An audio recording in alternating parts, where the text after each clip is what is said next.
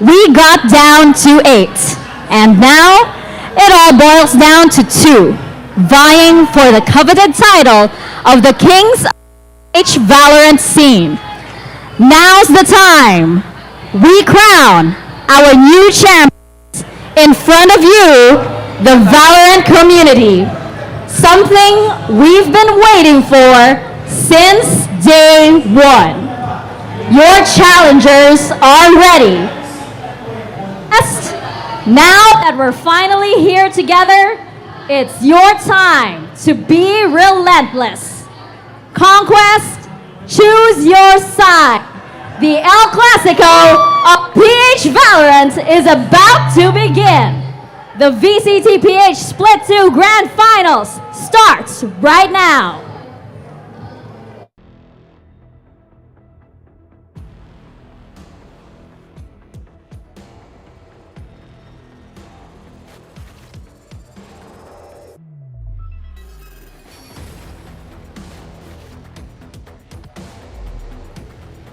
And it's MVP. What an Defense. Esports Triangle that B. wins this series.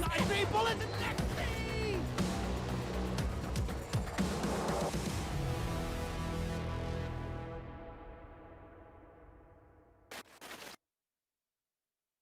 What is up, CONQuest? Welcome to the Grand Finals of VCTPH Split 2. I am Mika Fabs, your host for today, along with Ray and Honey Glaze. Kami ang the Maritres for today. Valorant's Angels, ganun ba? Hindi, Maritres, parang mas bagay talaga eh. Oo nga, Maritres. Pasok Yun na naman, pasok? diba? At ito na po, wala na po tayong Ray curse dahil nag-host na siya, okay? Okay na tayo dyan. Hindi ba, Ray? Promise mo ah. Nakita ko kanina, parang si Georgie tinanong eh, ikaw ba magkakas ngayon? Sabi ko, hindi. Sabi niya, buti na lang. Hala, Grabe buti. naman yun. Safe Sino tayo, nagsabi? Honey. Sino nagsabi? Ha? Sino nagsabi? Si Georgie. Ay!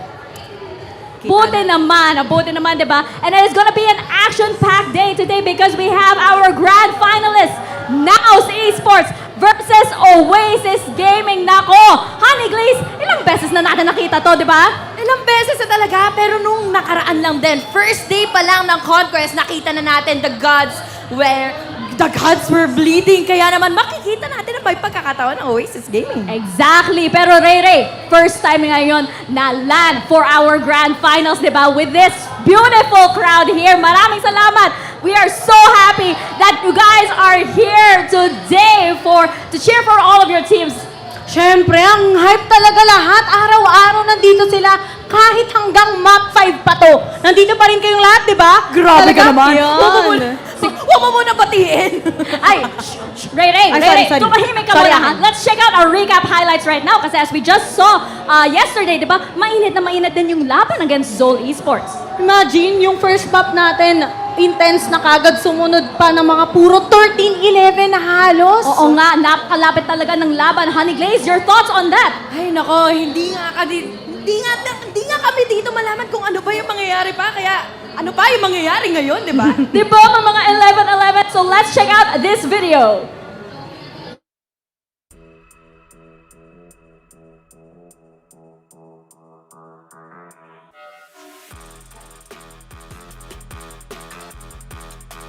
It's a position that Zol has to re-clear, but now comes the Rolling Thunder. He jumps up because of that little flash.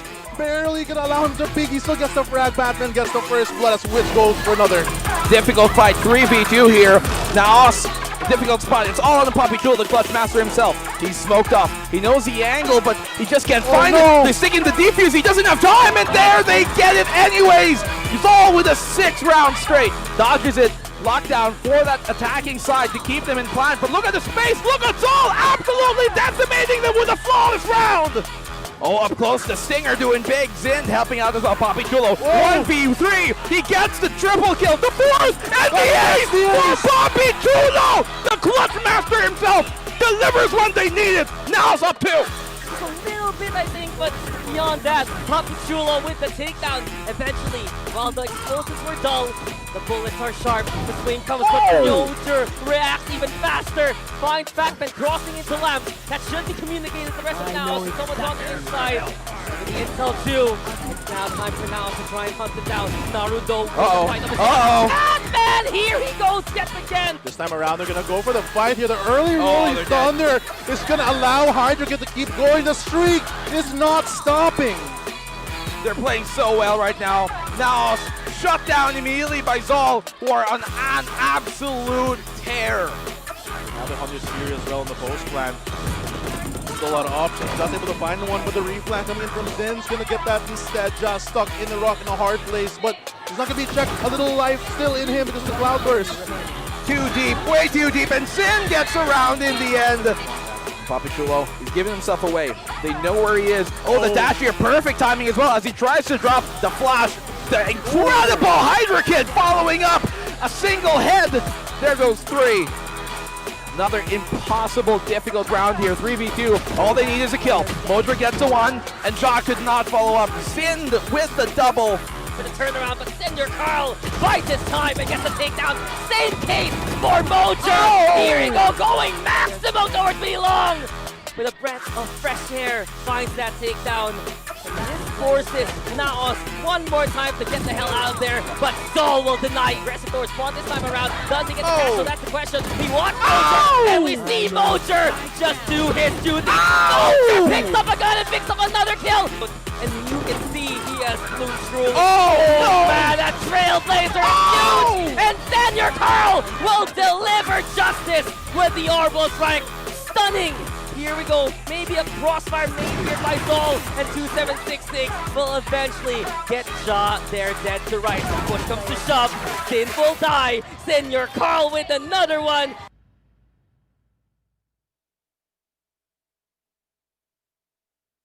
Ayun, yung series na yan, isa sa mga perfect examples kung bakit expect the unexpected talaga dito sa VCTPH, hindi ba? Grabe talaga, nakakatakot talaga yung Zol Esports kasi pag land, pag talagang bumabalan sila.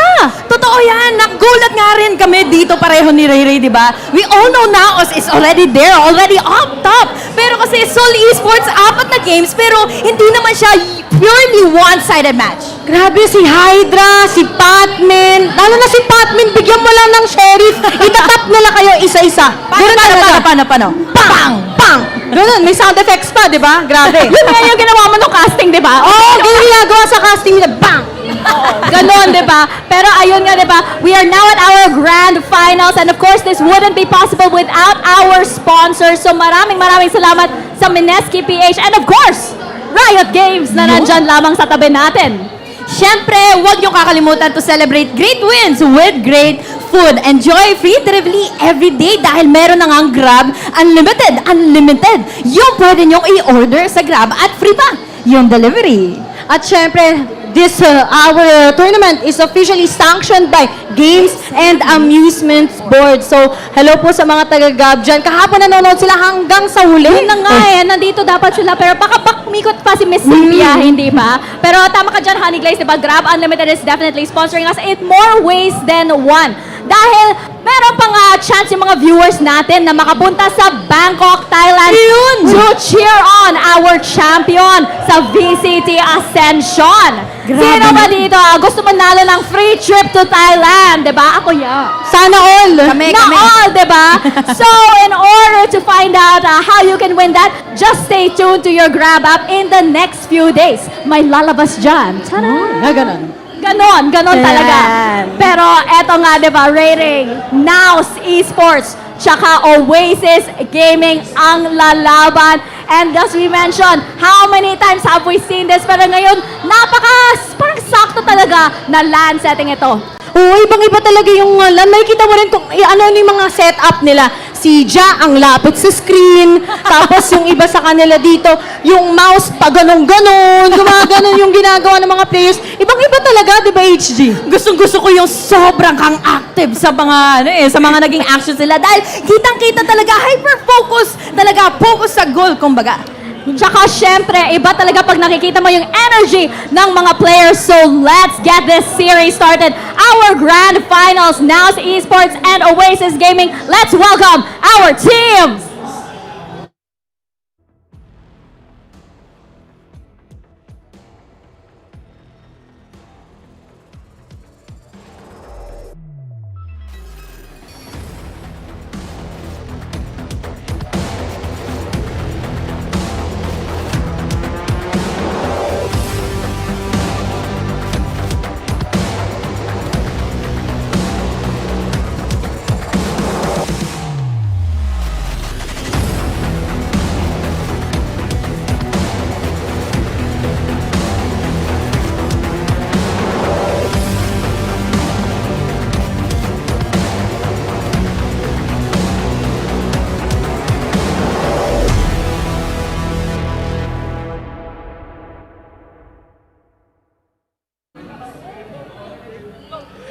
Introducing first,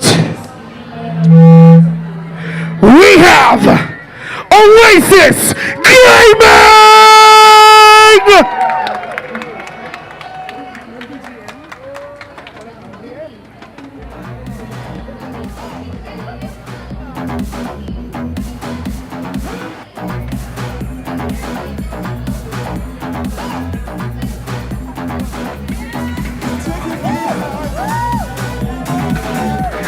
Once again, we have Oasis Gaming here on stage right now.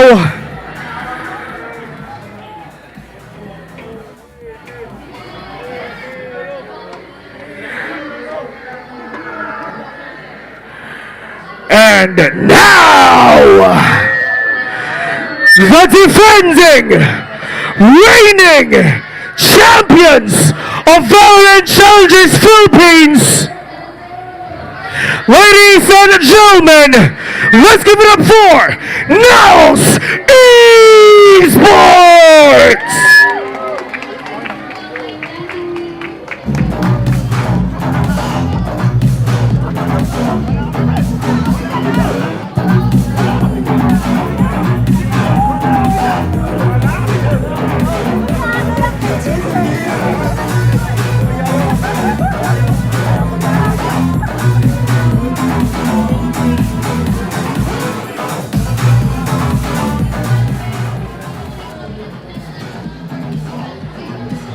Grabe talaga, mainit na mainit. Pati yung crowd natin dyan na medyo umiinit na talaga, di ba?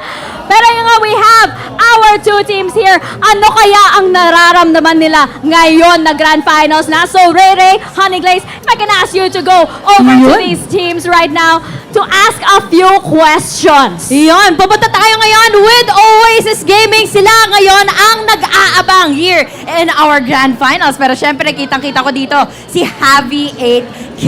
Yan, isa sa mga teams natin, isa sa mga players natin here in Oasis Gaming.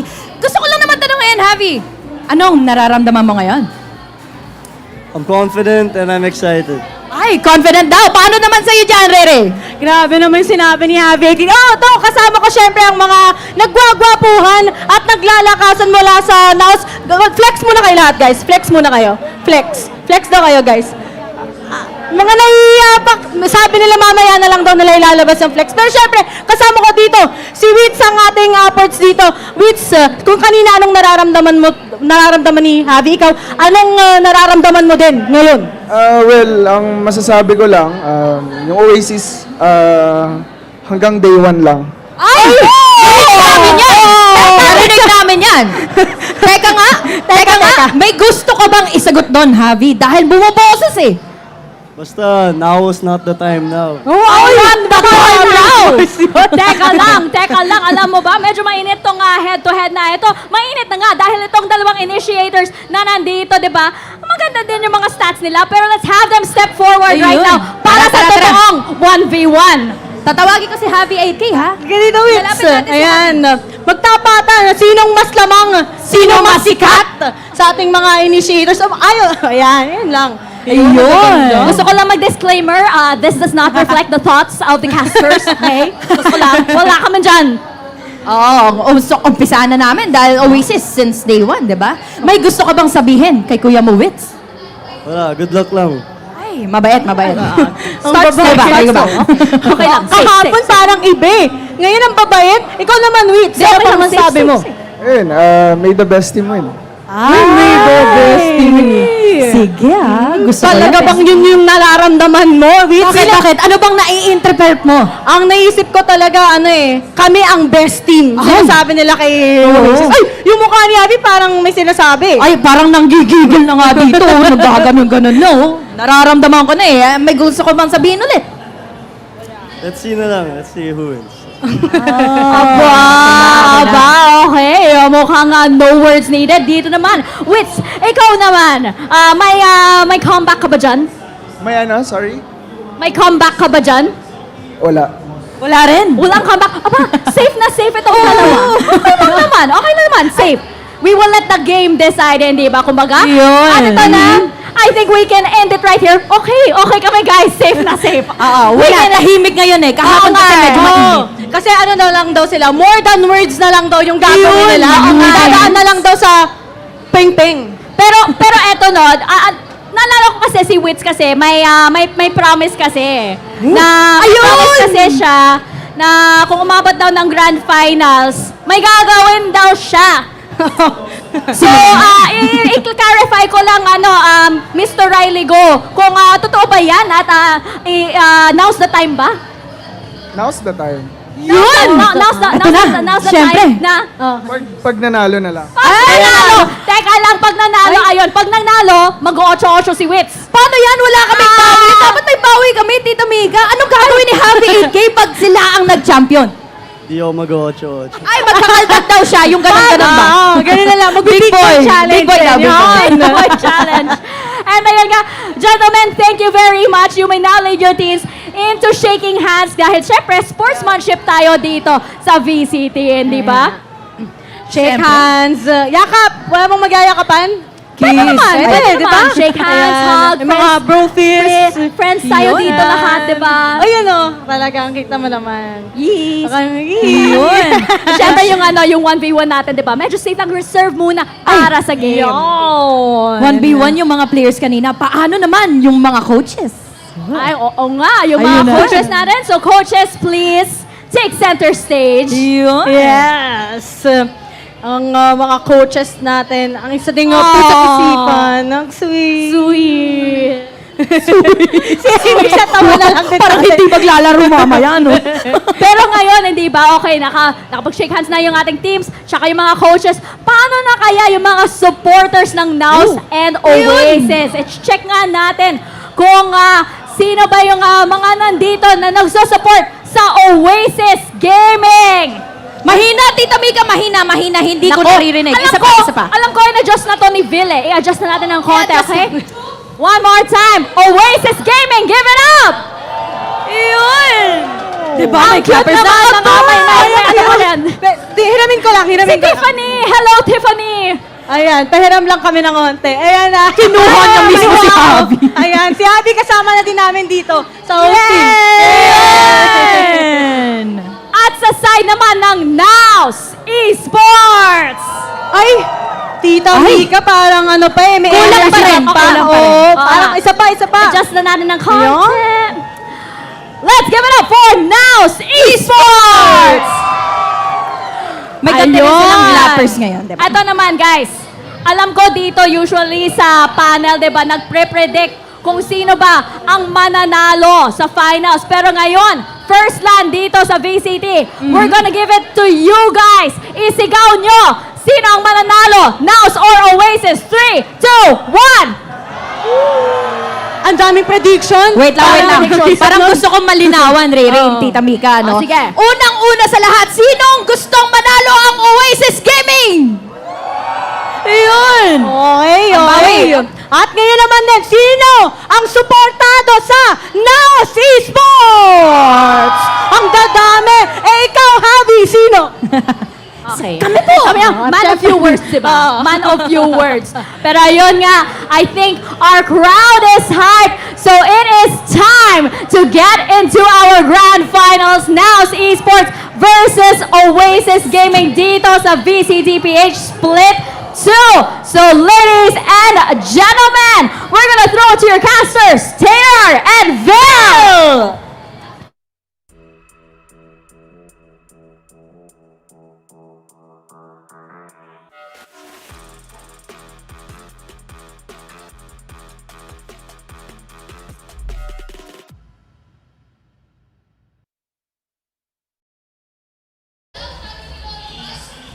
Ladies and gentlemen, boys and girls, Anyway, while Asterai is still fixing his mic, ladies There and you go. gents, I apologize, but you can feel the energy. You can still feel the commitment. My name is Raf, that is Asterai, and welcome to CONQuest, and welcome to the VCTPH Grand Finals, ladies and gents. We are finally here, and my goodness, am I excited. I am also excited, and because of my excitement, I'm going to take out my tablet so that I just have notes, because there is a lot to decompress with all of what's been happening from day 1 of CONQuest to day 3. That is, as you mentioned, the grand finals already. Again, Oasis Gaming versus NAOS Esports. Not just a rematch, but a recent rematch, as you would, again, remember, Oasis won against NAOS 2-1 in that game from day 1. That was a crazy game. Again, going into the series, we obviously had a bit of a disparity between our top teams. Honestly, if the power gap between NAOS and Oasis was kind of like this going into this one. Remember, guys, it is 6-1, if I'm not mistaken. Yeah. After that showing, after that recovery from Oasis Gaming, the gap became that much narrower, and I would dare say we are going a full series today, a full 5 maps. Yeah, honestly. And again, just to kind of add a little bit more to the journey of NAOS throughout this entire weekend, they also had, of course, that do-or-die match up against Seoul Esports, where Absolutely. it did go through a 3-1 in favor of NAOS. But that first game, you really would think that NAOS might be in contention to just bleed, and maybe we could have gotten a Seoul versus Oasis finals, if I'm being honest here. Now, as we are getting into the map veto, just wanted to clarify to our viewers out there that Oasis do have the only 2 map bans in this thing because of the advantage, because they're coming in from the upper finals, coming into the grand finals. That's their advantage that they have. I love that. You know, it is a new day, it is a new stage, and we are finally having, I would say, a new battleground. Familiar names, yes, but the conditions so different. This time around, it's NAOS going into this a little bit cold, I have to say. A little bit cold. Once again, just to address on the side of Zol, Patman has solidified himself as a star player and has really showed that even gods can bleed. And now we're going to go back into that veto asteroid. Oasis have an absolute massive strategic advantage here. Of course, they go into Haven, folks. Absolutely. Again, the last time that these two faced together early this weekend was Oasis banning out Ascent as well as... Actually, yeah, just Ascent. Meaning that they are just reiterating everything here, picking up their strongest map against NAOS Esports, which is Haven, and a lot of teams actually beating NAOS in their own particular map here. NAOS going to be picking up Fracture as their secondary. We know this is a good selection for them. Oasis really, from the start, just bringing out all of the big guns in terms of the maps. Haven, Fracture, Pearl, Bind, really, I think, favoring the Oasis lineup. Absolutely, but we are going to go on a bit of a tour, ladies and gents, as we are going to be seeing all the maps, the competitive rotation, that's right. And I gotta say, I have to apologize for my voice. Got a little too excited. It's all right. But listen, guys. The hype, the excitement. It's gonna continue. It's contagious. Listen. All right. Welcome Lay it on to me. Easy Listening. My name is Raph. Of course, my twin is right there. All right. Yes, as the Tagalog caster are mentioning, there is 2 versions of Terror. The Tagalog Terror and the English Terror. Yes. Which and is there is also a Tagalog Raph, and there is an English Raph. So, you know, it's fantastic to share the stage with everybody, with all our wonderful players, this beautiful audience, obviously our wonderful, wonderful Tagalog counterparts. Absolutely. And like I said, Asterai, although my voice is a little raspy, we are going into some easy listening radio when we come to the map band. Once again, ladies and gents, my name is Raph. That is Asterai. So welcome. We will try and make this broadcast as smooth as butter. Yeah, and you know that even though we are describing how we're going to cast as easy, the match itself definitely will not be. We were contemplating how far this series can go. Honestly, it could go just the whole distance here. And if I'm going to be asking you, Raph, who do you think has the upper hand here? Right? I don't think we had predictions from the panel as such, because they were just introducing the teams, hyping everybody up and everything like that. But if I asked you, I was still waiting to get into that first game, who do you think is supposedly the higher of the teams here? That is a question I absolutely dread, especially in this matchup specifically. Yeah. Because I love these teams. I love both these teams. These teams have had their share of, honestly, strife going into their peak forms. And these are both incredibly storied teams, a lot of character. And again, they just bring so much personality into the game. But to clarify on that question, once again, if you just looked at the stat sheet, then NAOS would probably have a statistical advantage. But that evolution that Oasis showed in their previous matchup has really leveled the playing field. So as I mentioned, this is pretty much 50-50. I do not think there's a clear advantage. One could say that the experience of NAOS as players and of course their playtime as, again, players could be a bit of an edge. But the natural talent we have on the side of Oasis is absolutely staggering. I gotta add to that though. I was, in talks with one of the support staff for the Oasis roster, and he was asking me, or actually NAOS, when we were on their booth here in CONQuest, was asking me, what do you think was the difference as to why our team actually, why our team had some difficulties? I mean, it's fine. It's totally fine. It's just a point of discussion. Yeah, it was close. But the one thing that I was painfully obvious was that Oasis hard downloaded everything that NAOS was doing up until now. That's honestly what I wanted to just put out there, and you did see that. Now Oasis had so much time to just figure out what they had to do against their greatest rival, and boy did they during that first day. To be fair, I think hard download is a very bold statement, and absolutely you're right. You have to make bold statements here. This is the final stage of at least our region. We are going into Ascension after this, folks. But I do agree with that Oasis have had quite a bit of time to anti-strat NAOS. But the thing about NAOS is you can never keep them down. Exactly. Even that few-day gap, who knows what they could have cooked up in the kitchen. I think they look a little bit more comfortable this time around, and they've definitely shown their fangs, Asterai. And here's another thing. I think stylistically, NAOS plays a bit slower, although they are both very, very well versed in terms of just kind of changing the speed. NAOS definitely has a preference. 100% agree with that. Now, moving on, I think, to the players itself, while we're still waiting for the agent selection to come up here, I think NAOS, specifically Papi Chulo, was a great reason as to how they really put the one up against Zol Esports here. When all would fail, when the star players, their favorite players, Wits and Ja, weren't there to step up to the plate, it was Papi Chulo that really saved the bacon here of the NAOS roster. So with that in mind, if he can bring this type of rediscovery of how he can be impactful for the NAOS team, this is going to be absolutely great for them as they step up against Oasis. That's the thing, right? Anybody from any of these teams really have the ability to go nuclear and compensate if and ever there is a slump. You talked about Papi. I believe you mentioned a little bit about Drax also. Yeah, for the Oasis. Yeah, for Oasis. And Drax, I think there have been some certain configurations where again, statistically speaking, Drax was kind of shut down, especially in that first map on Bind, but that's Bind specifically. Yeah. Still, removing that small, I would say, footnote, still incredibly reliable, very flexible as a player too. You could say the same thing about Marky, who used to be pretty much kind of pigeonholed into that duelist role. Yeah. He's also shown Fangs as a Sova.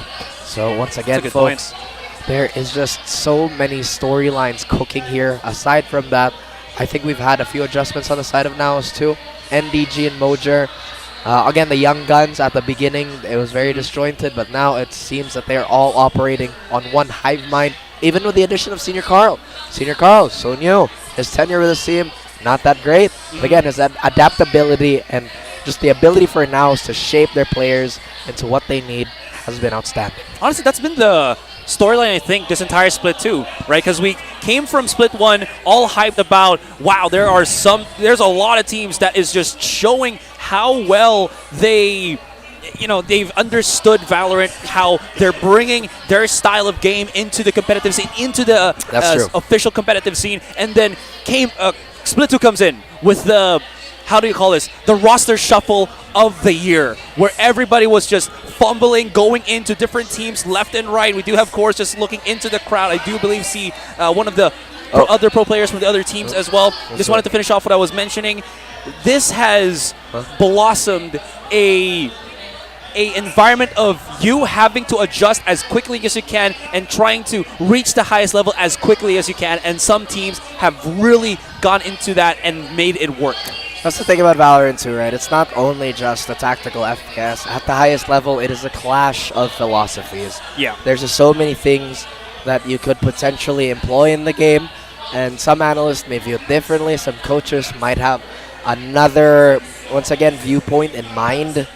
And so you can never really say which is wrong and which is right, because that's the beauty of FPS in general. It is such a fluid genre. there's really no such thing as one right way or one wrong way. You know what I mean? Yeah, I definitely agree. Again, that's how it is because there's just so many. How do you mention this? There's so many interpretations of how Valorant can be played, and we did see that I believe with the match that we had with NAOS and Oasis as well. And again, that day one, they had multiple different types of agent selections as well. I believe Oasis did the double duelist, NAOS did the double initiator, double controller comp. So you really do see that these two teams have such different ways of approaching the match. So with that being said, so many things to definitely be excited for, definitely look forward to. And again, only one team will remain who can get into that Ascension match in Bangkok. Absolutely, and with all that at stake, guys, let's kind of take a step back and look at our beautiful crowd. There's so many familiar faces, some even from our own franchise league, like Tuge, who's been an absolute monster every time he's played. Again, there's just so many names. As you mentioned, there's Narpim, literally everybody else present in the building.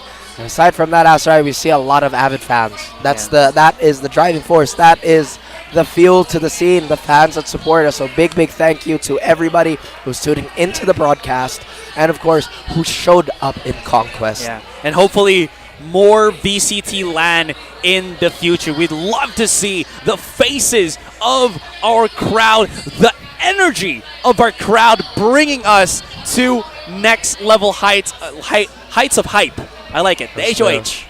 And you already see Taylor pointing at me. I can't necessarily hear her because we're talking to each other. We're talking to each other. Focus on me. No, I'm kidding. Of course I'm focusing on you. My focus is very, very broad and very concentrated. But talking about that, we will not let the agent select slip by, folks. And for everybody who's here live, it is right behind us. That is such a beautiful reveal. Kind of like the night market, you know what I mean? And I did want to talk about this, Asterai. There was a time where everybody just kind of foregoed the basic agents, per se. The more easy, or rather the relatively simple agents to play. But now, it seems that a lot of their teams, and this is also quite common overseas, is that we've been going back to the classics, Killjoy, not necessarily the most difficult skill curve to learn, and so on and so forth for the rest of these agents, but it's really come down to just how you execute your composition. The tool is never wrong. You know what I mean? Well, okay, maybe that's objective. The tool could be wrong. Could be wrong, yeah, potentially. Yeah. But I got what you're saying. It's not the blade, it's the wielder. Absolutely. It's not the car, it's the driver. Still, with this composition, there's no changes on either side right now. Ja gonna be on that jet. Again, we have argued in the past that Ja is one of the best jets alongside Georgie in the Philippines. The thing is, he has been struggling, at least in this past couple of days, to really bring up that duelist that is sorely needed from now. So the firepower in the front lines is definitely, I don't want to say missing, but somewhat lackluster as of recent. And again, guys, that is just the byproduct of being in a LAN. Not everything is going to be to your liking. You're not going to be at boot camp. You're not going to be in your room. You are going to be in front of a roaring crowd at a beautiful event like this. You got to feed off that energy. Again, not the easiest thing to do, even if our players are the most grizzled of veterans. I got to say, though, not only is Ja one of our best jets, he is within an absolute top players in our country. Not just one of the more remarkable ones, but I would dare say one of our absolute best. And he does keep his calm. Even though, again, I did mention that he has been somewhat a little bit underperforming, that doesn't mean that he is going out of his way to just, maybe internally implode in terms of the mental and such. You do see such a calm composure from the man itself, and it is akin to how long he's just been playing in the FPS genre. Maybe even when I was still a fledgling laddie, he was already competing. That's how veterans, that's how long Ja's veteran status truly is. So that being said, when all comes down to this, what can he do to bring it back? Again, I mentioned Papi Chulo was a contributing factor, but up against Oasis that have everybody that can just make those impact plays, it is going to be pivotal here for NAOS to really bring back what we all love and know them for.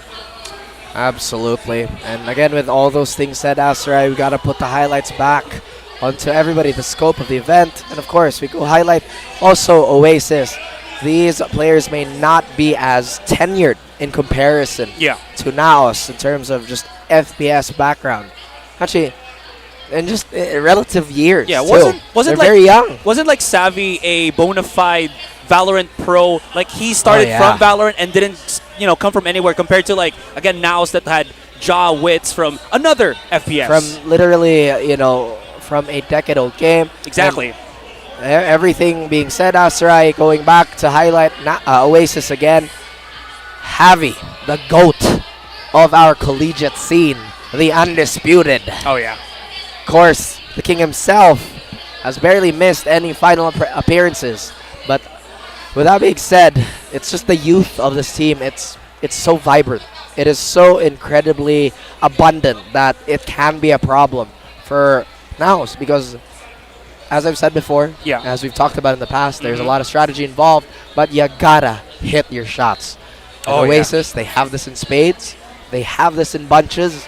And again, that is the clash that we are waiting to jump into, guys. You had a preview from the agent select, the map pool, and we are just kind of waiting for things to start. Here's something. A little bit down the line, we're going to have Bind as the map. I know, again, it's going to be 3 maps in before we can do this. I can hear the hype from the players. They're just giving each other fist bumps. They're already giving that energy to each other. They deserve it. They're here. They're competing. And again, looking for that spot at Ascension to show to us, to show to everybody else that it's not just one team in the Philippines that was able to break through the international scene. We got more, guys.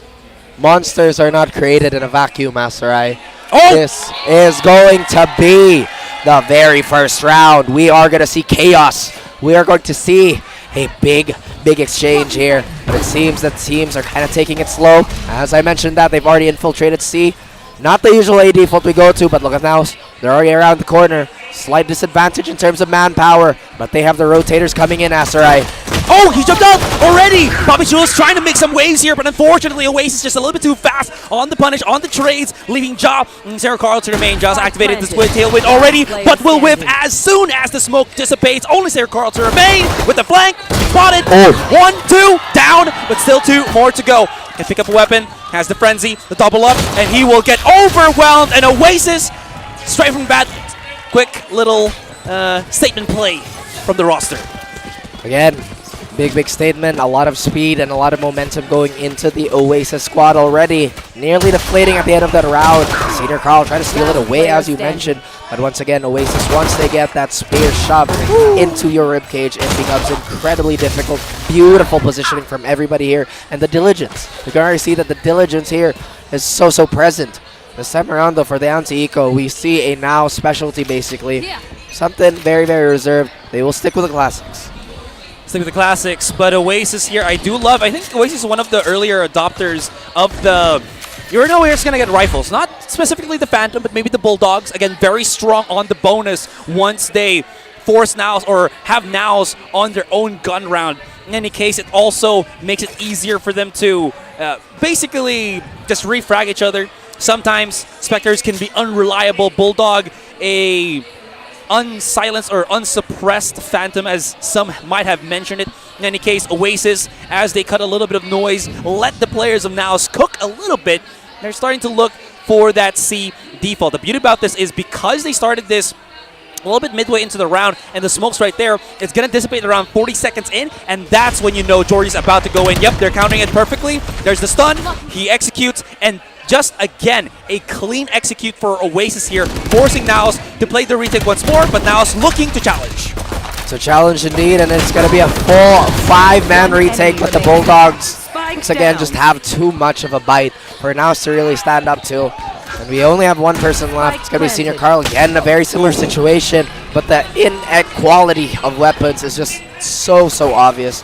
One thing that we have to take note of, Asarai, is that the Bulldogs, even the Guardian, a lot of scalability. It makes that third round, that supposedly bonus round, that much more viable to brute force.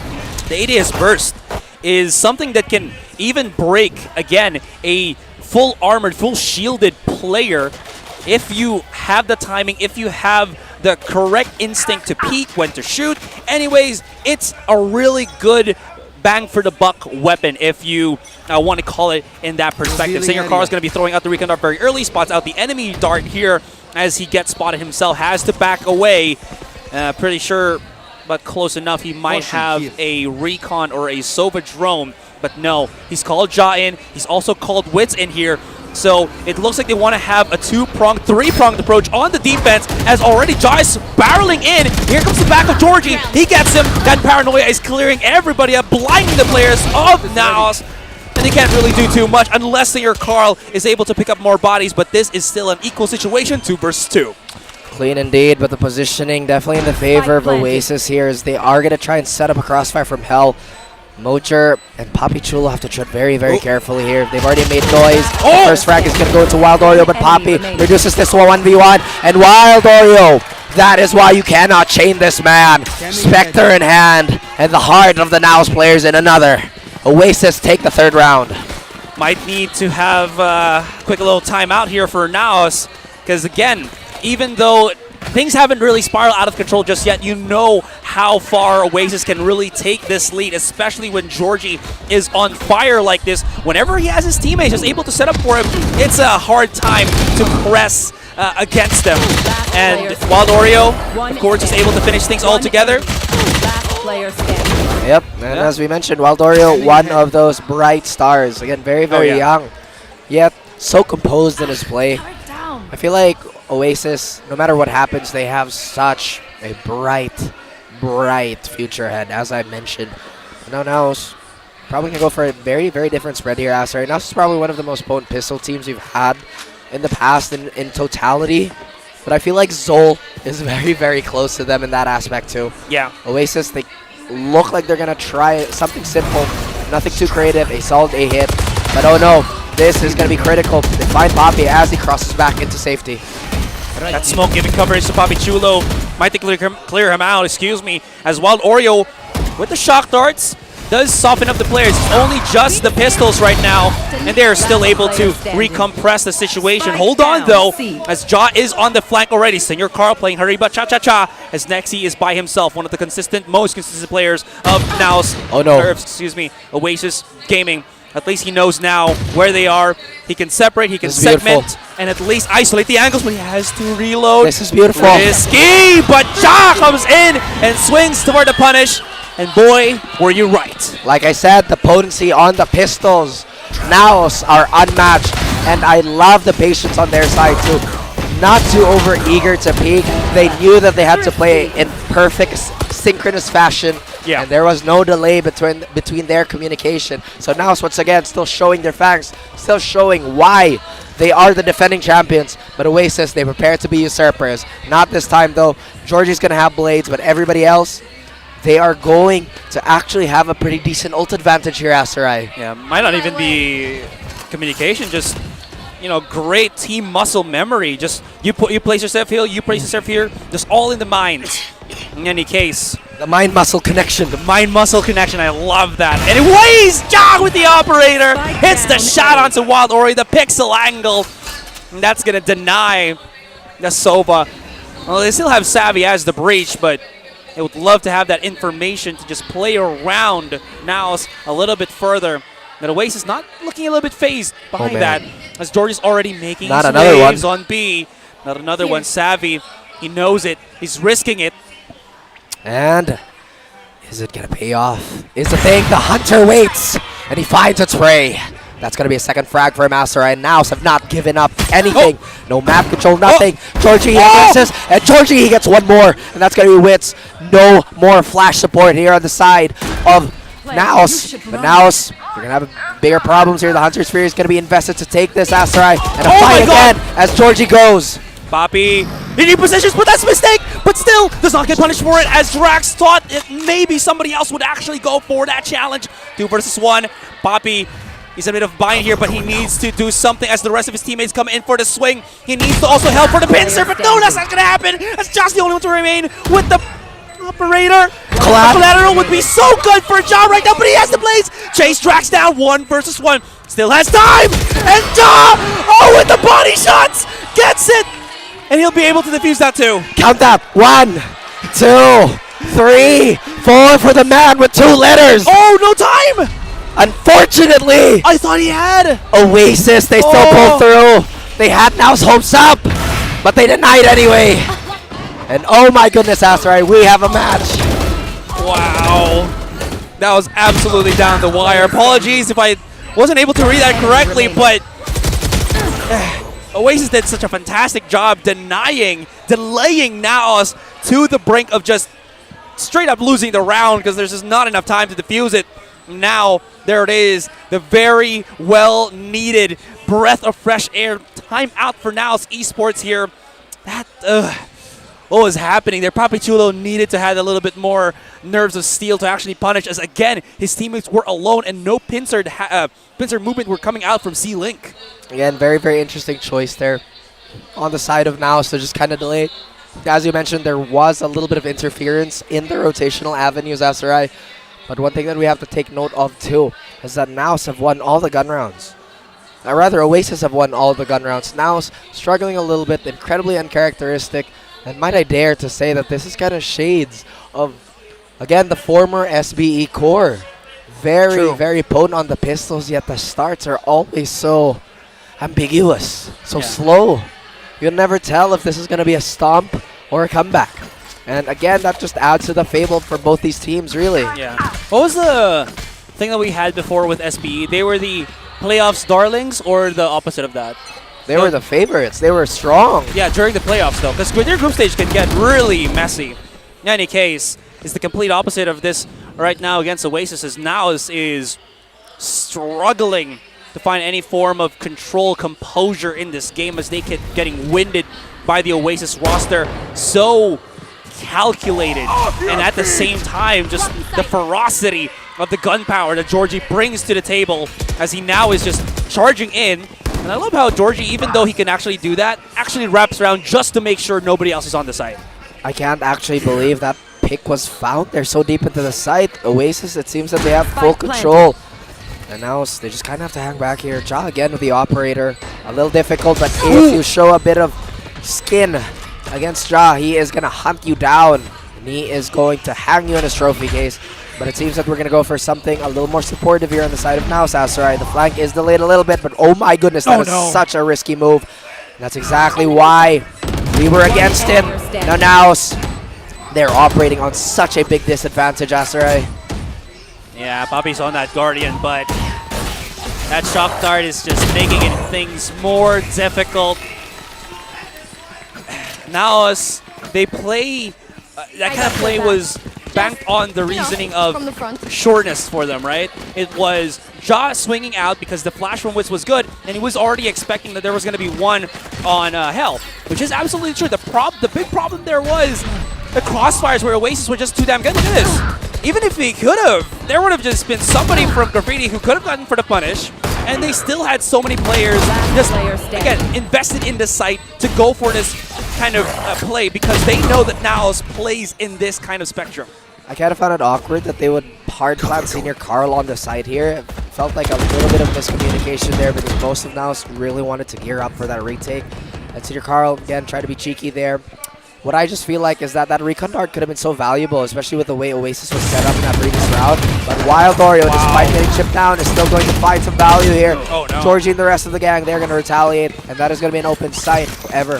NAOS are quick on their feet, and they are going to at least try and reciprocate the damage they did. But Georgie, once again, the fire, too uncontrollable. Damn. That's all I gotta say, man. They just looked mighty fantastic with how they have been approaching these particular fights. There is nothing Oasis is doing that NAOS can really counter up until this point. NAOS have tried basically everything. Adjusting, playing farther back, going for that retake, playing the post plan, maybe going a little bit more aggressive, trying to chase for those kills. But Oasis is able to counter. I don't think Oasis is reading them perfectly. It's more of like they're reacting to them perfectly. It's more than what is happening than anything else. Absolutely. Now Oasis, huge lead. The only thing that they have to worry about is a bit of an overheat now.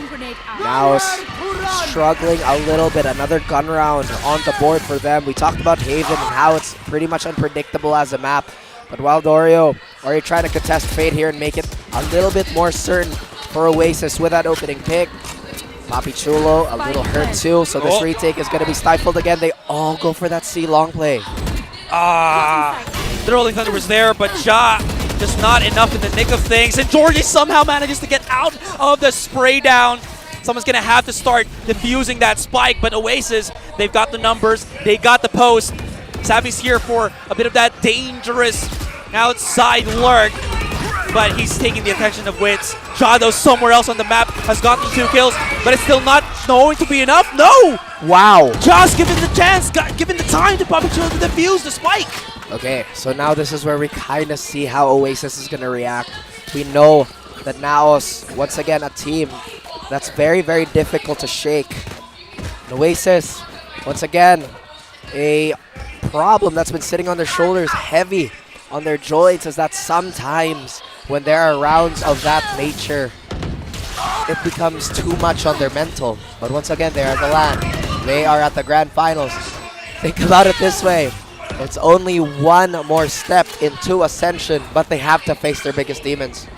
I gotta say, even though that was a round win for NAOS, not convincing at all, at least for now. And again, even though that sounds mean, it is something that they don't want to be in a position as well, right? They want to get these rounds. They want to be able to push back against Oasis. I don't know, maybe that's going to give them a breath of some sort, but Oasis not wasting any time, pushing in already to B. That's going to be the plan. That's going to be the retake. What does NAOS have here?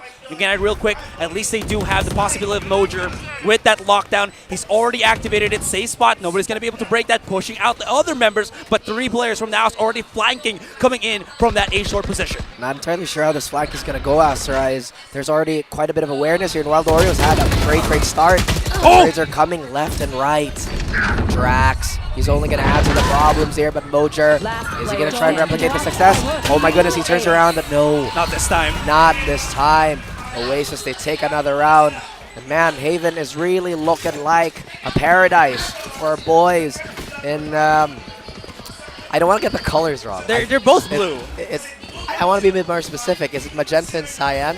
Is it turquoise and gold? Lavender? What do you mean? Isn't NAOS gold? Like blue?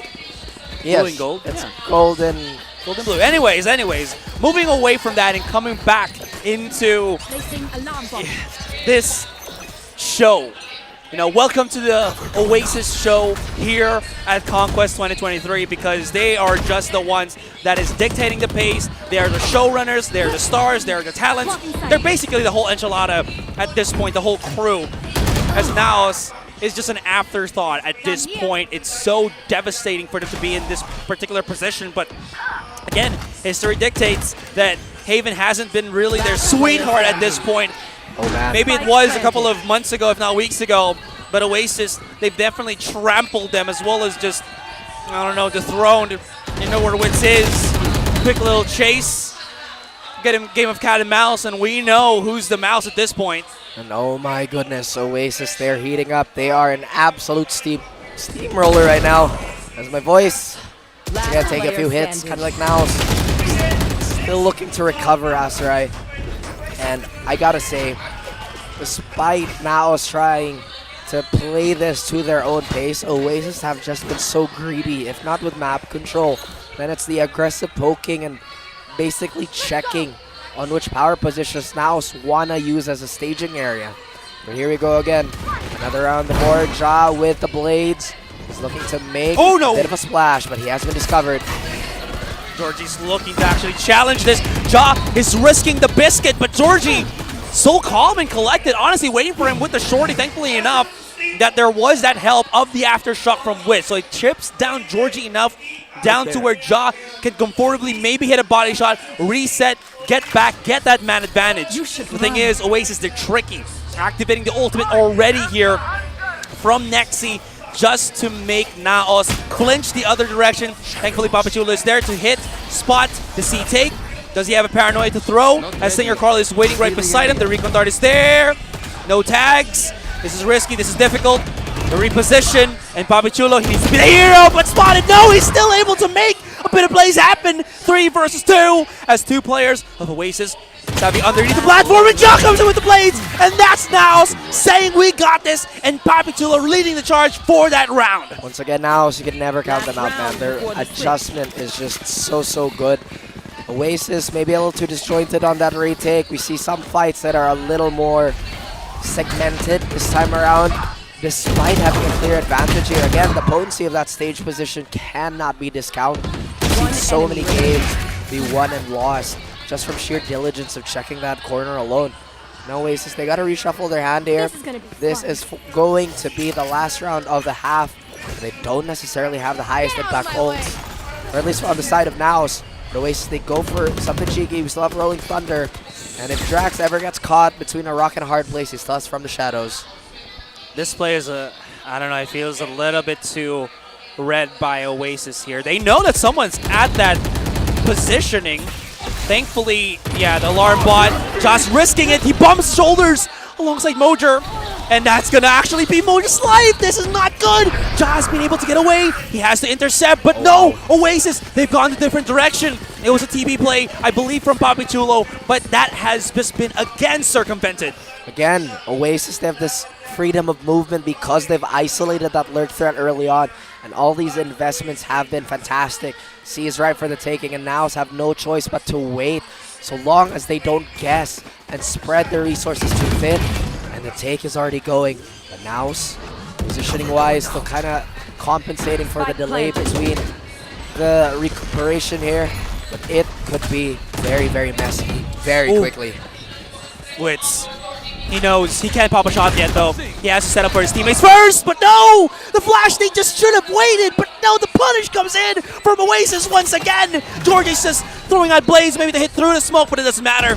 Couple of flashes, Poppy spawned 1, no way. Josh spawned 2, and that's gonna be good. It's only 1 down to Nexy, Sexy. Nexy, they don't know! There's a positioning of the smoke, but yes! They get him, he's knocked down! And they, looks to be plenty of time to defuse that spike, so we end this first half 48. And guys, we got to remember this is the strong side of Haven. Attacker, attacker, attacker. You will lead the dance. You'll be the man, or rather the person in the driver's seat. Now NAOS, they have to recover. This is a cushion that Oasis is very comfortable with. The thing about Oasis too, and we've seen this in the past, they kind of freeze up during once again an adjustment period. Once NAOS shows their layers on defense, we've seen Oasis kind of stagnate. But maybe that's just not the case anymore. Might not be the case anymore. But again, you have mentioned how there is that flip of the switch, how there is that a bit of favoring for attackers here on Haven. But one wrong step, and I feel like they might have just, again, put themselves in a hole here. They need, honestly, absolutely, without shadow of a doubt, need to get this pistol round. I do love how NAOS is waiting for some aggressive C-long push from Oasis because they have done this in the past. Now Drax has been spotted out. Ja's going to be prepping it.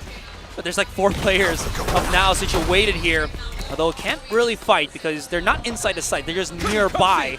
Still want to go for the fight here. You have the paranoia. There it is. They're trying to at least cook, play inside it. Jordy's found a couple. And then the support system comes in. They're clearing things up. But hold on. Has the spike been planted? No, it is not. 2 versus 1. And Papitulo again on the clutch seat. But can he deliver? Oh, that's going to be the first shot to the dome of Javi 8K. And we have to say goodbye to him. A bit of a dance. And once again, Wild Oreo. Man was very dancing. Good at that. You apparently not very. That's besides the point. But the man was dancing. Again, just doing the electric cha-cha, as you can see. You can see Poppy just trying to track him, and Wild Oreo was playing around with his food. I think that was really curious, though, on the side of NAOS, because honestly, they didn't need to force that fight.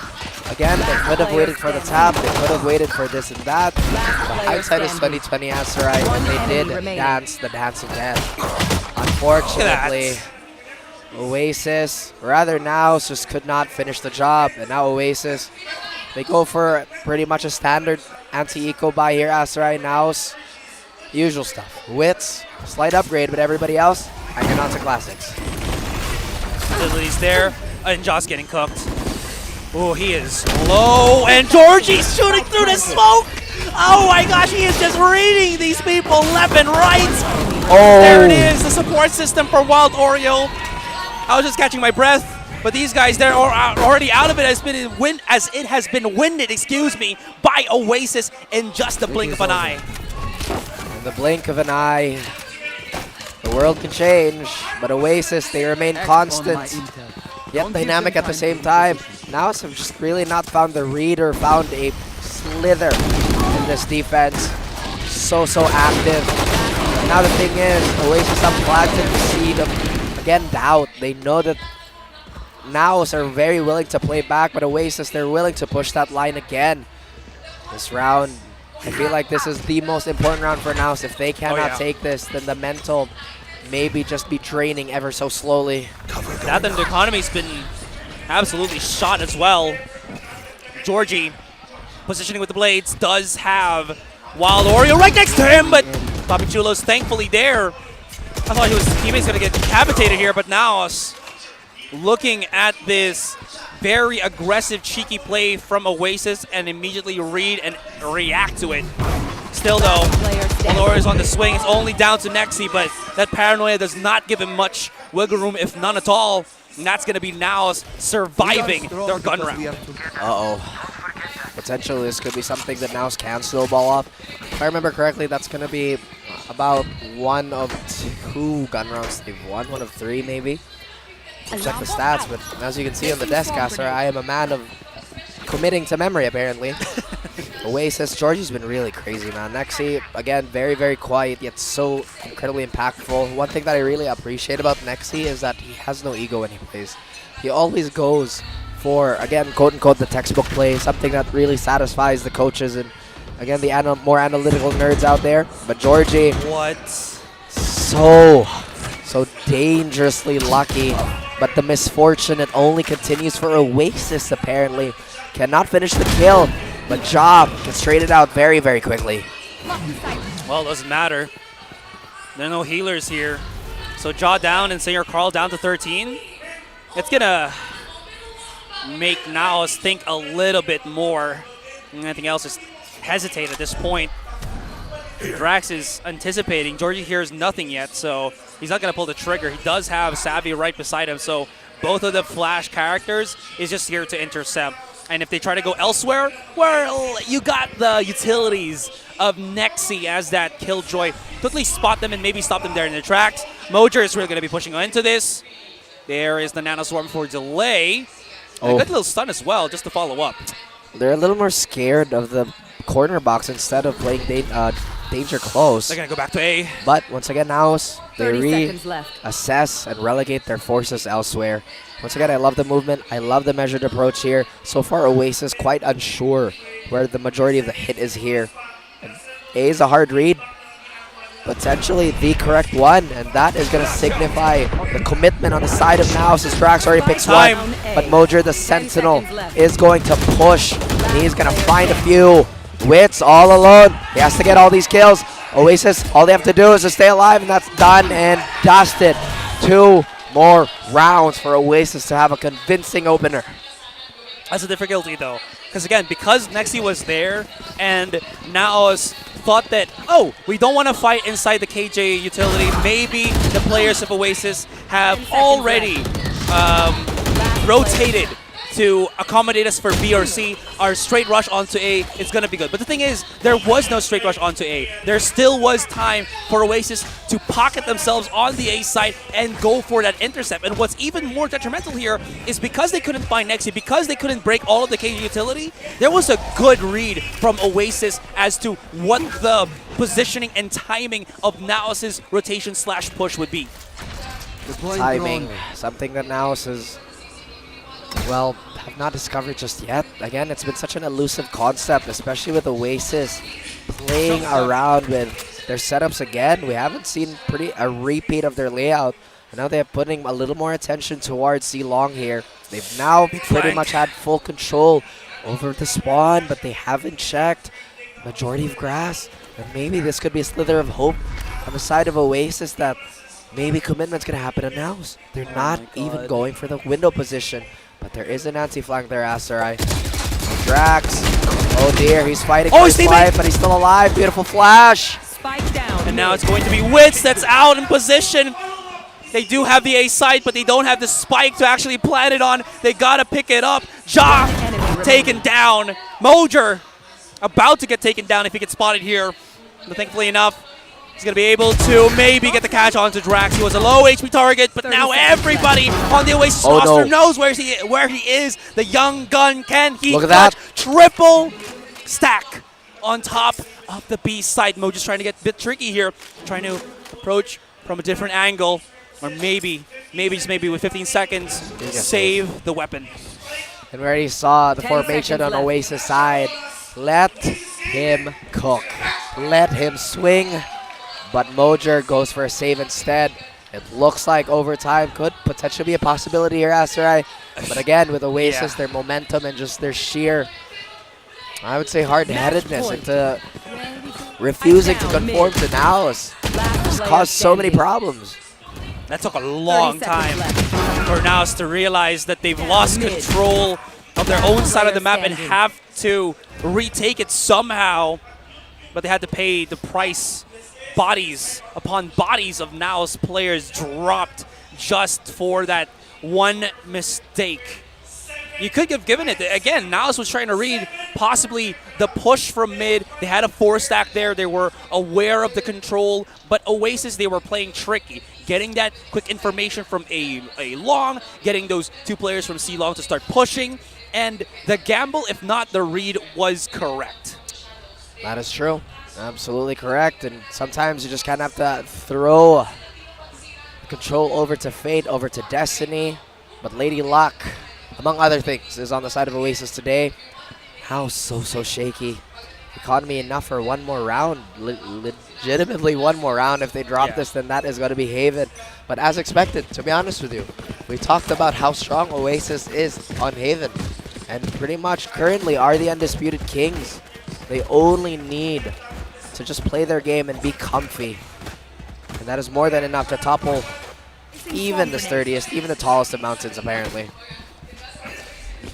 This is it. Game 1. Is it Oasis or does NAOS prolong it?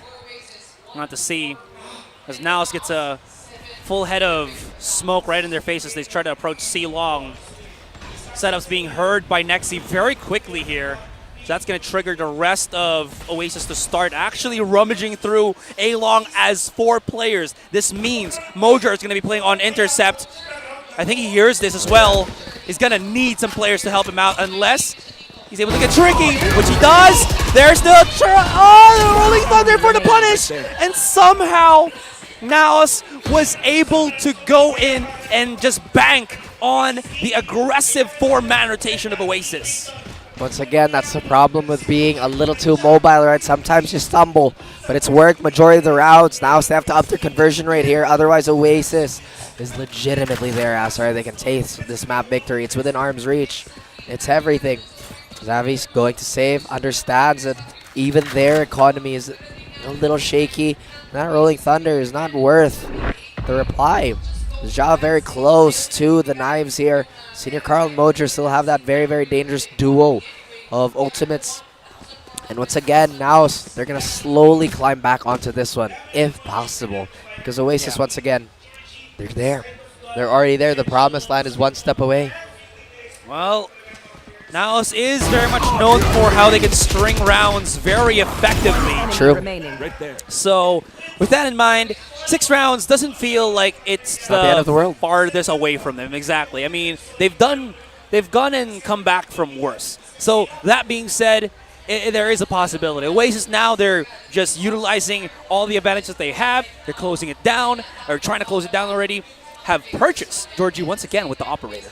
In terms of operator here, Ja has been quite, I would say, ahead in terms of just raw head-to-head between Georgie. But everything else has definitely been on the side, on the sandy beaches of our Boracay Jet.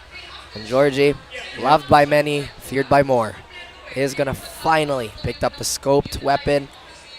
And I'm a little curious how they're going to approach this. Are they going to try and choke out or at least deny the choke fight away from NAOS? Or are they going to play a little more receded? Because if they lose that Operator 2, then potentially their layout is going to crumble. Maybe even, once again, spiral to disaster. I don't think they can afford another Operator after this one, Asarai. Well, at least, again, they do have those buffer rounds. I am surprised that they are... Oasis is actually committing so many of these utilities at this point. Drax should get spotted here, but no. He's been caught, or rather, Georgie has gotten the attention of that drone. Careful. Longest time. Now it's not going to be peeking yet, though, as they know that the tailwind is there. Speaking of tailwind, Ja tries to execute to get something, but NAOS, oh no. Player Carl is going to get back into cover. At least doesn't take any damage, but Oasis was just, again, as I mentioned, able to react perfectly to what NAOS is trying to do. Man, that's such a heartbreaker. Mojer had the most impactful ultimate, and now he's just out of the equation. Ja, no more spearhead. NAOS, they're kind of on their last legs here, especially on this execute, but they hold patient, they hold strong. Don't let this bother them. They're just waiting for a mistake on the side of Oasis, but Oasis have been flawless, maybe until this moment. And my goodness. What? The tease, literally Fate toying with a tempo, and for Paradise looks to remain undefiled, but Senior Carl, he's standing up, Asarai. He is tucking up, or rather he is tightening his belt. He still wants to survive, he still wants to take this map, and that's going to be another name for him. The Phantom, such a menace. Now it's going to be down to Senior Carl trying to flush this out. Bobby Chol in a 1v1. That smoke's about to dissipate as well. On the platform, 13 seconds. He needs to guess correctly, but his opponent has actually placed himself on the perfect positioning. 6 seconds. He gotta start blinding this thing, man. He does. And he has to swing. No! Wild Oreo found him. Actually places himself under the platform. And game one, Oasis decidingly, convincingly have taken the lead. Nerves of steel from everybody on the side of Oasis. Once again, a problem that we've reiterated over and over. And my goodness, my voice, man. It's only the first game. But once again, guys, we are here at CONQuest. You can see the beautiful lights, the beautiful everything, our setup. But again, just to go back on the game here, just the nerves of steel on the side of Oasis. Normally, NAOS would have a field day punishing these minute mistakes, but not even those are present today. It was the tables turning, to be honest. True. NAOS was the one that was getting punished for their mistakes so many times in this particular first game. And my gosh, Oasis is just, what's the word here? It's just zoned in. They're focused. They're lasered in. Everything that they want to do has been done in such beautiful succession. Oasis has arrived. We have been waiting for this version of Oasis for so long. That's a good point. At least for this year. And once again, the vocal registers, they may be giving up, but now they will not do it. Not at all. First kill, surprisingly, actually no, unsurprisingly, Oasis, they have that with a clear gap.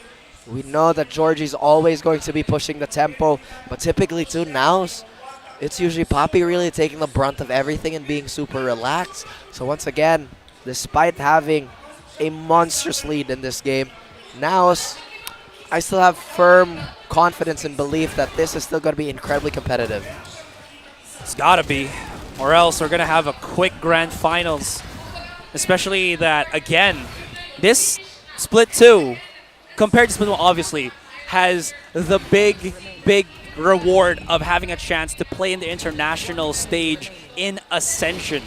So if NAOS aren't able to pick things up, this is going to be a very quick night and a very disappointing night for the fans as well. Actually, for the most part, it is going to be a return to the international scene for a lot of these players, actually. Once again, they've represented us in a lot of invitationals to basically, again, just butt heads with all our APAC brethren and basically everybody in the world. But once again, guys, Wild Oreo delivering the win with Grab Unlimited.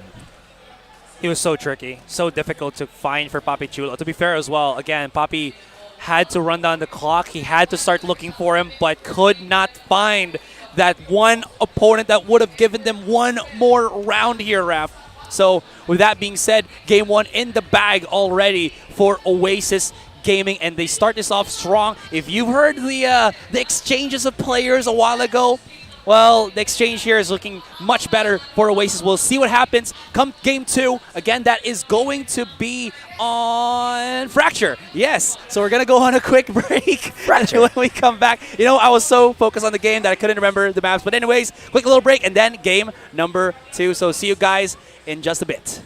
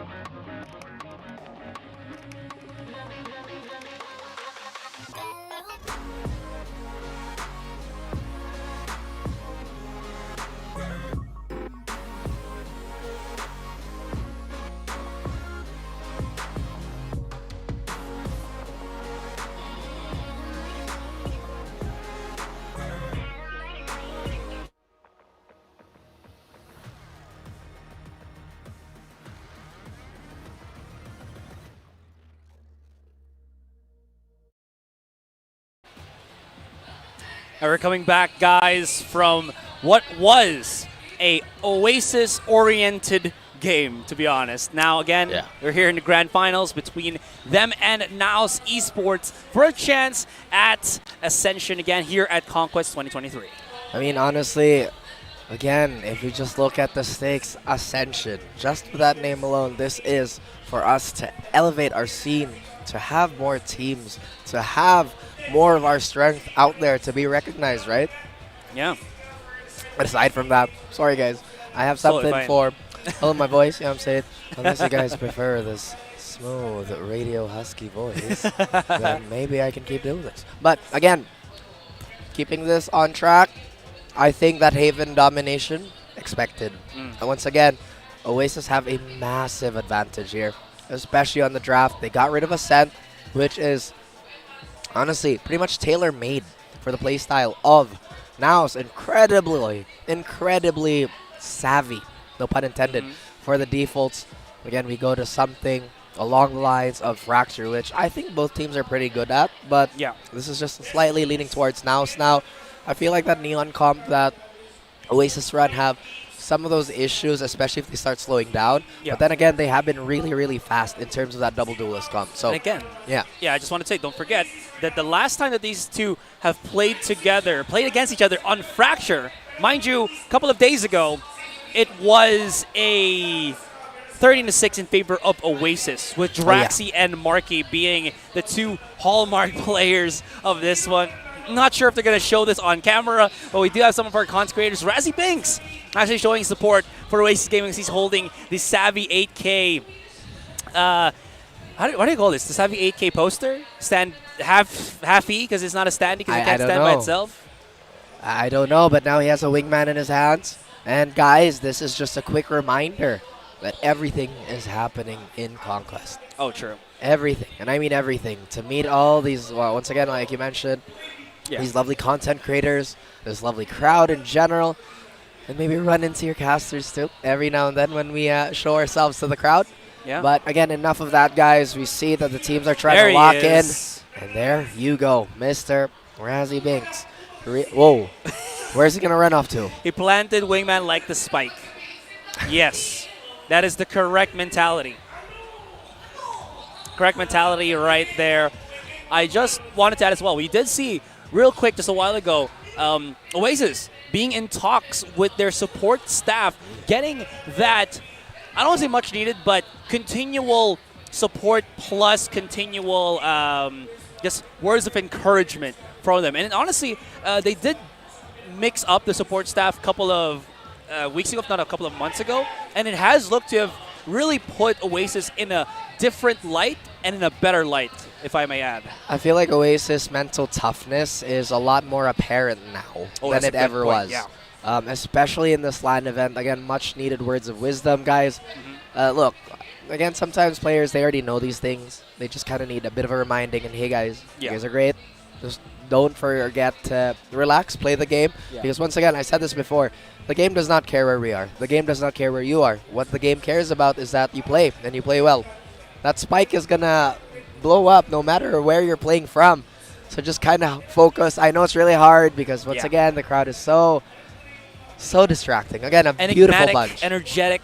I don't think enigmatic. There is no mystery to this crowd. It is just full-on frontal love, There is a mystery. I mean, what is the mystery here? The mystery is, if you're looking at them, are they a NAOS fan or an Oasis fan?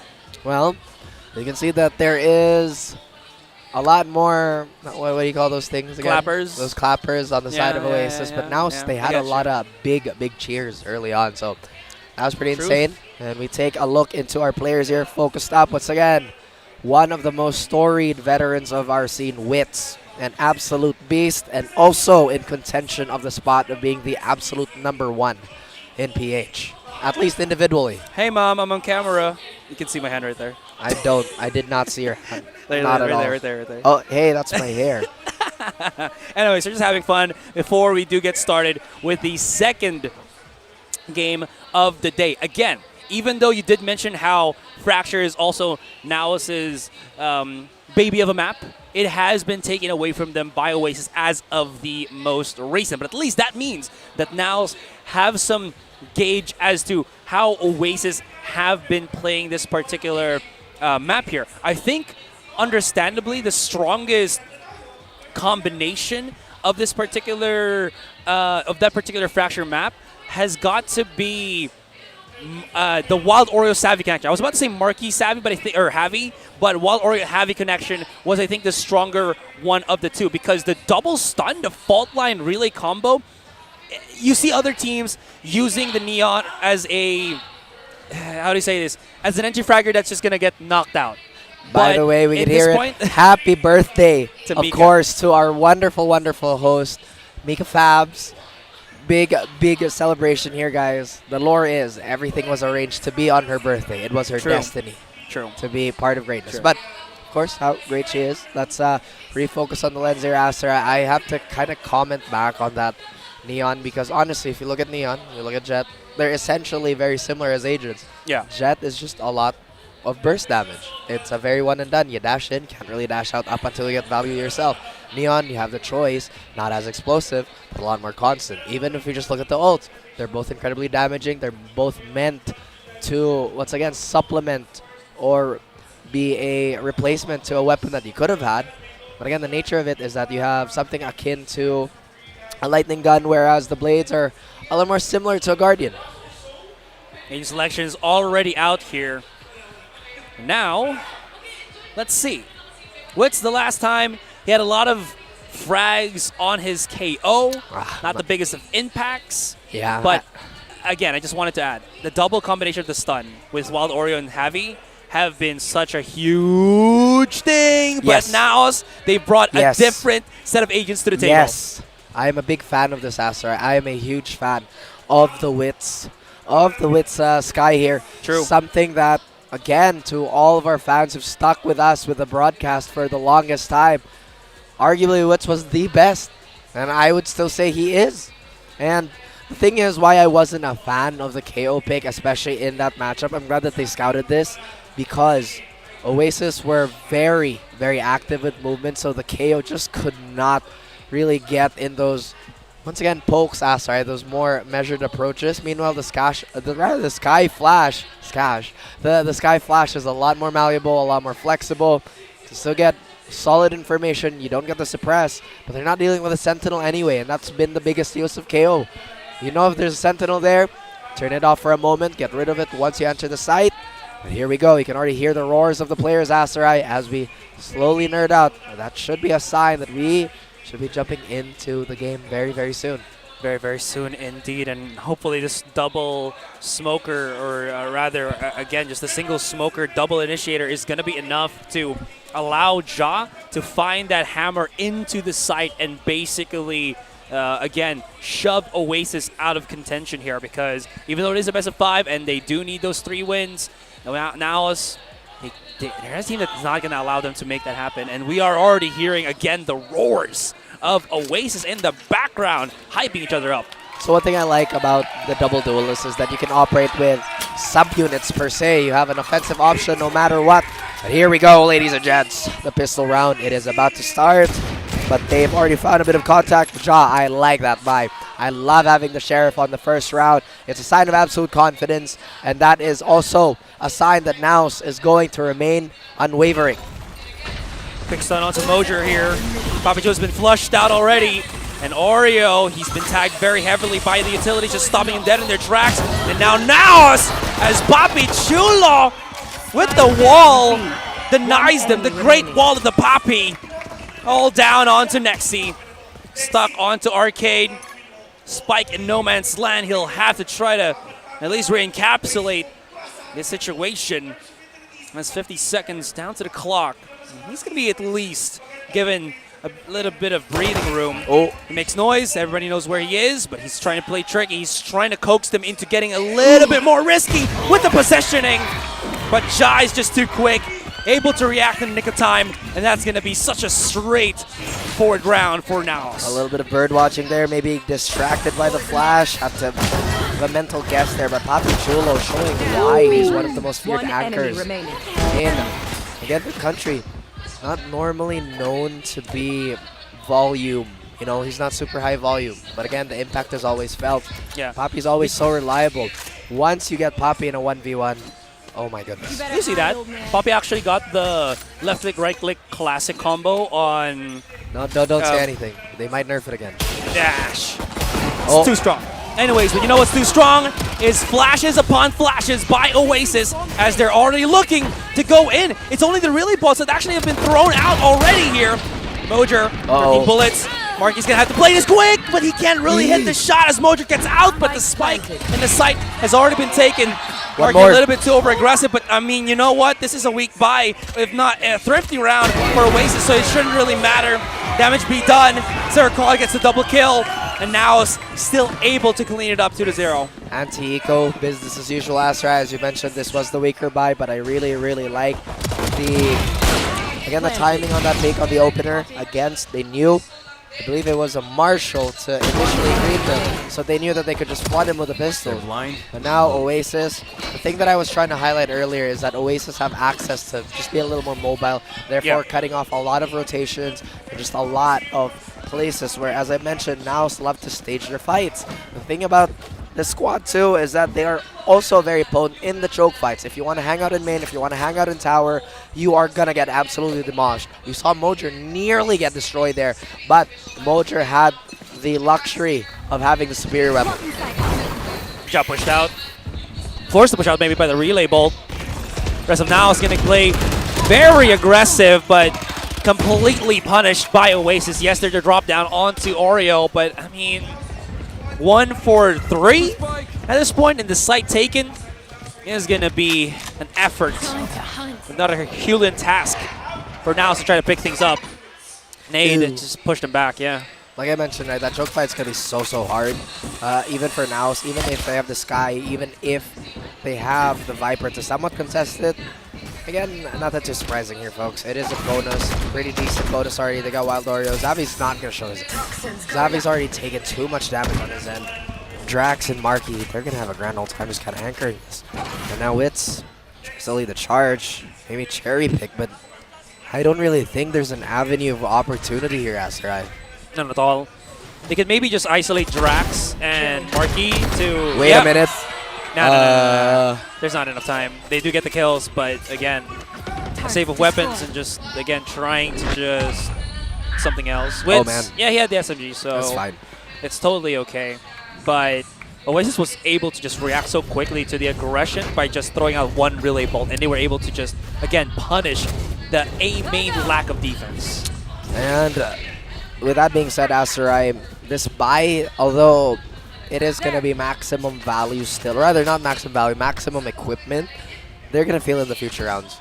The thing about Valorant is that it's a cascading effect. Despite winning that bonus round, despite getting a few of those kills, they still lost way too many. And now it's really flexing, well, once again, their mind for the game and just aptitude for philosophy, or rather the philosophy of the game. And here we are again, Asterai, a very, very slow start. They have two players very far flung towards A. Very greedy, in fact, on the side of NAOS. Not a lot of mobility, but they have the bait and switch ready if that's the case. Wits, he gets the info and he backs out. Ja has also called the smoke very quickly outside of A main. There. It's going to possibly allow them to just rotate quickly onto B just in case. Oasis, the play was to just, again, start looking at that B side. It's going to be quite difficult here because they haven't really cleared any of the, how do I say this, the KJ util. And I think they realize this too.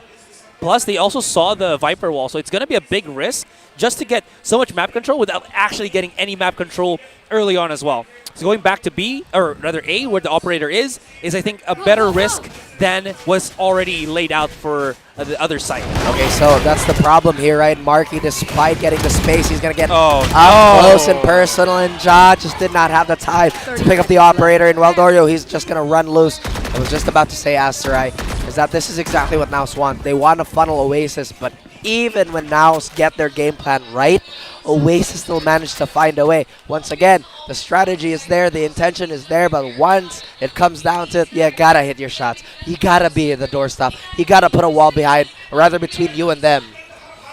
How can they? There's just so many. The thing is, Oasis, they plug up all the holes on the A site with two things, stuns and smokes. After that, it's just allowing, as you mentioned, their entry fraggers, the Marquee, Wild Oreo connection to start doing their own things. Just shoot gun, go kill, get entry, get sight. That's it.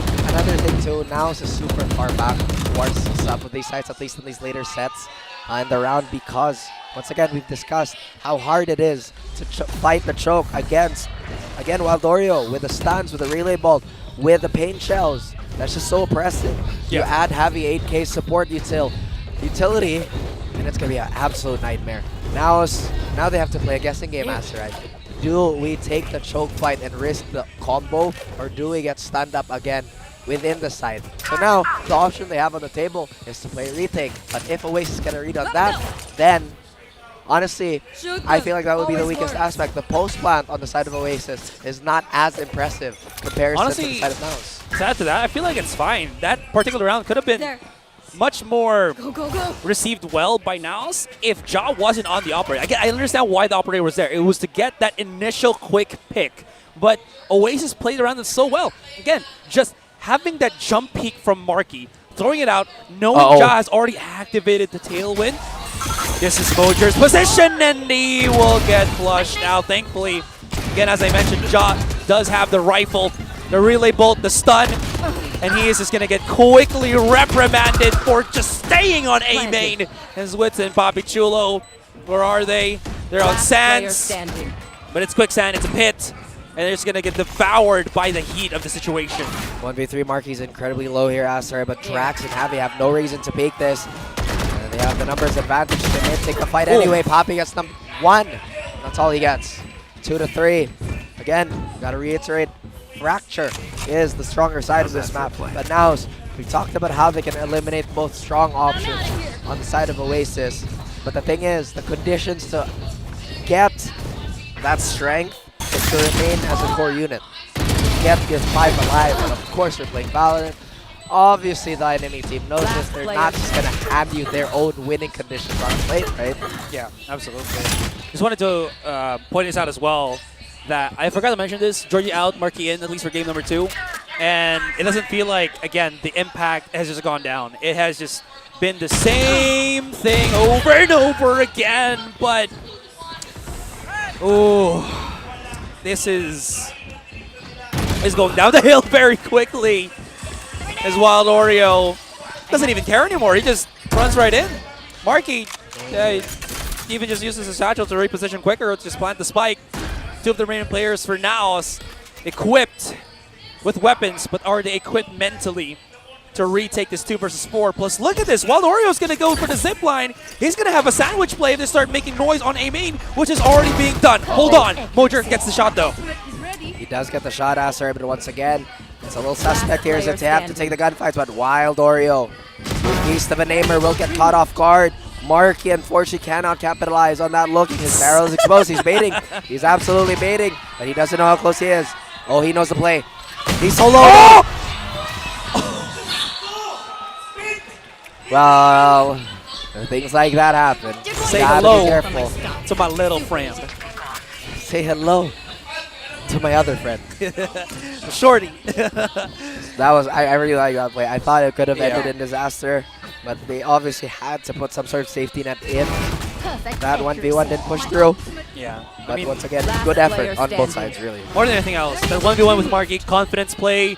I actually couldn't tell. I couldn't remember if Javi still had his aftershock. Because if he did, even his positioning, even though he was coming out from Sands, could still clear out the incoming player there of the NAOS roster. Again, though, with the orbital showstopper and everything, they're going to try to clear out the 2 players on the side. That showstopper is going to have to find its mark, but more than anything else, the threat level of it has allowed Javi and Drax to find some form of value. Ja, oh no, he wanted to go for the Hail Mary swing, but he's the one that just got embraced by the bullets. Again, every single time 2 players of NAOS remain, and every single time these 2 are insufficient funds into just, again, funding the retake of NAOS. One thing that we have to mention is that the tempo for Oasis right now, their control over rhythm, is vastly superior to how NAOS is, again, retaliating. The conversion rate in the last, just again, let's isolate this, within the last 2 series, it's really been lacking on the side of NAOS.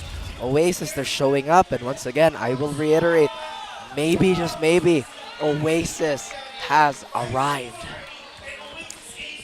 You mentioned it as well, it took them time to get to that champion point. We were talking about this way back during Split 1, right? Where Oasis, they're already built to win, but they haven't found the pieces yet that has actually allowed them to be victorious up until the very end. Especially when the new NAOS roster was announced, we thought that, oh, maybe Oasis is gonna not have a hard time, but no. Now, the tables have definitely turned.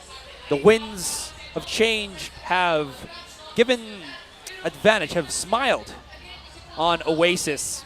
And now, I mean, again, this isn't a best of 3, it's a best of 5. It is. But, so, okay, yeah. here is my prediction, actually. I was very convinced that Oasis is going to win the first 2 games because, granted, Oasis momentum is insane. It's almost unstoppable. Yeah. But, again, if you really look at the long term here, at the bigger picture, I think, and again, if memory serves correctly, NAOS have a way better record when it comes to just these type of situations. But again, it is not a sprint, it is a marathon. So all those NAOS fans out there, have a little faith in your squad. But of course, all the Oasis fans, they are jumping for joy. Because when they get that 2 Asteroid, all they need to do is close. all they need to do is close it. Their 3-round advantage. They do have Javi and Wild Oreo. They got the whole combo ready, primed, and waiting. Wild Oreo now waiting with the rest of his team for that wall to go down, and maybe there's the setup that they are looking for. Ja has the op, but he's been relegated to the other side of the map. I think the read here for Oasis is if there's Viper here on this side, there's no Ja on this side, so we can actually challenge for this. And here they go once again as Marky gets one. Nade's going to be there. Seekers does blot out his vision, but it's not going to matter anymore. They have already gotten the site. Ja, once again for the risky biscuit play, has to peek out. Maybe Marky wants to go for the push, but does get punished through the smoke. And this is still very much doable as the smoke dissipates by the wing. Wait, oh, next the Oasis bounce one. Here, Carlin 2 versus 1, but no, while Oasis is too quick on the punish, on the swing. And now they had chance. They delayed just enough that the smokes have gone down. They had line of sight, but it still was not enough. That was so expensive. Again, the Seekers were invested. Everything to try and just level the playing field here. But Oasis, they are just absolutely uncontrollable. You can't help but feel a great, again, maybe in the side of NAOS, the satisfaction with how the round score has been. It's never been this lopsided. Again, historically speaking, if you look at just the stats, but remember, Oasis, the stats don't matter. They won the Magic. I hope I didn't mess that up, actually. But Nah, you're good. You're good. I am, right? Right? True. True. All right, remember, because I am somewhat overloaded on information right now, as NAOS, they look to do the same as Sarai. They want to control the map, but Oasis, they just have this lockdown to reset. Again, back to neutral. As Oasis, they know that NAOS really don't have the best of weapons too, but they have to still give respect. We've seen it, and we've talked about it many times. NAOS on Sheriffs, scary. I actually like how they use Marky as the planter so that all of their post-plant threats can actually just be placed for B main. There it is, right? And of course, the double whammy of the stuns is going to be on high alert coming through on Arcade here. Now NAOS, they're looking for the picks. They're going to have to fight for B main. Ooh. But again, even if they can wipe out the players there is still plenty of Oasis forces on the site itself. It was... Did you see that? I've been saying it, man. Hail Mary passes from NAOS every single time.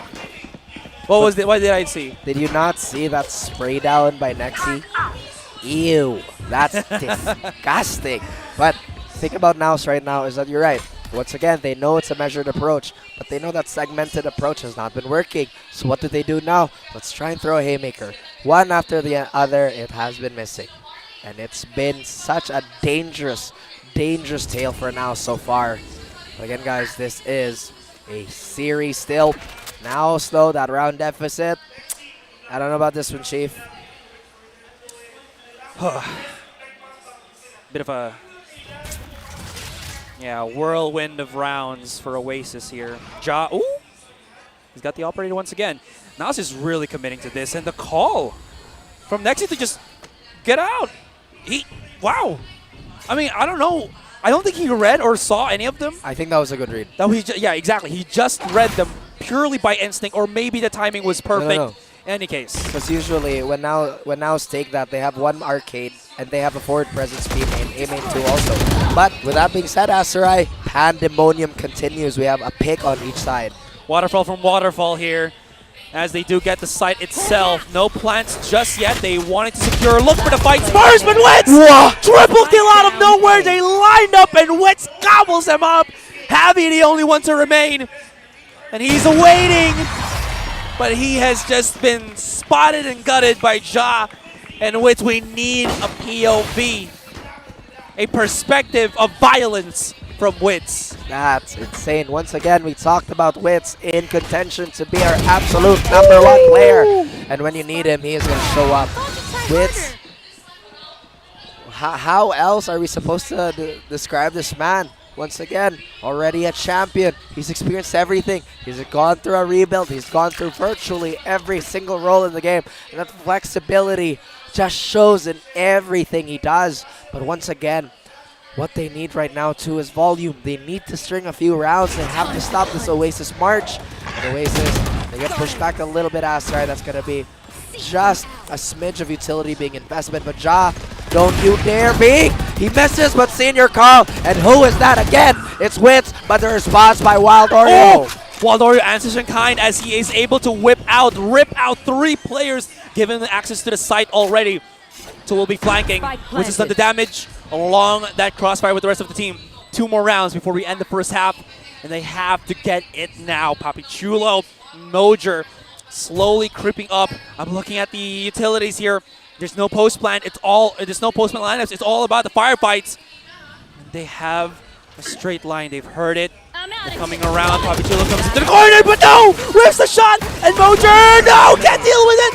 There's the ultimate. Time. Is it half? Is it half? That's a thing, though, and he gets it! No way. He has time. And NAOS, they are showing that leathery skin, Aserai. You can keep beating them down, but they will never stay down. And they try to rise, but that is still 3 more rounds to take, and 1 more for this half. 1 more for this half. I cannot believe Mojer was able to get through such a sticky situation. The electric fingers through the orbital strike, and he finds his target straight up from the get-go. And now, as you mentioned, as we have been talking, 1 more round. If they can get this, they get a great equalizer of that 5-7 coming into the second half. Absolutely, and once again, I really love the way Oasis is utilizing this Neon. We talked about it, right? The difference between Neon and Jeb. That's all about that staggered pressure, your ability to not commit as hard. But look at all this utility being dumped towards A. And now they have an operator. House is going to find value in this mess. Happy Chulo is going to find 1. That's another. But Savvy and Marky, they take even more. And now they're struggling yet again. A bit too much overcommitments there for NAOS, as they thought that they had great map control, which they kind of did. But at the same time, like you mentioned, it is very quick punishes altogether by the Oasis roster, spearheaded by Marky. Mojer has called out his ultimate, but it's not going to get the entirety of the site. There's that little bit of pocket, and Mojer's able to snuff out that pocket. Out into the open. They still have the nade. Oh, they lined up the nade. Oh, they will cross. And Jaws Heroics works out with the operator. Are they awake? Is NAOS awake too? Are the Guardians of the Sacred Temple alive? Because these last few rounds have been convincing. Now Oasis, they have to go back to the drawing board because they tried it fast and they tried it slow. But the adjustments, once again, have come in spades. I really like Papi Chulo being a little more aggressive here. They've been so used to him playing deep into the site, but once again, the response on the side of Oasis, wonderful as well. And here we have yet another reset, Aster, a big cushion. Honestly, 2 rounds in a series like this, it's huge. Yep.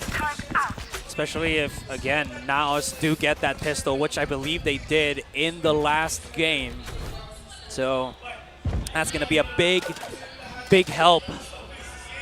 Everything and anything you can use in advantage for you is something to not lightly be remissed. So with that, the round has begun. Now it's the 4-1 split. They're going to be utilizing Mojer here just to get a quick information with his turret.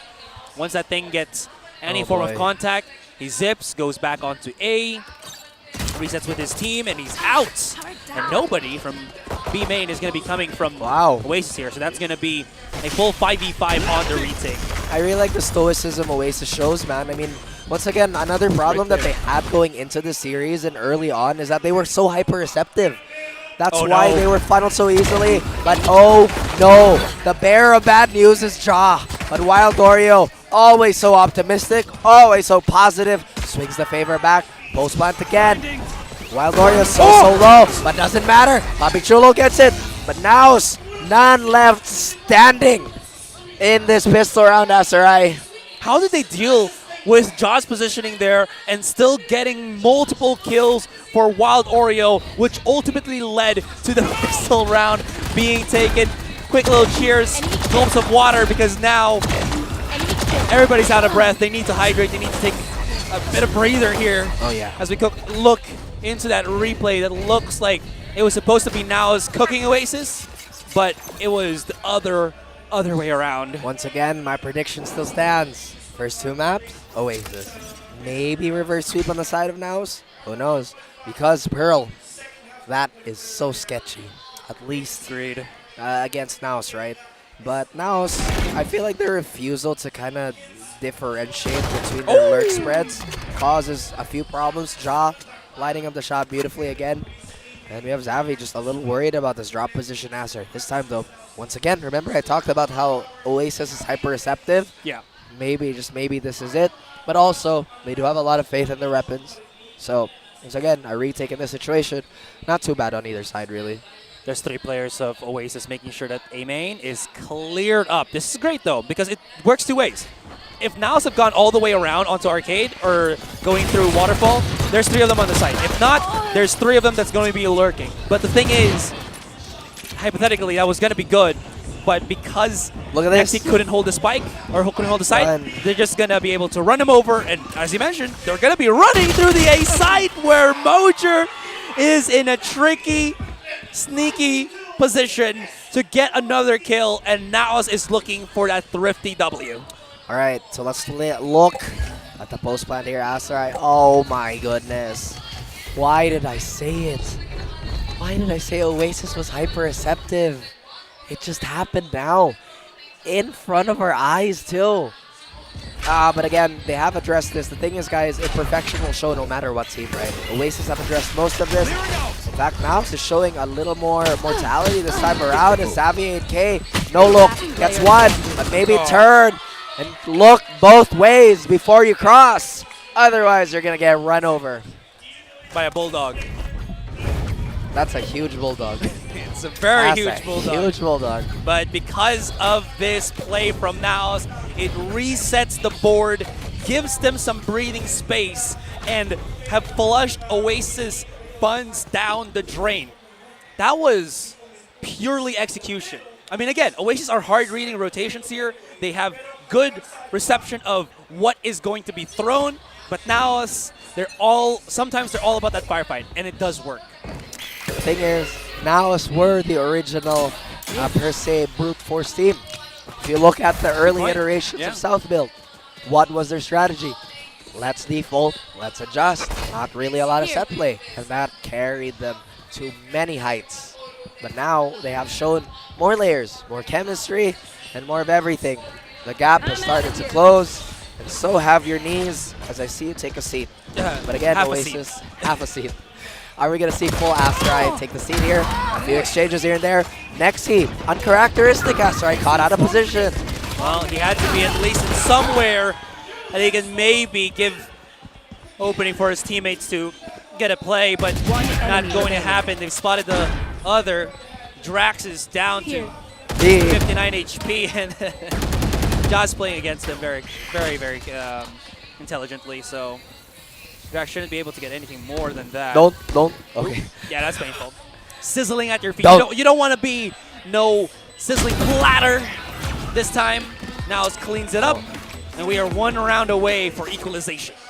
One more round, Asteroid. And now showing why this is also one of their stronger maps, right? Speaking of sizzling plates, we have a breadth of options here at CONQuest. So guys, you know what I mean? Like, it is so much fun here. It is such a great experience. And I'm just so thankful that we are doing the grand finals for the first time, despite my voice giving out. But guys, once again, we use it as a strength. This is easy listening with Asteroid and Raph. Don't forget to tune in. Don't tune out, because we have a bit of a timeout. And with that being said, with all the things that we mentioned, this is such an unfortunate time on the side of NAOS to have a bit of a slump. Honestly, they looked so good coming into the series. Again, maybe, just maybe, they were tired out from prep work. Maybe, just maybe, their mental stack is kind of overflowing. But we can only speculate. Again, the things that these players have to go through is insane. The thing is, that's the advantage that Oasis takes, right? It's not just the advantage of, hey, we get 2 extra map bans that you guys won't be able to use. We've already beaten you on Haven. You're not going to be able to use your other maps like Ascent. I just wanted to add as well that they also put them to the grinder where they had to go through Oasis once, Zol that one time, and they had to play all of the... Yeah, they won 3-1, but the games were exceedingly close, and then another match against Oasis. It really is a battle of perseverance here for now. True, and to be fair, I feel like Oasis has given more data on their newer lineups, so the shock value is going to be a little blunted, but Ja is sharp as a blade. And NAOS, they cut right through Oasis like a hot knife through butter. One more kill is the ace of this series, and it gets swept under the rug. Not this time, Ja. At least for now, you got a couple more games. Can maybe. But more importantly, Oasis, they got themselves that 8-8. See, that's the thing, too. When Ja wakes up, that's going to be a problem. Yes. Because once Once again, Ja was not in a favorable position after. What was the utility supporting him? A few smokes, a lot of claustrophobic angles, but he swings in, he finds one. And of course, the third, the adjustment. Surprise, Javi, you might be behind me, but nothing personnel, kid. Personnel. The thing is, though, that was also a mistake, I think, from Drax in a way because he quick swiped it. He actually spotted Ja first, and Ja was jumping up, slightly jumping up into that weird little platform. And then... No. So, again, I love the input there. A quick swipe, again, just those mechanical things, right? Yeah. And it's a judgment call. Yeah. Because sometimes you gotta remain calm, but at the same time, you cannot sacrifice speed for precision. You have to react. Sometimes a little bit of a reaction is better than no reaction at all.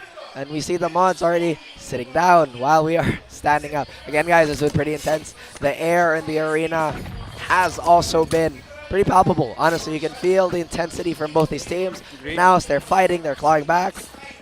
And Oasis, too, they're trying to maintain the lead as well as they can. Yeah, I just wanted to add as well that, again, the crowd is so supportive, watching Absolutely. every moment, making sure that they're a supported team, a team that they love, the team that they want to see win, take this grand finals, gets there with their screams, their shouts, their energy. Literally, they're like the side characters when Goku asks for energy from the ball. That's called the Spirit Bomb, the Genki Dama. Genki Dama, exactly. Give me your energy, and then, everybody kind of does that. I feel I like how you just said it in the... No, because it is your called energy. No, honestly, with the last references that we've been talking about, and I'm just a little worried, honestly. Like, is our audience old enough to know some of these archaic references? They are. They rebooted Dragon Ball, but yeah, It wasn't a reboot. It's not a reboot. It's an additional thing. Yeah, it's not a reboot. all right, we'll talk about that later after the broadcast. Technical pause has delayed us just ever so slightly here, but I guess it's just fine because again we're 8-8. Still though, Oasis, their purchase power has been dwindled to just the pistol and maybe Marky with his Bucky. Oh, Bucky though. So Yeah. Have we seen a Bucky this playoffs, or at least just a judge. just a judge, right? Judge for now. I feel like the Bucky needs a little bit of love, especially on equal routes, because sometimes, once again, teams kind of like to over-aggress Yeah. and press on the fact that they have the gun advantage. So the Bucky. But then again, why would you get the Bucky when you have the Shorty? Like, that's also the question, right? If you're going to use it for a one and done, might as well. Or True. why not both? Was it? I don't know. For some reason, it feels like you can do more damage with the Shorty because maybe it has a better spread than the Bucky. Anyways, let's go! What's okay? We see a little bit of the fancy flipper from Wild Oreo, but it doesn't matter. Hits nothing. Jai's down to 7, but they've all have been wiped out, leaving Marky with the Bucky. All right. Yeah. I would love to see Marky clutch this. I would pay good money to see a 1v5 Bucky. He's in position. Yeah, he jumps in. Aye. Nice try. Nice try. But at the same time, again, we talked about that, right? Yeah. Sometimes being the one to take... What is the word for this, Aster? I am a little befuddled myself. Sometimes when you're trying to take initiative and stuff like this, especially in a choke fight, One enemy remaining. I don't think it's the greatest idea, because usually what the pistols have over the rifles is your mobility, your reset time is going to be way faster. Sure, you're not going to have the same punch, but do not forget, mobility mixed with your neon is amazing. I don't know what Taylor pulled out, but you know what? We'll live with that. She pulled out greatness. Absolutely. As Much a- like NAOS. Yeah, you as know? one of the revered casters for VALORANT. Oh, Marky. Sorry if I pronounced it that way, because Marky was just about to come out of nowhere and spot Mojer coming out. Did he actually double satchel for that single satchel maybe?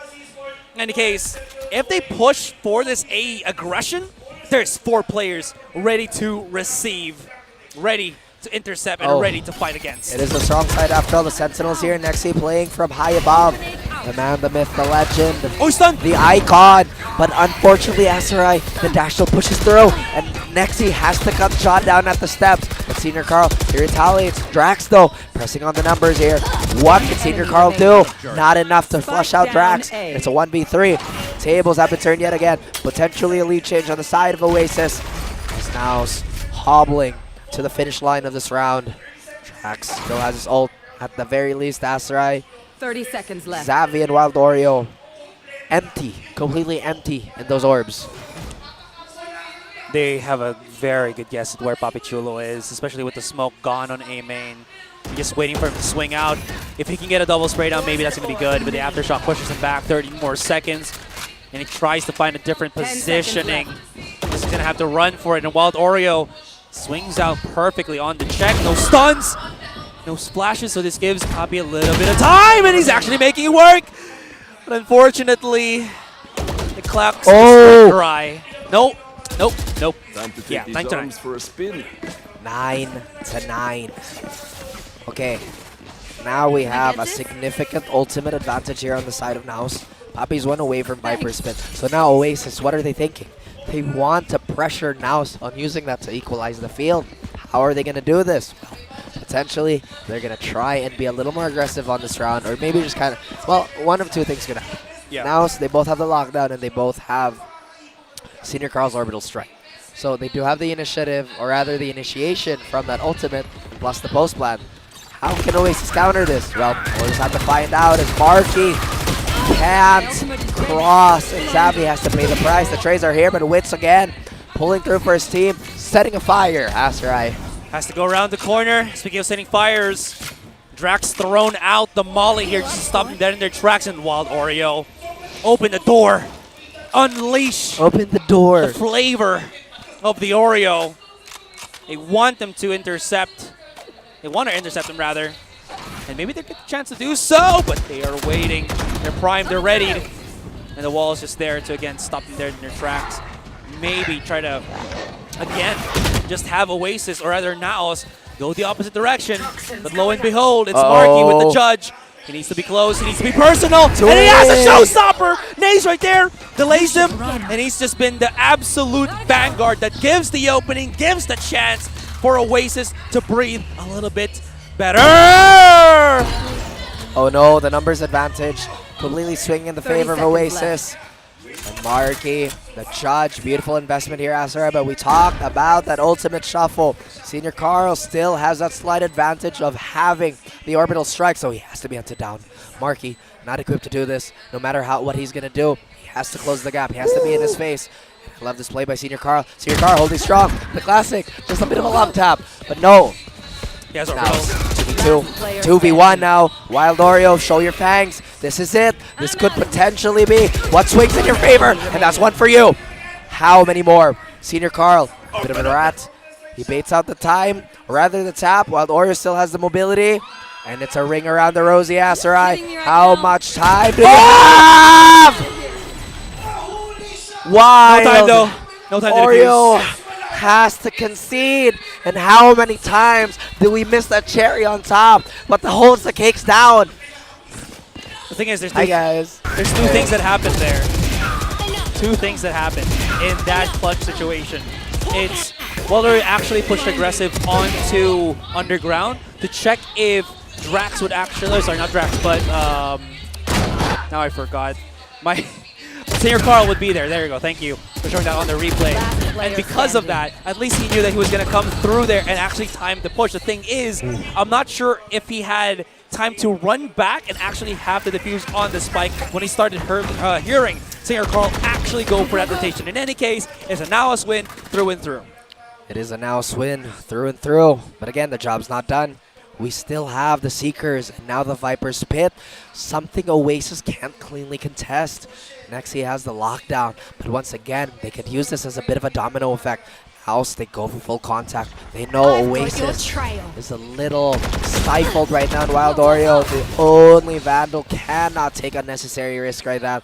Gets the dog, but now they sacrifice the side Aster, and the postman is going to continue. Oasis, we gotta see Conjure Spell. We gotta see you summon the magic. Is it gonna happen now? NAOS though, still holding very, very strong. They do have Nexus ultimate, but oh, maybe time is not of the essence. They have to start rushing in, but Mojer able to clean up 2, 4, no 3 alongside Senior Carl, and Jaw just finished it off. NAOS able to retrieve all the losses, able to push back Oasis time and time again, and the trend continues. Oasis, they're gasping for air, and seems like they got nothing left in the tank, or do they? The trend continues. My friend, I nearly mistaken that for something else. Please emphasize that final syllable. But I thought that this could have been, once again, one of those rounds that could be funnel NAOS. Sharp shot to open it up, right? But this is where, again, the very basics really shine. Have a crossfire, know that you have superior weaponry, stand your ground. All right, for now, NAOS, they've at least spotted Wild Oreo getting that information outside of drop. Man, if teams could just see the minimap, man, each other, they're right on top. That's why they can't see the minimap, right? Otherwise, it would I know. take the competitive experience away. Anyways, it's going to be the push aggressive on A. Next, he does have the lockdown, but with a quick take by NAOS on the site, it's not really going to matter as much. But ooh, the stunts right there. Gets him on the offensive. Trade for Wits and Jaw looking mighty fine. Very solid. Now that site is just easily taken. Yeah, Javi's going to be throwing out the aftershock, but no more KG utility to be afraid of. Of course, he's just going to run through the site. Xavi not having the best utility. He still has 2 flashes here, but all they see is green, and that could be a hard commitment here. I like Marky's position here, prepping for that flash to come and limiting the damage he would take, but the tracers are showing he's not really getting any return fire, nor is he getting any kills. So guessing game has to happen here, Asarai. This game has to happen, indeed. But how are they going to be able to clear this without Wild Oreo who just runs in them up?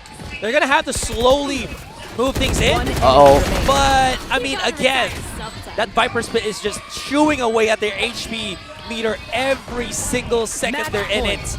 And with that, NAOS, they are here for match point. And NAOS, you know them, they never freeze.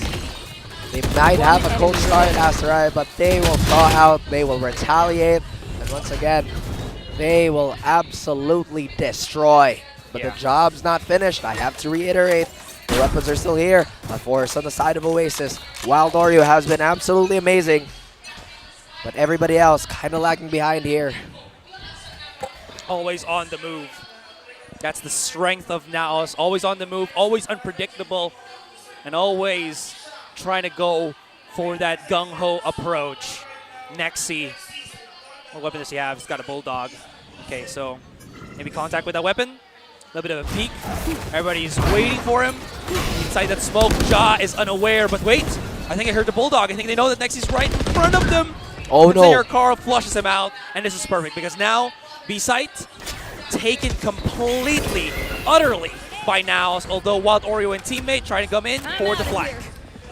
Oh man, Nexi, the propulsion of Oasis, the anchor that despite being a heavy rock to rely on is also their driving force, eliminated. And Drax, the other half of the honor students, missing in action now. It seems that every card has fallen into the hands of NAOS, and every advantage has been given to them as Ja, Wits, Senior Carl say their names as they take this map win, Asarai. Clean as can be. It took them a lot of time. It took them a bit, if not a tremendous amount of time and effort, but they were still able to bring it back. Excuse me. Of course, a best of 5. They've reset the table once again, 1-1. We're gonna go into game 3, which is Pearl, with both teams not shaking yet that, oh, the other is about to win the series. Well, as we look into the screens here, as I can see a smaller version of me. Hello guys, welcome back to the broadcast. Once again, my name is Raph, that is Asar. This has been a banger of a comeback on the side of NAOS. Again, Oasis. Truly. The thing about them is that if they have a hot start, they are like comets. They will crash into a planet and cause catastrophe. But sometimes they do kind of burn their own fuel supply very, very quickly. And honestly, I'm not sure how they were able to make this back again. But again, I feel like is NAOS finally getting their, as you mentioned, feet wet, or they're getting heated up, however you want to mention it. But this is the NAOS that we've all known approaches situations like this, able to just get the contact that they want, the executions is fast, and it's just looking mighty fine for them. Now, a quick look onto our post-match stats as we see that even though that was a NAOS win, Wild Oreo made it so difficult for him to be dominant in that game. Like I said, Wild Oreo is one of the brightest stars coming out of our scene. So young, yet so refined in his play style. I feel like it is for a lot of people to discover what he's lacking as of yet, because in the optics of majority of the people, he's very complete. He's explosive. He makes the right decision majority of the times, and he's unpredictable. And we saw a lot of that. Put him on the neon, he's going to go crazy. He's going to be the most electrifying man in esports. Can you smell what Wild Oreo is cooking? Unfortunately, NAOS does not care what Wild Oreo has to cook. And we have to take a gander into the highlights reel, Asar. So many moments where they were just so nerve-wracking. And there were also moments where, again, we praise Marcus to how just aggressive and willing he was to go for that fight. But once Wits got that highlight play, it seems like his teammates followed suit. Ja was just unstoppable. Poppy was hitting, again, his consistent streak there. But again, I want to just go back to Ja, who was the flint that sparked, ignited the way once more for NAOS to find their routing and, again, finish off this game. Flint and the steely nature of NAOS as a team that remains to be as sturdy as they are, Asar. They have to continue this too, as Mojer is going to be delivering the win with Grab Unlimited. And if I am not mistaken, this man was the true anchor of that team too. Many a multi-kills and angles unexpected. That's true. Give him an inch and he will take a mile. Everybody from NAOS doing so well. Coordinated, stacking up into that game to win. That being said though, again, that was just a fracture map. This is only the beginning for both of these teams. We've got a long day ahead as the best of 5 continues. In any case, we're going to go on a break, and when we come back, it's going to be Pearl for map number 3. Hopefully, we see more of this. Maybe we get to game number 5 because it has been such a great start. So with that being said, we'll be back in just a bit.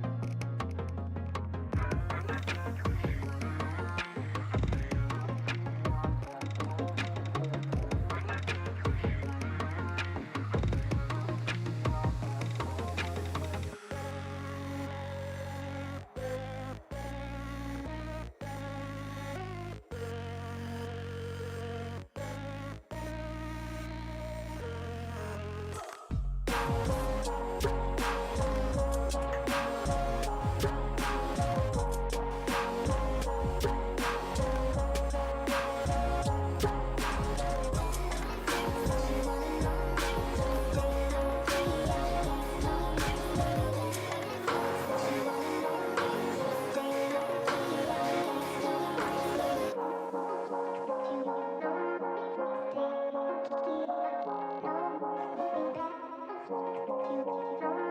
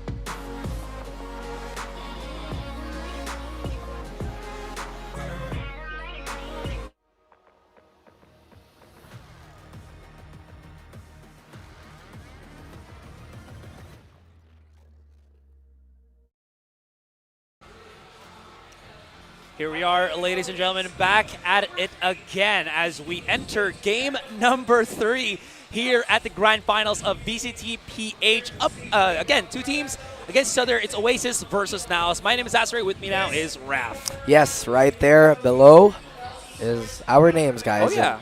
And again, Raph is not that hard to spell, honestly. True. It's 3 letters. R-A. It's far in reverse. So I have not heard that one before. Have you not really? See what I have to deal with like every day. This is the craziest thing. But you know what, guys? Welcome back again. The little banter is not going to take away the stakes from what we've seen. Again, it is pretty much so tight, so close the competition is between these teams. Agreed. And we see a lot of people flooding in to our lovely corner here. Of course, we have way more VCT fans ready and willing. And of course, we also hear the Tagalog broadcast saying hello. Hello, Vil. Yes. Hello, Taylor. I'm sending hearts their way because we love them. Yes. We love all of you guys. So we're sending hearts your way too. So all that being said now, I think we can start discussing what just happened on that Fracture map. We talked about how it was a great start for Oasis. They had, what is this, like 7-6 rounds on the first half before NAOS finally caught up, and they were just blistering. Marky, while Oreo, the combination is there, but somehow in the middle of that, it was the adjustment or the waking up of one of the key players of NAOS, Ja, in motion. Ja in motion. Once again, sometimes it becomes perpetual, sometimes it becomes infinite. He just needs that initial push. Maybe he's finally found his comfortability here in this matchup. And we have to mention, again, 6 rounds straight. That's forgivable. Again, 6 rounds is pretty much the adjustment phase for a lot of teams. I feel like this phenomenon is super common on Split. 7, get a little worried. 8 straight, uh-oh. Yeah, that's a snowball. That's the danger point already. Yeah, that's a snowball. So with that being said, again, Ja has been such a huge factor, I think, of how he was just able to beat down the opposition. But other than that as well, it was just players of Oasis, everyone except for Wild Oreo, not really finding the picks anymore, right? They were setting things up, but it was just falling down. I do mention Ja a lot, but I'm looking at the stats here once again, and everybody was heating up, and maybe it was because also of Witz's play, the 3K. He was the catalyst to begin the turnaround of NAOS, maybe. But that being said, everybody from NAOS definitely were able to perform just great in that second game. Once again, Wild Oreo as that duelist, he was the catalyst for success. But unfortunately, it just did not remain contagious. Again, Wild Oreo did a fantastic job, whether it be to try hold down the line alone or to push the tempo if needed be. And we talked about this. The tempo on the side of Oasis is absolutely artful. Oh, that is adorable. See, this is the magic of having a live crowd, right? You can just see the support. It's overflowing. And now we see a bit of a preview from, I believe this is just outside the Riot booth. Everybody also here in attendance to support all their favorite teams and, of course, to enjoy the festivities of CONQuest. True enough. I have also had the chance to roam around and enjoy the festivities, and I've gotten myself some merch, from both teams, so they won't frown upon me and say, Asra, you're biased. No, I bought both merch. Anyways, here's the big thing, man. For all you know, guys. Here's the big thing. Oh, sorry. You go, you go ahead. All right, I just wanted to say, again, it's NAOS readjusting the agent selection. The last time that they played, it was Senior Carl on the Harbor, and now he's going to be on the Astra. Again, just the flexibility of all our players is just insane. Another one of the more expensive parts of being a caster is you eventually end up falling in love with all the teams. Yes. Therefore, the gathering of merch, it does kind of get expensive, but all of it is so worth when we are treated with games like this, Asarai. And is this going to be a true mirror matchup? No, we have a Phoenix, and we still have that double duelist comp on the side of Oasis. And I am very happy to see that, honestly, because Once again, they're sticking true to their roots. They know that their mastery of tempo and rhythm is almost unmatched.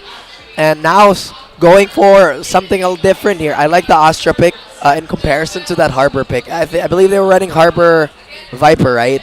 Yeah. In the last matchup. So Yes. the problem with that is once the walls have been breached, it's going to be a little harder to adjust the, again, those is that? on the fly. What is that?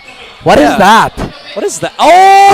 Oh! It's the forbidden. I had to like forbidden take a closer look. Razzie image. Anyways, here we are, ladies and gentlemen. Game number 3. We'll see who takes the advantage once again in this best of 5 of the grand finals, as NAOS is going to be on the offensive.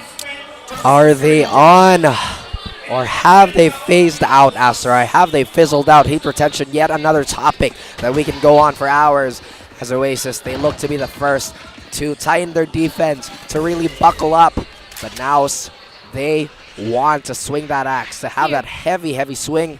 But right now, it's that calm, measured approach yet again. Yeah, again, NAOS wanted to go for that mid-pincer. Oasis far able to read that situation as they now have pushed up onto A main. Gonna allow the both flashers, Savvy and Marky, to start pushing in. If that turret is unmoving, then maybe they don't need to break it, but I think they did. With that being said, though, NAOS do still take the A site, and it's all about that retake for Oasis. All right, Oasis, let's see how you want to take this without all the utility that you would normally have in a more traditional comp. But again, I love it.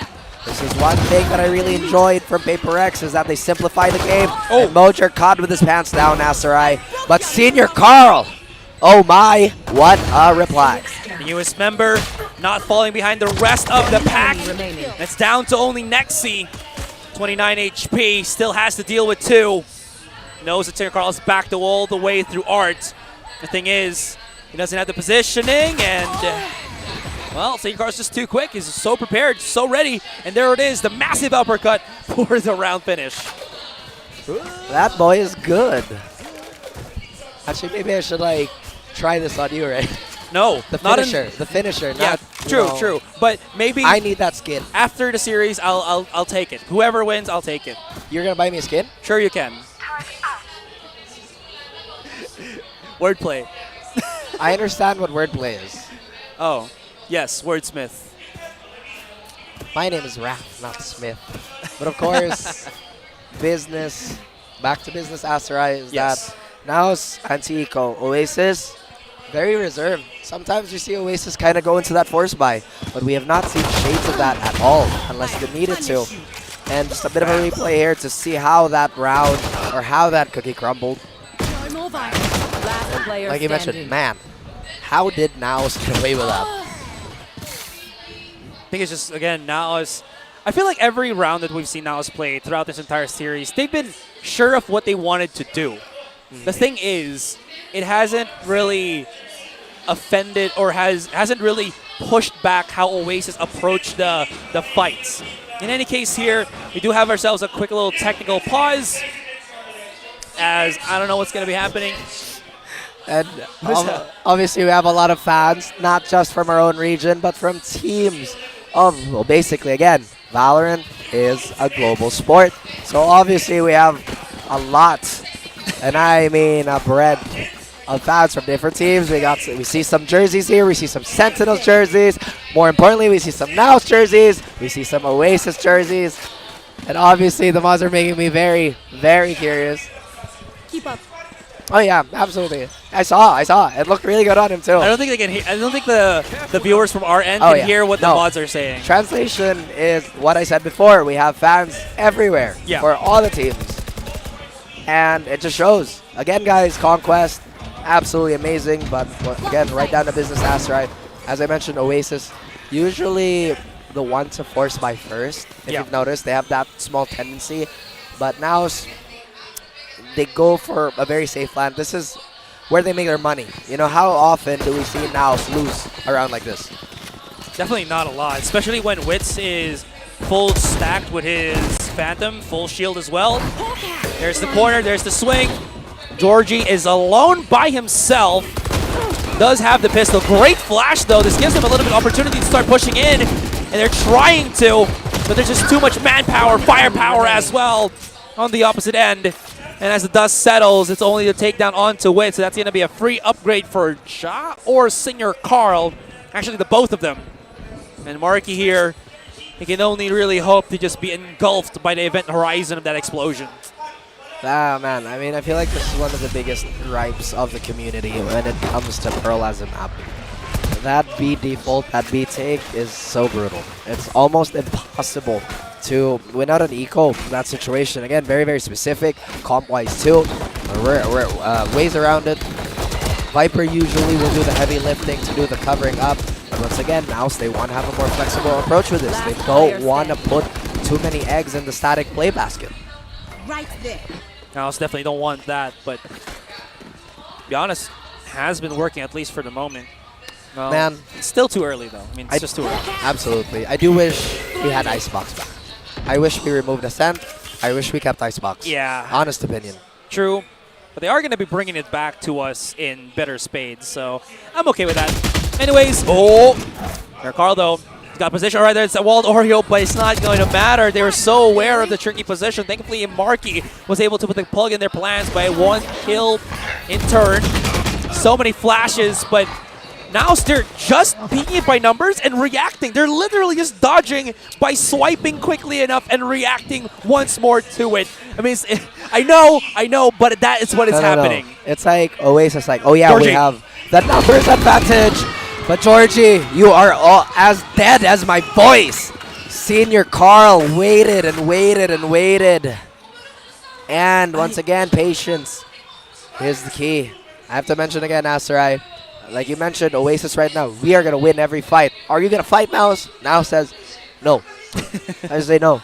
Not this time. Not for now, not for now. Anyways. Now we bring ourselves back. Nexi, spotted, gutted, and just hung to dry. Hung to dry. Just booped out of his own sight.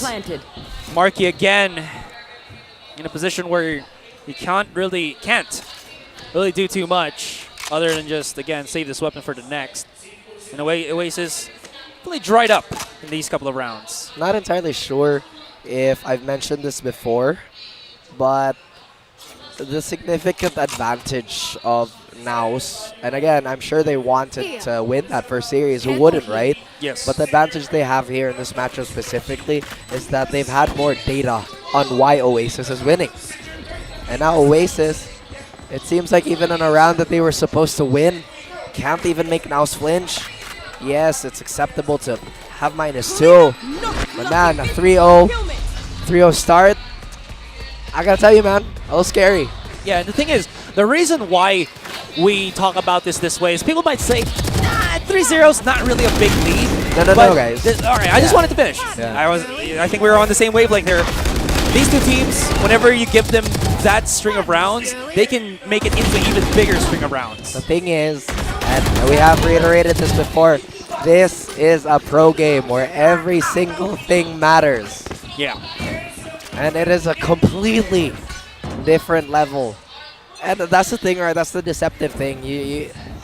Again, sometimes it feels like what they're doing is very, very random. And well, I thought that was very random. Supported, yes, but Xavi as the Phoenix getting cut down here immediately. Again, the weaker weapons on the side of Oasis. They try to do as much damage, set up Marky, and it's been working so far. That's going to be both initiators, or rather the initiator on NAOS to be removed from play. But once again, what do NAOS do? Say no. No, I'm not going to fight you there. Oasis, though, have been trying to make the most value out of their Phoenix play. Similar to what I've been mentioning with GameLab and what it has also been the reason how they were able to win against NAOS previously. But again, it's not only Oasis that can adjust, that can evolve. NAOS is on that same plateau, or that same pedestal where they can also get themselves back on top. Nexi, ooh, that timing is beautiful from the wall. Kabichil is just holding mid-side angle, and he's just going to be able to pick up a couple more. 2 to remain, both of them trapped at the back of the site as that cosmic divide separates them from the rest of the attackers. And that's going to just buy so much time, too. It is going to buy so much time, and with the double nano in play, It's even going to be more difficult here. They can't shoot it out. Haven't tripped up anything, but it looks like the objective here is to just kind of get some exit kills here. And I thought Nexi had that shot, but Ja says no. Still, bit of a grizzly bear here is Ja. Do not get in his way. The man will maul you. This is getting progressively more difficult for Oasis to encompass. But again, Oasis has been playing a little bit too overeager to catch NAOS as they try to play with the flashes. So it now makes sense to me why they picked the comp the way they did in the initial bout in the upper bracket. Yeah. I mean, pardon me again, guys, for my voice, but maybe let's go engage into the more quiet, sullen approach, I guess. But again, jokes aside, so with the KO instead of the Sky, they were accounting for the fact that NAOS pretty much have been consistently freezing Oasis. And I feel like that's been something that was circumvented in that previous matchup, Asterai. Yeah. So now that things are a little more mobile, Oasis is a little more active, a little more akin to their dominance at the start of Split 1, if you remember. Now they go for a more flexible approach. Again, these might be very, very small adjustments, but they affect the game very, very heavily. They definitely do. It's been pretty crazy. It has been. And again, just to add to that as well, I did mention how Senior Carl has brought himself back from the Harbor into the Astra. It actually works a lot well here because, again, Oasis have a starting point with how they actually play those flashes, right? Especially if Savi has his run it back. So if they can position the stars to punish that, it actually works so well for NAOS here. So that quick little, again, adjustment of, honestly, I would say the hardest controller to navigate, which is the Astra, and Zerakar doing it while also fragging, is such a big leap and such a big assistance to NAOS, who needs that different kind of agent. It's a little funny, though, because if you think about it, Harbor is the more dynamic agent that would potentially be a bit better against active teams on paper, supposedly. But since Astra is the more immobile option, but would I say, no, the more active one in the default setting, right? Yeah. Because again, the pressure of a star can really just basically sway you away. You see a star A main, team's just like, yeah, I don't want to deal with that. Because again, if they push on you, Harbor gets a little bit punished by that. But if they push on you as the Astra, again, as you mentioned, there is the stars to counteract that aggression. Speaking of aggression, NAOS have gotten themselves a huge amount of mid-control here. 3 players, including the Spike, going to be on sewers nearby. As the rest of the team going to be maybe looking for that arc pinch. I do like the idea here. But did not notice that Poppy's actually push up onto B-Long. So this is going to keep Oasis guessing of where the true push would come from. One thing that I've noticed too is that NAOS have been avoiding going into that center portion of the map where they can rotate from sewers. And what is this divine timing, Asterai? Is this a comedy or a tragedy? As we get the first pick here by Mark, he holds the line, and that's going to be a big double kill for him. He continues. That's a third. And my goodness, maybe this is the spark of hope that he needs. But who is this man? Ja cannot stop the rampage. Bit of a mistake to maybe challenge Flower there, especially without the flashes. Just, yeah, they aggressively pushed through the smoke, almost the entire team. And then nothing just came through there for NAOS. And there we go. Respond with a bang, with an ace. And my goodness, Marky. Ja looked like he was about to power through the squad. But Marky, once again, an immovable object, creating a black hole. And now NAOS, they cut the lead. One more round to make this a little more realistic. However, on the side of Oasis, they have Georgie on the operator now. Maybe, just maybe, to circumvent an initial B rush. But the Viper wall is completely up. So now a guessing game. Well, this Viper at least, or as you mentioned, this Viper wall is going to give them such good possible blocking of vision on B Long as Georgie just jumps up and down hoping that he can catch somebody with that operator of his. Valorio now, no stars right in front of him, so, he just barely misses it. He's going to back away, no charges through. Now the star's active. They are trying to force the stars away and maybe to reposition it for A, because now look at this. That B Long, it had 2 stars before, now it's 1. I know that that's only 1 difference, but it could be the difference that NAOS are hoping for to overwhelm the B side. I really like this adjustment on the side of NAOS. Because once again, they employ a more mobile comp, and they understand that they cannot freeze that defense anymore. Yeah, run it back on A-Long too. And they just have been playing this so well. It's beautiful. I'm a fan. Georgie's gonna dip, but he is not gonna survive the double damage. He is vulnerable.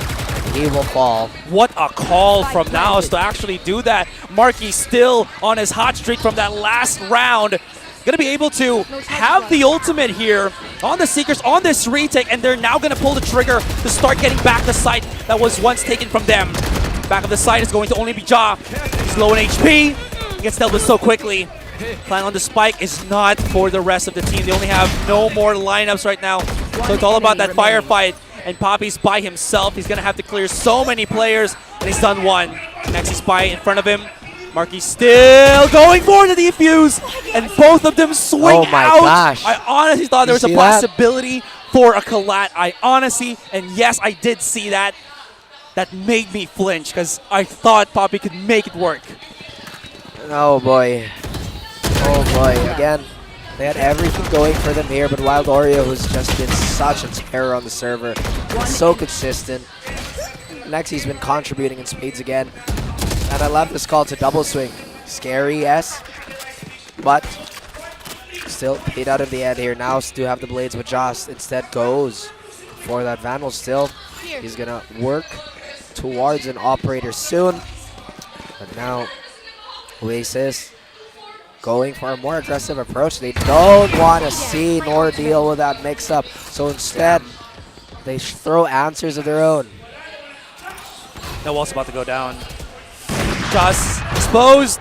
Thankfully, he has the dash, excuse me. Has pulled the tension here. Moja's been spotted as well. And this is Oasis's control that they wanted to actually have. Savvy will be able to heal himself up as Marky is right there. He's going to have to just meet up with him on sewer. And the rest of NAOS not wasting time to start making their way onto A main, where maybe they can get that rotation, but Oasis is just so good at reading the rotations right now. The flash gives so much information. Look at this lurk. Look at this lurk. The battle between the Killjoys here. And I thought it was a great idea for Oasis to be in the middle point of everything, to cut off the rotation, take mid control. But now it seems that they've planted their feet towards Asarai. All the stars, all the utility in the world is going to greet them. And it doesn't even matter as Wild Oreo's here. He gets another Wild Oreo. Once again, do not forget his name. That's a second star, but Senior Carl has a decision to make here. Unfortunately for him, he has to leave Moja alone, and that's going to be yet another round on the board for Oasis. That was a position that is usually played in by Oasis. A couple of rounds ago, that was Nexi. Now it's Wild Oreo. And it's never been properly checked by NAOS. So that's going to be just, again, just a quick punish for them. All started by Georgie's operator shot. All started by not having the capability to flush him out of that positioning. And now they're just going to be calling the timeout again just to breathe a little bit more. It's been a rough couple of rounds. Even though they still do have the advantage, Oasis definitely is rebounding. That's true. Again, a buffer period. All you really want to do is take this round by round. Keep thinking, keep those... Once again, brain juice is active, Asarai. So within this timeout, I have to wonder, how is NAOS going to fix this problem? Now they know one reaction of Oasis, and it's either going to hard plant on the rotate or check with a group towards middle. But now, once again, the mix-up, it just continues. What's up? Are you seeing what the observers are doing? They're switching between the Phoenix statue and the Phoenix Age. It's kind of funny, though. As too busy thinking about the game, Asarai. I'm sorry. It's okay. I blame the observers for this. Wow. I love our observers. Our observers are great. I blame them for being too good with their job.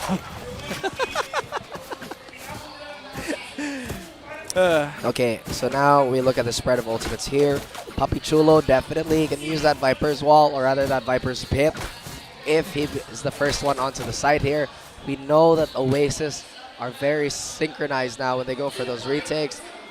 So maybe that just could be another layer here. Once again, Moja initiating tool with that lockdown. So now the question is, who's going to use what first? Nexi obviously going to keep that to be a little more reactive than proactive. Marky just above and beyond everybody, and honestly is the reason why this game is so close. he has gotten that blazing round where he just got so much impact play out of. Did see NAOS real quick, actually pinged a lot of interesting spots on B long.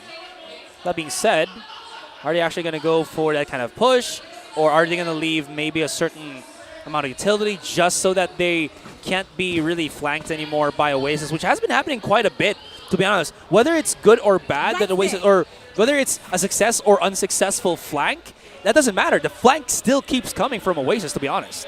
That is true. And once again, Oasis, that has been a layer that they've been honestly struggling in the past. It's really just to toughen up that mental and not completely lock out options. Instead of just kind of locking them out, you got to reshuffle them in your deck because, again, it's still viable. This is basically how high-level games are played. It's just a continuous rock, paper, scissors. 100% agree. And Pearl is one of those good maps that you can actually really emphasize that rock, paper, scissors nature of this game, of this particular map. Yeah. So John now actually forced to use his blades. He held it off for like about 2 to 3 rounds, I think. Anyways, they still haven't really figured out how to deal with Georgie's operator here. I know that he just has that 1 kill, but 1 kill is all he needs. Oh, yeah. Oh, yeah. Absolutely.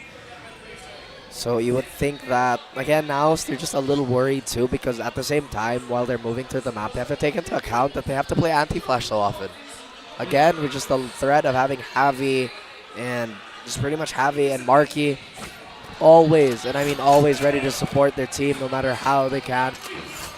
It just becomes that much more problematic for NAOS that goes for the super boxed in, super heavy trade playstyle, right? Now we are going to get started with a round here. And even though they can try to go for these pre-flashes, the thing is, Georgie is so tricky, he's so good that he can just reposition so quickly as well. And again, look at this. They're throwing everything at him. If he can stun him, maybe.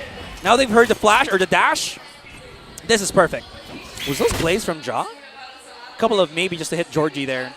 Georgie now repositioning on the corner, but they still have to supplement the side take with proper smokes just so that his tricky little angle peaks won't really hit them up.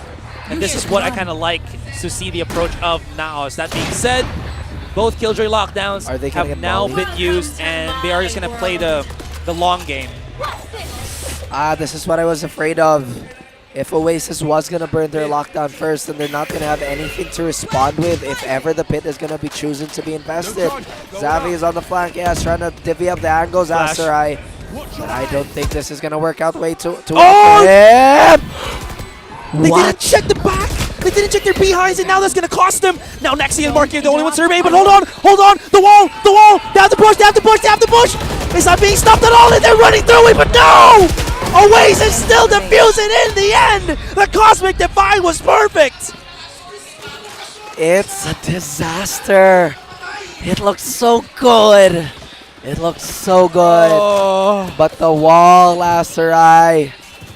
Oh my goodness, that is going to throw a wrench in anybody's plan, and you can see the grit and the grind of Oasis power through this now. Marky once again keeping this game alive for them. That flushes their funds, but Oasis have won a couple more that they do have enough to just repurchase. Georgie and Papichulo staring down each other at the barrel of a gun, and who's going to be faster. Oh, he just barely misses him. Bobby! He didn't hear him come into the corner on the ramp there. You don't see the POV, but the minimap says it all. In any case, Savvy's in the corner right now. He has to run it back. Comes in for the swing, but a miss. He's out in the open, but his teammates are there. Trying to back away. The stun, the wall. They're hungry for the fight, but it actually might backfire on them, but still, no! 2 versus 2. Both the rotations of Oasis coming in from the back end of Take a guess. Just barely. Oh no! Soldier's down. They're also done for. As the Shorty does not come in, so they're trying to go for the swing, tries to back away to the corner, but Nexi was there for the refrag.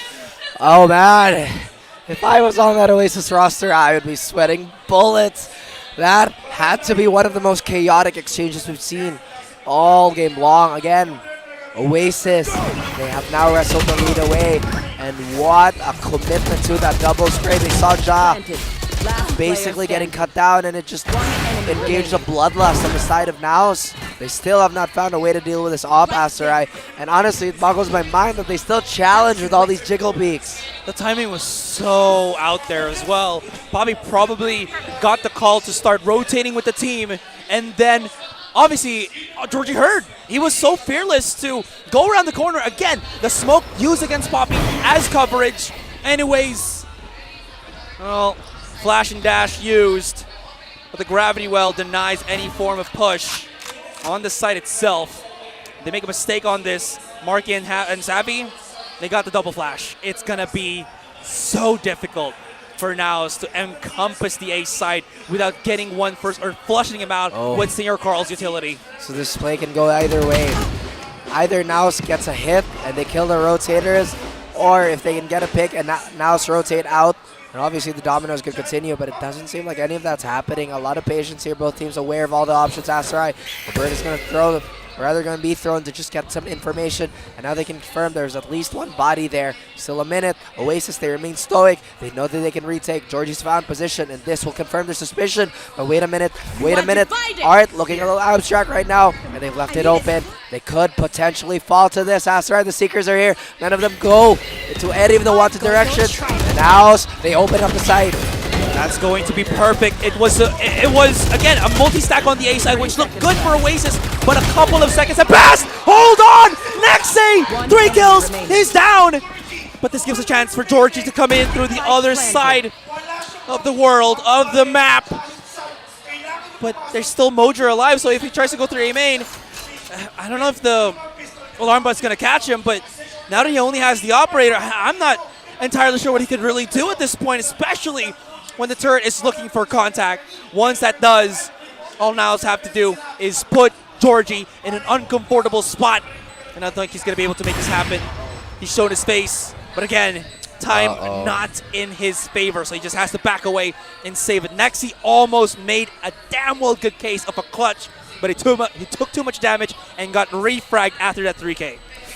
Oh my goodness. NAOS and Oasis, they are digging deep. Asterai, they have still not given up. And again, just seeing Art kind of crumble like that, just a little suspicious on the side of Oasis. It looks so good for NAOS. But again, the counter punch by Nexi here, beautiful stuff. Oh, Had he had a little more HP, yeah. I thought that would have been a different story. Again, like I mentioned, it was supposed to be a really good call from Oasis, but the slight stop of the pull of the trigger by now, it's just a couple of seconds to allow those Art players to come in, was huge. No. Well, actually, yes, but at the same time, Oasis, I'm not entirely sure why they just gave up Art so easily, so casually. They already knew there was contact there. There was a confirmation. They had a small fight. Again, like I mentioned, I think they were, again, expecting more players to come in from A main before the Art push, because that's usually how NAOS approach it. That's my 2 cents on it. But again, the question is, why would you want to go, or rather, like, how do I put this right? There is a lesser force you can deal with to secure, to deal with the front line. So why not back out on the site and take those, again, those very, very this feels reachable like map content patrol. For a more longer form video approach, but I do agree. Could be a lapse of judgment, could be a miscomm. In any case, it was a play that NAOS got, that took advantage of, and now is allowing them to get this 5-5 coming in. Anyways, it's going to be a push, possibly on the A side. They're clearing up the corners here. Smokes have been set up. Molly. I think they can back out. Oh, they are so close. I think they can back out, honestly. Oh, but right now I feel like the fan is honestly coming out. Not the analyst, not the desk talent. It's just my inner fan coming out. And they do exactly what they needed to do here.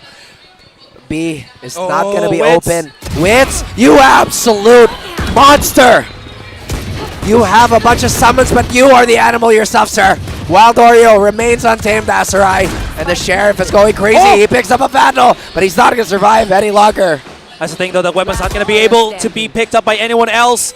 Marky somehow manages to get himself a rifle here through alley, but the positioning's just, yep, exactly that.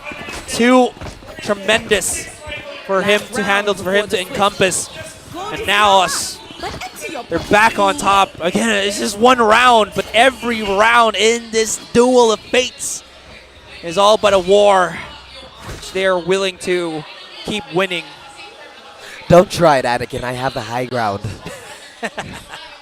Well, they did for a second, but then they got flushed out. Exactly. And I think this is an accurate representation of why we've been so hyped for this matchup. There is no clear winner, honestly. But now, so that buffer that they got for themselves has definitely been doing wonders. You see the Viper Orb come through here. But what is the default going to be? Now Oasis is so far. And Georgie gets stuck. Asterai, this could potentially be the breakdown because this is nothing like what we've seen in the previous defenses on the side of Oasis. Now Oasis, they still have Nexi, an absolute tank. He is going to handle business as well as he can, but once again, NAOS, you can never guess. Are they going to commit? Are they going to go back out? But now they go for a tempo switch. They hold on. They know there's a minute. Nobody's really challenging their flanks. This is still very doable for Oasis. If Waldoria can get a kill in the retake, if NAOS push for the B side, he has another Cosmic Divide. Any case, NAOS, they're just willing to go for the fight here. Round their corner. Great flashes, actually. Who is this? It's Wits supporting his team there. Next, he does get a bit of damage, but it's not going to be enough. Only leaving Waldoria in a 4 versus 1. Don't count him out.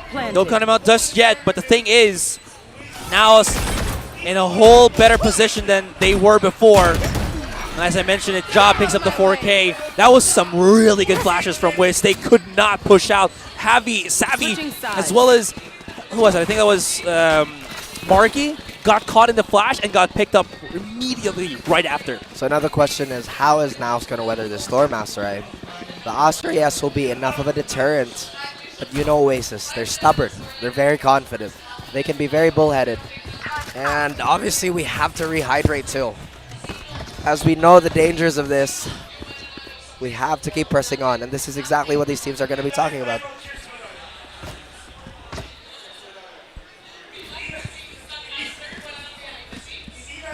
And of course, Asterai, let's not keep them waiting. All of us took a swig of our drink. And yeah, I gotta say, everybody understands. I know, exactly. So all I've been saying is that this has been such a great exchange between both the tables and these teams. True. And Oasis, they have a bit of a deficit to work with. So far, they are superior in terms of just winning pistol rounds. Again, within the most recent series, they have a bit, I think, around 2 over NAOS. NAOS have equalized, obviously, in the previous maps. And here we go. Georgie, the tempo pusher, the fire starter. Can he deal with everything? But Senior Carl and Wits, they hold the line. They hold the line indeed. As everybody following through, Georgie gets melted by the Viper utility. It was a far cry. Sir Carl, the smoke criminal, begging Nexi to push him in now. Trying to force himself through this utility. Not gonna happen. He's a pretty confident yet patient man. There you go. Patience gets rewarded. Can call for the rest of his team start pushing in as he's getting some really good control of the back of the site. 2 of them still stacking. That's Wits and Papichulo, but Ja has joined the fight. 3 players. NAOS, or either Oasis. Oh no! To just go! He whooped up the knife! He wanted to go for the stab! He wanted to get it over, Asterai. They wanted to make a statement. They wanted to ruin the mental. Or maybe he misclicked. I don't know. No. He didn't misclick. He didn't misclick. For sure, he does not misclick in this situation. But in any case, that was just great initial defense by NAOS, Wits, as well as teammate. So that being said here, NAOS on the precipice. I was about to say, before they started pushing in, before Oasis started actually attacking the site, that this is the side that they actually want to play, because attacking is where they can keep funneling the run it back charges to Savvy. That is true. Absolutely true. And now I'm pretty sure they've taken countermeasures away from this, Asterai. But the double up wins. He doesn't need all the help. He only needs Mojo apparently to cut down everybody.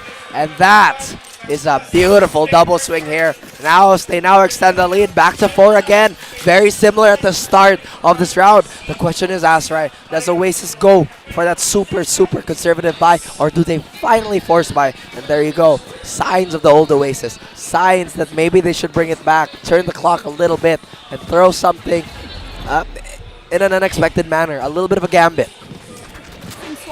They're committing to a lot of Vandals. Have shields.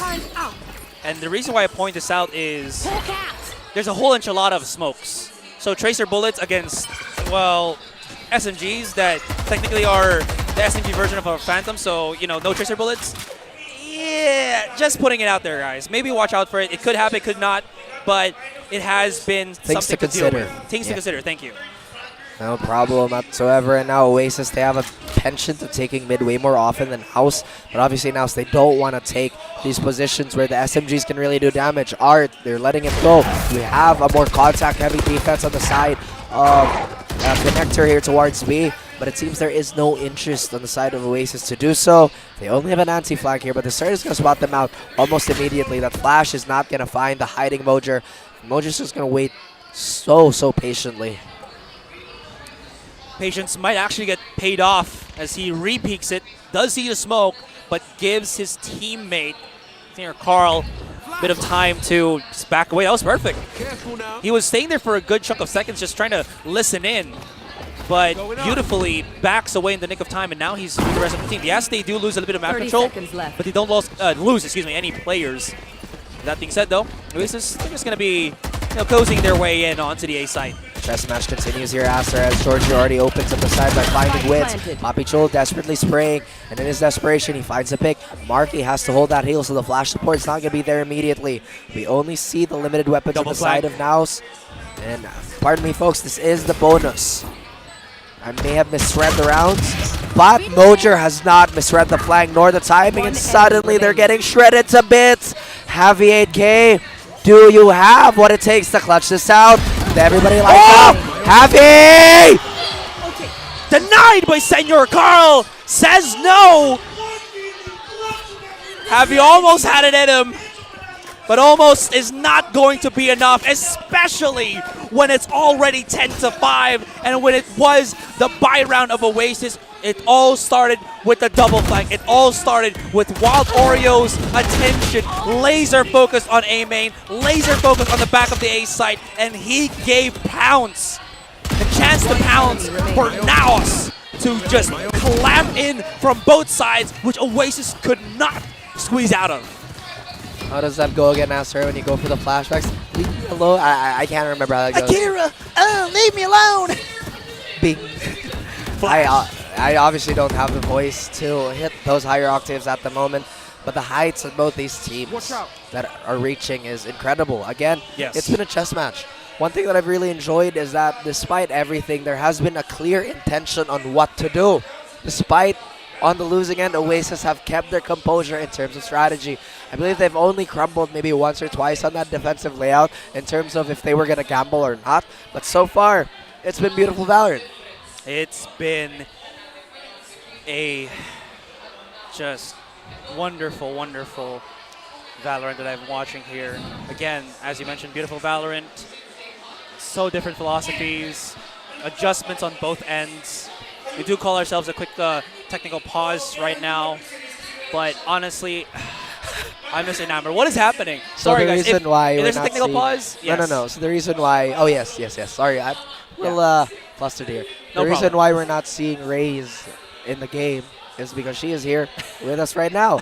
And both of the stages gets here. I feel like everybody has pointed that out.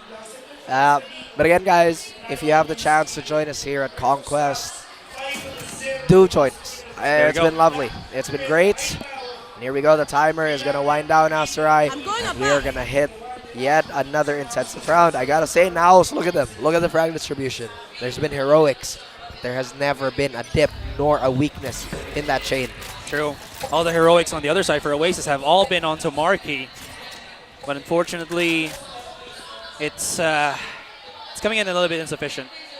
Dog going to be able to get actually great information. If you break it like that, they know that there's going to be a huge amount of forces right now. Run it back, use on Art. But now it's read perfectly. Again, just allowing Oasis to get certain map control while they play that intercept. Can't really push Poppy Chulo's utility just yet, but they will get control of Art. That gives them enough time to actually barrel it onto the side. This is going to be perfect for them. But again, the double flank from NAOS comes into full swing. Mojer, right in front of him is going to be Nexi. Ja, he knows he's there.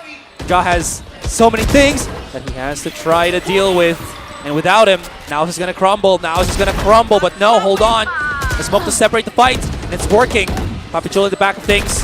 They're still here. Big flanks coming in from Savvy.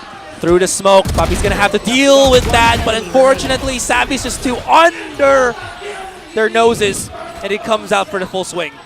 Adjustments, finally coming out on the side of Oasis here.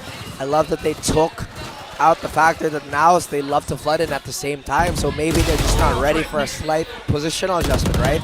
Again, a little bit of aggression towards smokes here, and Savvy being, well, a little crafty, getting so much value off of that smoke, and I don't even think that was his teammate smoke. Still though, NAOS, they built up an impressive repertoire and a bank. Ja has the operator now, so maybe they're going to be a little more aggressive towards finding these close range angles. They still have to address the flashes here, and they get a sound spot. Ja, very curious to what's been going on towards the middle portion of the map. They're not going to hear this rotation out, so now NAOS, they're getting put into a blender. Well, NAOS on my way. not going to get swirled around because Oasis have gone the other direction. Joss showed his position on Art here. Going to be doubling up alongside Senior Carl, with the rest of Oasis now trying to work their magic through a double-pronged approach. V-Long as well as Ali. No impact play for Senior Carl as Savvy's Molly was able to just flush him out, and Mo just by himself. Oh my god, how is he going to be able to make this happen? But he still does. 1 for 1. That's still going to be fine. And because of that, Joss been just, again, confident enough to re-peek and actually hit a shot. And that's a very good shot here. That's Marky, who has been the player for Oasis here. Now exactly on cue, they crumble Aserai. They get chopped to bits and thrown into the grinder. Now they take the 11th round and potentially their second map. Again, we were questioning if this map was actually theirs because it looked so shaky on burning out of a bracket. Now assurance been given to everybody. Player standing.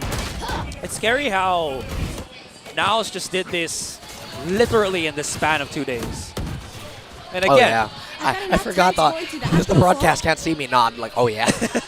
So I have to verbally say these things. Anyway, guys, welcome. If you just jumped into the stream, do grab yourself a drink, grab yourself a snack.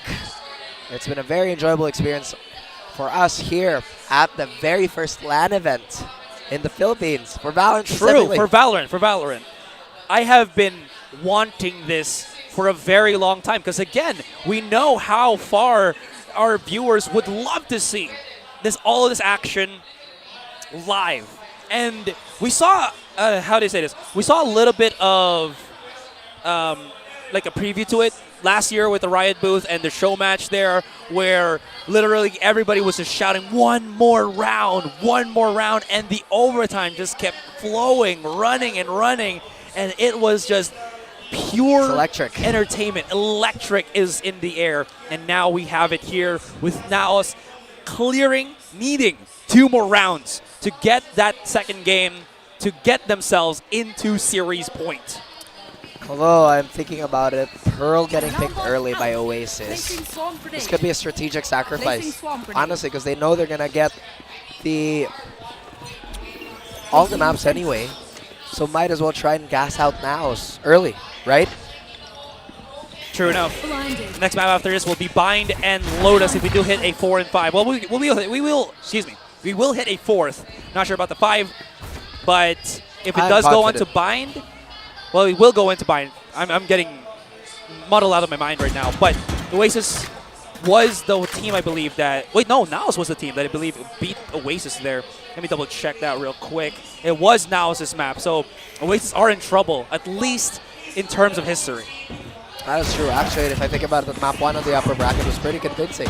As I mentioned, that ended up being a moot point as Oasis mounted the comeback. NAOS still brimming with confidence and momentum, and yet they remain stoic, no overextension whatsoever. A little curious to what might be happening here towards the middle portion of the map again.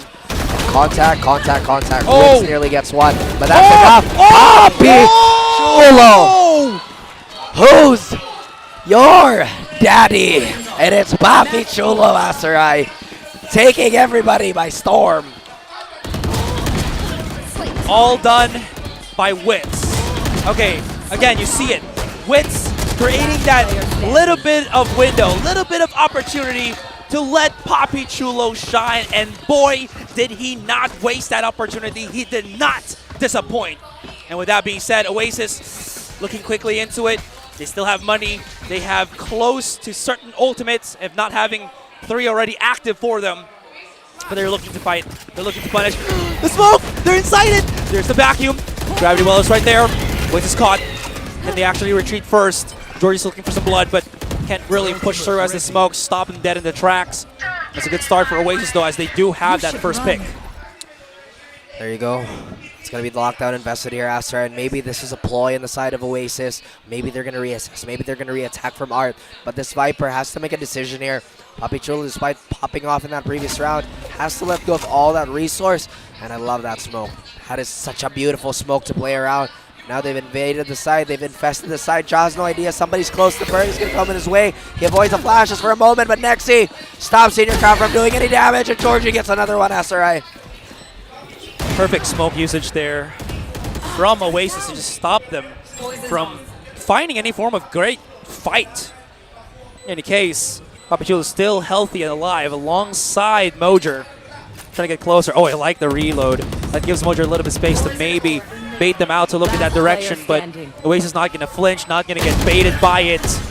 They fight back. They stop the end of the game, but they need 5 rounds.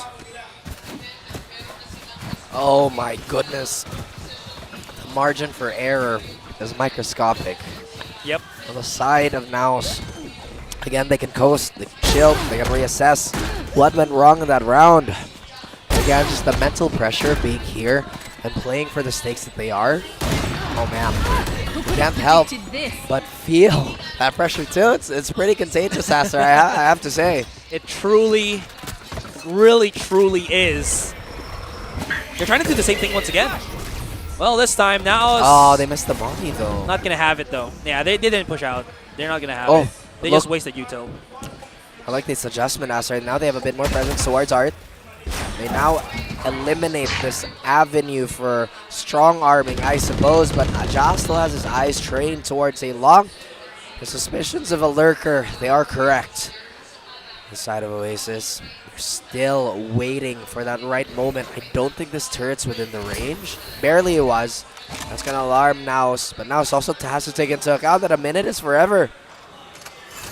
They broke it. Joss going to have to look through Art here. And it's a really good decision because now the operator's not on A main. Witz is going to be there. So, I mean, they still have to deal with the flash. Oh, they actually doubled it up. This is a risk, but it's a risk that we're willing to take.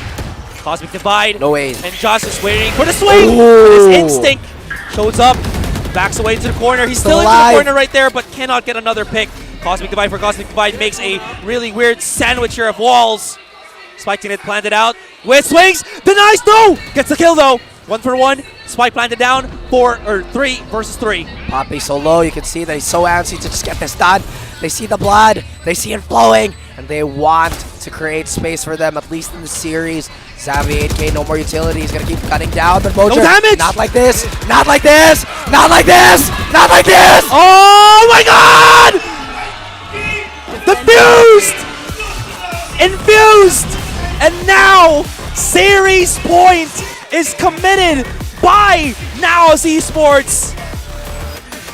He thought, to be fair, he got the kill through the smoke. He thought that was diffuser, but again, no visual confirmation. He tried, but he got denied. Oh my goodness, Asarai, that is an insane heartbreak. It looked so good up until it did not, and let me tell you, that mental damage is gonna be insane. Wow. And you heard me right. Again, somehow I am managing to find the voice to just say not It's like the energy, this. Man. It's the energy, man. It's the energy, and it is the ferocity of this team's NAOS able to rise up, and I love how they play that. They were so confident. They were so sure of how they wanted to approach the fights, and it shows right here. Complete great spread through them, and Oasis is stumped. 13-7. Is it? Are we coming back to status quo? Is NAOS on top, or will Oasis keep themselves alive, push for a Game 5? Because as I mentioned, this is already series point. Oh man. Oh man. So You know, honestly, once again, the inner fan came out. The desk talent has to return. Once again, guys, my name is Raph. That is Asterai. And we are going to be your English broadcast. And as we wind down the day, just so resilient NAOS is. Once again, they had a rocky start. But at the same time, I feel like we're only saying they had a rocky play because Zol is a team, historically speaking, would be, again, pardon the term, but a team that NAOS consistently gaps. And now suddenly Zol overperform. Their stars emerge. They destroy. They take a map. They make NAOS bleed. Now suddenly everybody doubts the strength of NAOS. Yeah. Again, I go back to the point where it's not really NAOS getting worse or becoming worse. It's just everybody else getting better. Better. Exactly. True. So with that being said, NAOS still showing to us that they're also able to evolve the same, if not the faster rate that all of these teams trying to catch up. And as I mentioned it, I will reiterate it once again. Are they going to be able to stop their opponents dead in the tracks? Or is Oasis going to be able to do that? Because NAOS seems unstoppable here. And the Ocho King, it's Wits delivering the win with Grab Unlimited. They did say he's the king, Asterai. So if you come at the king, you best not miss. Again, Oasis, they drew first blood, and it was convincing. They look like they figured out the formula, but you cannot discount the fact that NAOS is a layer upon layer upon layer of experience and just grit. I had to take a breath. Flex for the camera. I'm not gonna do that. Anyways, we're gonna go on a break, guys. When we come back, you all know what it is. Game number 4 gonna be handled on Bind. Just a quick little recap. It was Oasis that, or rather NAOS that dominated Oasis there. So we'll see if that's gonna be the same case. Anyways, we're gonna go on a break. When we come back, more of this.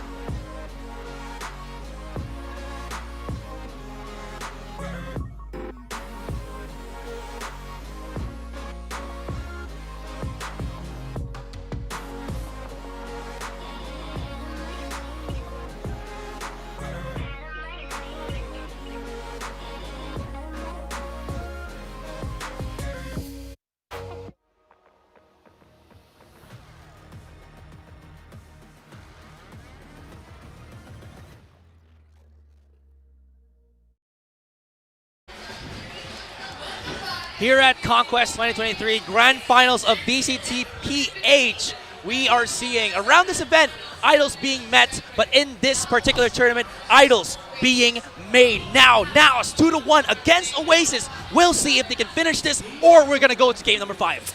Man, honestly, the latter is such a big possibility. Again, these handsome gentlemen behind me, actually, they have so much fight left in them, and they don't want to leave the stage empty-handed. The same thing can be said about their opponents.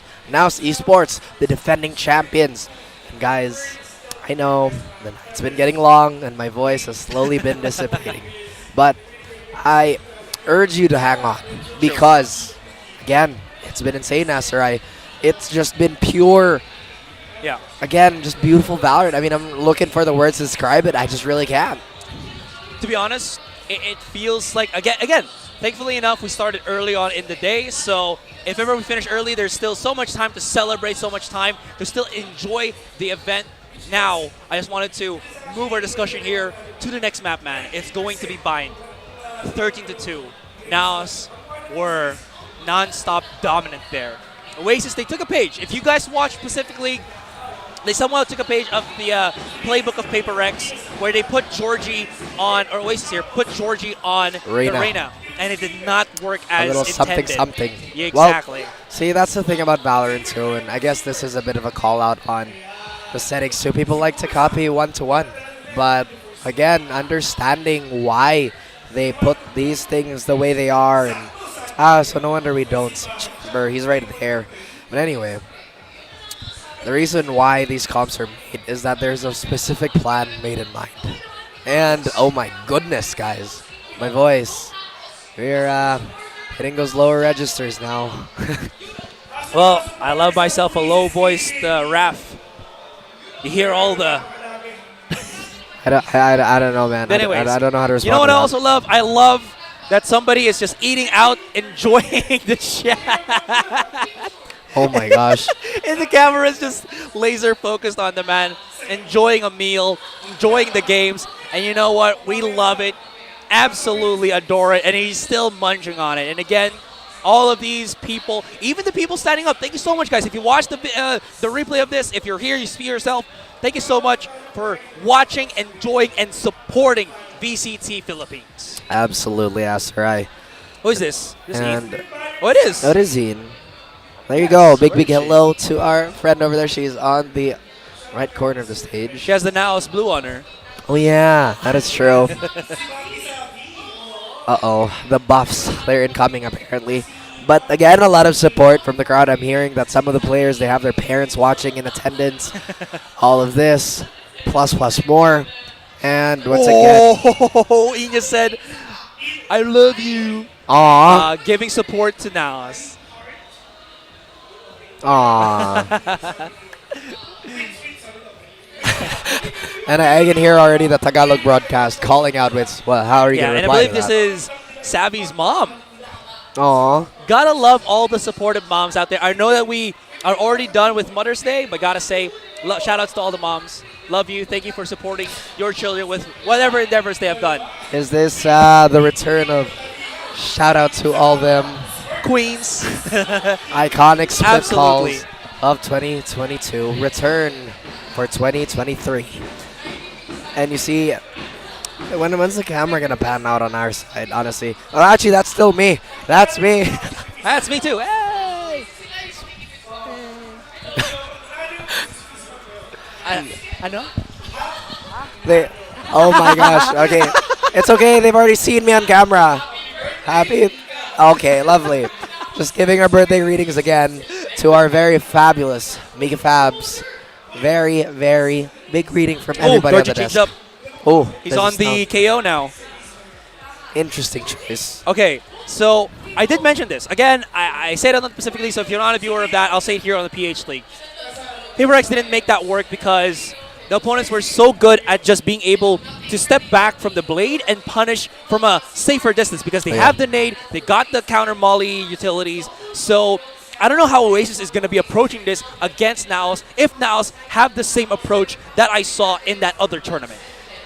I'm thinking, how is this going to work out? So Mojer's definitely on a bit of a throwback here. Mojer known for his duelist play, dusting it off, and obviously, you know, kind of getting the works in, Asura. And oh, hey, look, it's Taylor on cam. It's Taylor on cam. Flex now. Flex. I cover though. Pump cover? Nah, we're good. We're good. Anyway, guys, that's just a little bit of a preview here, and I gotta say, everybody's enjoying the festivities, man. I'm just saying. Absolutely. I wanted to just again double check the composition here for NAOS. Just real quick, nothing has changed on the NAOS side, and again, nothing has changed except for the KO on Oasis. But this could be the bit of mix-up that they were kind of hoping for, because again, Georgia couldn't really feed any kills or get himself any kills when he was the Reyna. Yes, he was top fragging, but that was only 10 kills in the span of like 14 rounds. Not really The top best frag material. Yeah, exactly. I'm trying to think here, right? Because if that KO knife is going to encompass the entire site, then it's going to be a very, very big problem for Ja, because he is on that Cypher. Plus, the rotation is going to be delayed if rotator is going to be Mojer. Truly. And I love the roar of this crowd. Once again, heavy support from everybody there. From the Javi family, from the Zavi family, they're looking to once again bring the hate for everybody. Master, I couldn't be more honored to be doing this, you know, even if my voice is giving out. Of course, I told you, man. Even if that is what is happening to your chords, the energy will bring itself out of you, or will bring itself to lift you up. Anyways, quick little snake bite lineup there outside B main.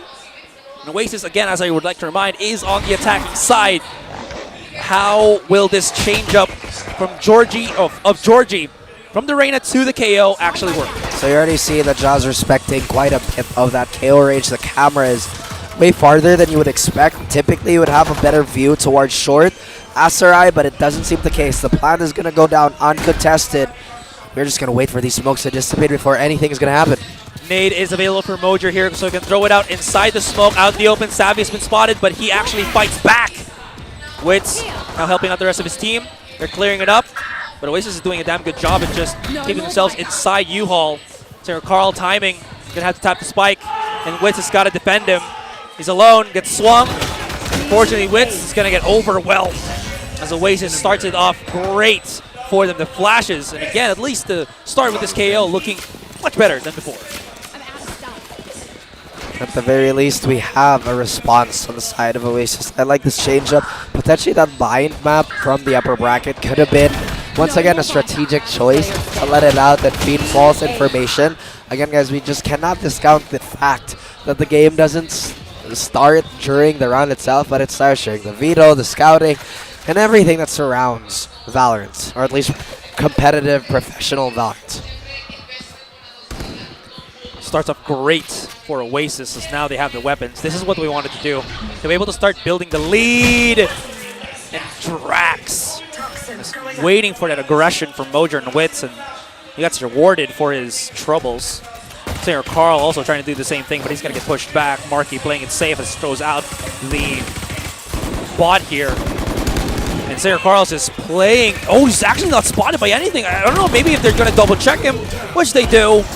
And that's just going to make it even easier for Oasis to take up this round. And again, just continue the streak at least for now. Again, business as usual, guys. Nothing too unusual. As we mentioned, Oasis really running up the gun advantage here. Surprisingly, on the side of NAOS did upgrade to that Sheriff. Again, Ja Classic. And Oasis, I would say this is the more modern approach to bind Asarai, where they forego a classic Sentinel. And instead, they go for a double controller instead. Will eventually achieve the same job. And the thing about the rotations too on the side of bind is that there's very little areas of actual or active contention, right? I mean, if you think about it, market, spawn, which is largely ignored anyway. Yeah. Well, it has been honestly true, actually. I really do like how, or not really, I don't really like the rotations on bind specifically, but some teams just really double down on the utility. That's why you see double smokers or double controller sometimes being the norm, just because it's so much better in you stopping your opponents and giving you really good pockets to play in as a defender. That being said, NAOS now, well, trying to get map control back into their own favor by not over pushing. Using their utility does get a bit of information outside on B-Long. Wits, if he's crazy enough, can go for a massive push here, but he's jiggling and might actually get caught if he gets a little bit too overzealous, which he doesn't. Great mobility overall from the man himself. Pushes back Oasis to rethink their lives. Is getting a bit of help from his teammates, but Oasis, as you can see, are already moving their ways onto A main, and Blitz is full blinds himself. Well, again, this is just a pretty normal exchange on the side of really both these teams. You expect both guys to dominate B-Long, but look at this. The commit, Marky might catch Senior Carl with his pants down, or might even shred him. And he does not before losing Drax. But sorry, they still can't get the spike down. They're having a bit of trouble on that exit. Mojer has nade. He can stop them if he has the angle correctly. Or not, at least not shot through the smoke because he is low. Got retaliated upon. Ja is still trying to help out his teammate here. The chase, it was a risk, especially with the nade right there. And does not pay off. Papichulo is going to be long rotating while Wits is by himself, at least clearing corners first. While he preps the site. This is still so difficult as Oasis is so diligent in, again, flushing every single corner out, every possibility that NAOS can try to do to reiterate or retaliate. It works. Wait, Papichulo's gotten the hit, and he still has a chance. And Georgia, unfortunately, looks a little bit to the wrong direction, and that great mistake will pay off for NAOS. It's a bonus round again. I don't want to be the killer of hype, but it was a bonus round. Very, very well played by Oasis there to make it as expensive as it was, but does not take away the fact that NAOS had such a beautiful response to that. They knew that they were down quite a bit, and honestly, they just couldn't wait for the numbers to collapse on them. Oasis, what do they have in their bag? They are going to have that null command very, very soon. Drax is going to have an orbital strike to clear out U-Haul if ever. Now, so they're not too far in their mark too. Wits, he has the Seeker's Asteroid, which has been put to great use. I believe the statistic of Wits having that translates to a win roughly about in the high 50s, low 60s. Numbers aside, here comes the push. The slow doesn't actually follow through. And Mojer, he's got the judge. He might make a mistake here. Popping shots, only good for one. Does soften up Wild Oreo here, but that's not enough. They need to push through the wall of the Viper, but it really stops them dead in their tracks, and they decide otherwise. And Oasis just, again, deciding to either go for the push or back away. The spike's on B-Long. They can TP, but they need to find a pick or a little bit of information first before they do anything. And what information can they find, really? The flash isn't really going to confirm anything except just a body. Who, though? NAOS, still holding strong. Asteroid Oasis. They know that an overextension could be possible, but once again, looking at the overview, NAOS, they're just happy sitting in their corner. The spike has to go down sometime soon, 35 seconds. Once again, when we hit 20, that's a point of no return. Oh, that's a perfect timing on the wall. They're going to push through it. Georgie, does he deactivate anything with the KO Blade? That's going to be important because right now, as they push in, they're going to have to clear things out. And Wits is undeniable. And he actually gets back. He has 5 seconds. Blinds it fully. The rest of his team's right here. Has to plant the spike. And Drax just gets outplayed, outmaneuvered, and out of time. All courtesy of Wits. That is unreal. Wits, the real Iron Man in this situation. Wow. Without HP, what are you?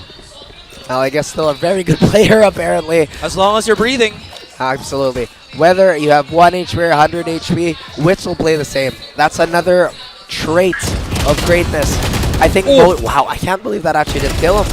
I mean, again, if it's a shotgun, headshot actually isn't your favorite thing. It's body shot because, you know, you want to maximize the pellets, but you're absolutely right. If that was a rifle, you'd be like, yeah, it should have been a kill. Judge, maybe not. No, because the judge can be so deceptively powerful. Sometimes you get one shot from, what, 8 meters, 7 meters, which is huge for a shotgun in this game. Now, Marky, look at this. Speaking of shotguns, Asarai. No one's speaking him. They know that Marky is so much known for his double satchel shotgun plays. Could try to soften up the blow. I do like how last round Wits did not spread out his utility, all centered on A short. Now it's actually spread out. So if they try to push through this and not activate any of the traps, it's going to be quite difficult. Actually, that trap is still active. This is perfect timing. They really want to commit to this. The Seekers has been used already, and that's just going to put them in a really detrimental spot. They're not going to chase that Marky. They know he's on the shotgun. No real need to aggress the kill. Spike still does get planted though. They still need to address this angle, Asteroid, but once again, how are they going to do it? The crossfires are here, and Drax gets one. Spike barely planted. The trades coming in now with Cha Poppy, the Fable trio. They get the last member here, isolated, and you can never leave. Marky got himself in U-Haul, and he could not find an exit. Still though, inherently good. -2 on the side of Oasis, Asteroid, but could have been better. Well, on a dark desert highway. Cool wind in your hair? Cool wind in your hair, man. It's bind. It binds us all. Welcome to this hotel. In any case, where you can never leave, as you mentioned, and Oasis, it's perfect for them because they can enter, but they can never really truly play that post plan right now. To be fair, though, to be fair, weak buy for them. They use the Seekers. Yes, it's a big commit, but it actually almost worked. There was some misplays there from NAOS with the flashes, which did cost some of their lives, and it actually almost worked. But again, NAOS is able to compensate some of these mistakes. Again, NAOS, the refinement really relies on how they handle a 3vx, a 2vx situation. They're so close. They are so close. Oh dear. Into the NAOS blender, Aserai. What gun round? What gun round indeed. They try to say, we got the purchase, guys. We can set it up. And then as they just slowly creep up, no flashes, no nothing. All about that dry peek. NAOS is the one that actually comes out on top as they just basically break through. I honestly thought there was a possibility for like a double spray down collateral from Oasis. Unfortunately, no, it's just a bit too quick. Sometimes speed is all you need. Oh, they spot him. It's not the speed that kills Azar, it's the sudden stop. What does NAOS have in place to, once again, alleviate the situation? Oh, man, that is such a smart Viper spin. I don't think we see that often enough. At least in recent times. Again, Bind recently reintroduced as well. But there's no real weak side on the side of NAOS here, man. Yeah. Xavi can't really break through anywhere. Yeah. Unless, you know, NAOS trips up and makes a mistake, but... Nah, not with 27. Yeah, with the Cypher utility, which again was also one of the issues I think that Oasis had to go up against. And here's the thing. 10 seconds left. You can say that Oasis, yeah, we can break the Cypher util, but the thing is, Ja's an experienced Cypher player too. He's known for his duelist, yes, but he's also one of the trickiest Sentinels we've also ever seen. And he knows just where to mix up the utility to actually favor him as he sees fit. And Once it works. again, it's always going to be a freaking back and forth Asteroid. They're always going to adjust. And this is not to discount anybody else too, but our pro players are on a different level. It's disgusting, honestly, to see how good they are and to how far we've come, honestly. Like, our scene, we've become so strong. And I feel like we're only going to get stronger. And this is the testament to it. The grand finals been fairly competitive. My voice maybe kind of giving out. Again, sorry for the broken record action there, ladies and gents. It's totally fine. But what is totally fine, Aserai, is Oasis, they go for a more punish-heavy stance here, waiting for an overextension. But Marty could be as I mentioned, outnumbered and maybe just overmatched. Now they go back. Do they know that there is a Georgie waiting for it? Beautiful, beautiful dog. Just to get that out of the way. Counter flash. Beautiful reaction on the side of NAOS too. Now Oasis, they still have not pulled the aggression away from the side they wanted. Sarah Carl has ultimate. So, well, if the Sunkleman can hit him, then maybe. Traps will get unactivated, or deactivated, excuse me, that's the word. His jaw gets hit by it. Oh. But they still can't plant through. The molly was perfect from Sarah Carl that actually stops the planter from being there, and now they might have actually had enough time to delay the null command. Now they got the orbital, now they have the lineups. You know, this is going to be very damn difficult if they can't push through this. They have to fight. The flash is right there. They do no, they don't overwhelm. They don't overwhelm at all. It's just going to be pandemonium as all dominoes, all pieces fall down. Job picks up the 3K. And oh my god, Senior Carl with the molly denies the insta plant. I cannot believe NAOS once again with every single thing. Oasis invested to pull the aggression. Still remain stoic.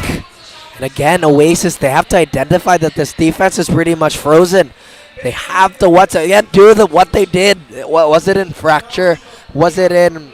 No, actually, it's what NAOS did. NAOS played Pearl so well. They understood that the defense was hyper-reactive. So what did they do? They kept moving around. Yeah. And Oasis, they have to loosen up. They're a little stiff. To be fair, they kind of did the same thing in this particular round. The problem was that bit of mobility was dictated by NAOS specifically. I was actually wondering, because you saw the two-man hold on Hookah by NAOS as they got the kill onto, I think that was Marky there. No one else from Oasis was there. They could have maybe gotten a kill because both of the players were actually using utility on B-Long. Maybe they thought that Marky was a solo player at that point, but I don't know, man. So here's the thing about having a Sentinel too. It is so much easier to influence where people want to actually go. Because again, inherently in your mind, yeah, I don't know, he's kind of equipped for me to run into him. Yeah. And again, it's pretty much imprinted in everybody who plays Valorant that running into a Sentinel, no, don't do it. Yeah, and it doubles up on my point again. You add that to Ja, who keeps switching up where he puts the trap on the A side. It just makes it so difficult for Oasis to fight there. And unless they can break down the Wits Papichulo combo on B, which is so hard because Papichulo never seems to be found properly by Oasis because Wits is always on the contact, flashing perfectly. And again, Wall can't be really... It's the age-old issue of Bind just being just so difficult to traverse as attackers. That is true. I do like this map now, though, with the small adjustments they made. I am not against this map anymore. It's provided quite a bit of creativity. But Wild Oreo, maybe this is one of his moments again. We do lose Wits, which is going to soften up and potentially put a lot of attention towards B-Long. But wait a minute. Wild Oreo has no idea. NAOS in general have no idea. Marky is going to cause a flinch. What? Oh, dear. Oh! No kill on the Savvy, down to single digits, but it's enough. I thought it was going to be possible to maybe punish the punish of Oasis there, but not going to happen this time. 2 versus 4. Savvy is low. There's a possibility here, but the post-plant positions of Oasis look pretty damn solid. Uh-oh. Oh, Senior Carl. Watch your head. Oh, dear. That's going to be him out. Now should be a safe call on this side. Actually, no. Still going to go for it. He has a lot of money. Pichulo cannot conjure. What made him so great in that microsecond? And again, just rate of fire. A little bit more advantages on the Phantom. And beautiful round other side of Oasis. Now, though, I thought that could have been the play. But, again, it happens, even to the best of us. They punished the double TP there. Oasis taking a page out of the book of NAOS are just finding their own rhythm here as they didn't commit to the site, so the TP outside bats was actually showing the hand of NAOS, giving Oasis some really good options to choose from as to how to approach the follow-up to that particular round. So that being said, really, really solid adaptations and, again, read from Oasis. Here we go. NAOS still holding strong. Vulture! Oh, we can't get it! Does get refragged quickly here, though. Spike will get planted to the efforts of Marky, but like I mentioned, if NAOS has lineups, this is where it gets very tricky for them because now they can get delayed. While Oreo, okay, thankfully does activate his utility first before he gets into that corner, so he can start moving around. But as Poppy clears up, they know now it's going to be all about that lineup. Is there a molly for Drax to utilize? Yes, they can bump that molly too. Throws it out. Goes high, goes low. Gets dumped. Oh! Senior Carl lifts up the chamber as Savvy's the only one to remain. But he has a lineup. So wait, and Savvy. Wits gets it through the wall. Time has enough. It's been halved as well. Savvy was starting to scare me. He's like, no, hey, relax, buddy, relax. I got it. But no. But no. again, that's just the greatness of Xavi. You'll never know when he's going to pop off like that too. But Wits, he is the great equalizer. One more round to the name of NAOS. Apparently Moja has the showstopper here. Getting a little confused here, Asterai. It doesn't matter, but Senior Carl with a massive ult. That boy is good. Yeah. That boy is really good. Yeah. Thankfully for Senior Carl, he actually got the kill on Marky there. If not, Marky has so much control of the back of the side. Even though he's low, they have to push through the smoke to stop him, and that's where I guess support utility and Marky himself can really punish the NAOS players coming back to re-encapsulate that round. In any case, like you mentioned, Senior Carl, he was so quick, but also big props to Papichulo for clearing out Hookah, or rather Hall's U that quickly. Ooh, Here we Wits go. though. Once again, Wits, the last man standing that time, Master. A little uncharacteristic for him to fall. In fact, I feel like this Octagon defense on the side of NAOS has been pretty fragile. It hasn't been detrimental to their success just yet, but this is something that they have to address. Otherwise, Oasis are just going to get free picks. Wow, that's the play. Wow, they actually brought 2 players on the other side to just punish here. I think I only spotted one. Now if they actually aggress to the B side, there's a lot of people that can fight for this. And I believe Moja still has the nade, so if they push through Octagon right now, Moja has great timing. But Savvy finds another. It's all going to be down to Senior Carl. Has to go for the swing. They're not coming out through A short, but the smokes stop his vision. He does have the molly. The timing is going to be crucial. He's been spotted already. He has to go for a fight, but he loses every single one of those. Physically wincing is everybody here watching.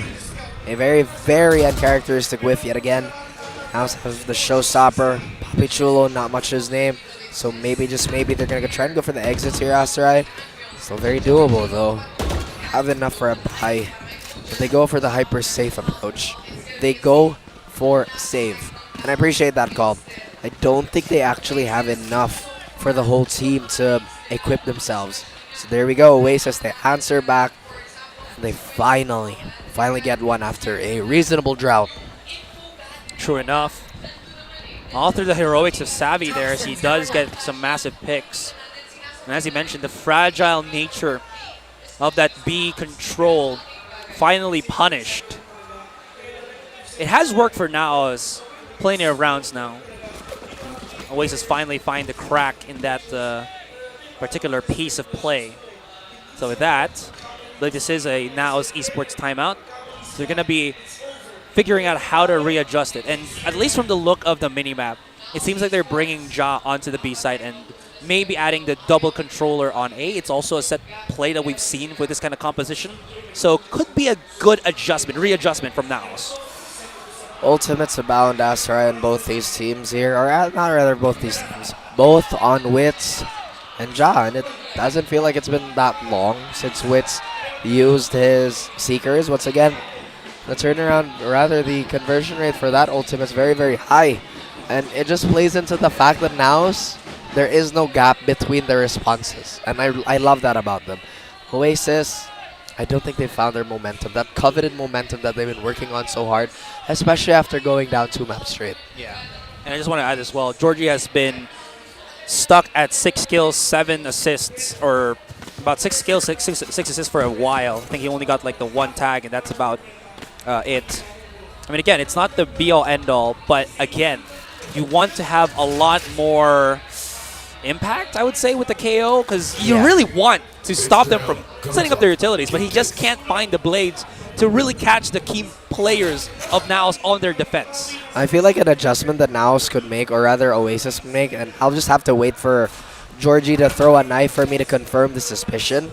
But in any case, they are going to go for a slower playstyle here, which is, again, very, very good. They understand that the tempos they have to change so they don't remain predictable. You saw how NAOS so sure of where everyone was on Oasis and sending 2 players, 2 bodies to Hookah just for a punish play, as you mentioned.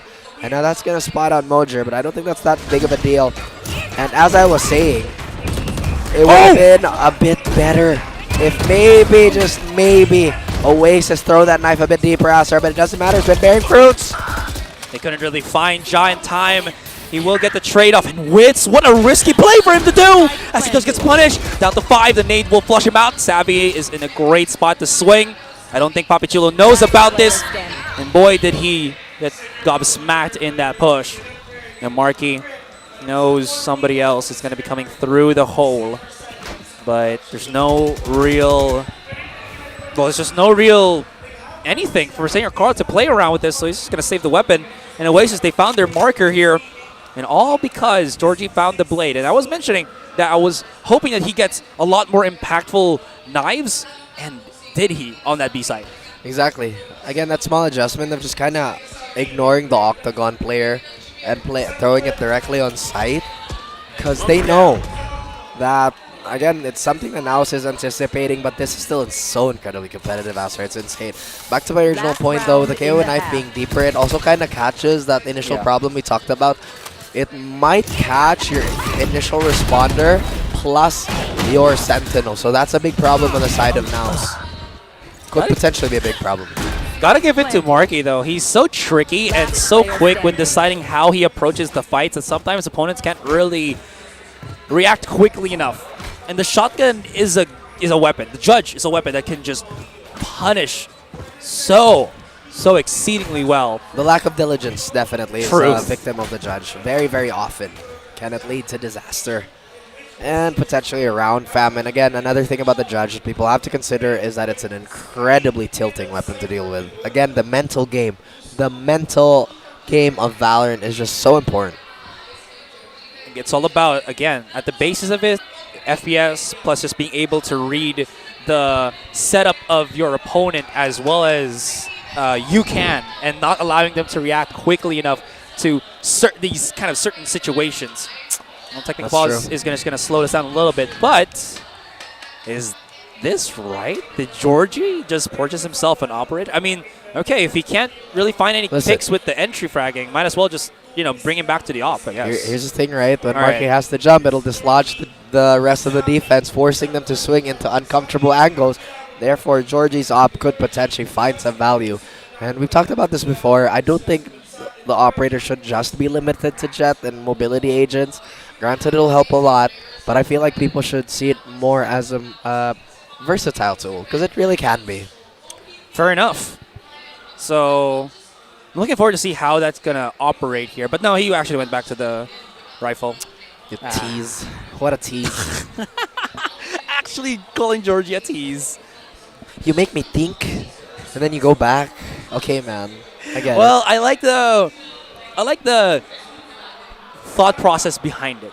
So if ever it does, push through, they still have time. And of course, happy birthday to our lovely primary host, Mika Fabs. She can't hear us, can only hear the Tagalog broadcast, but maybe if she watches. No, I think she could hear us.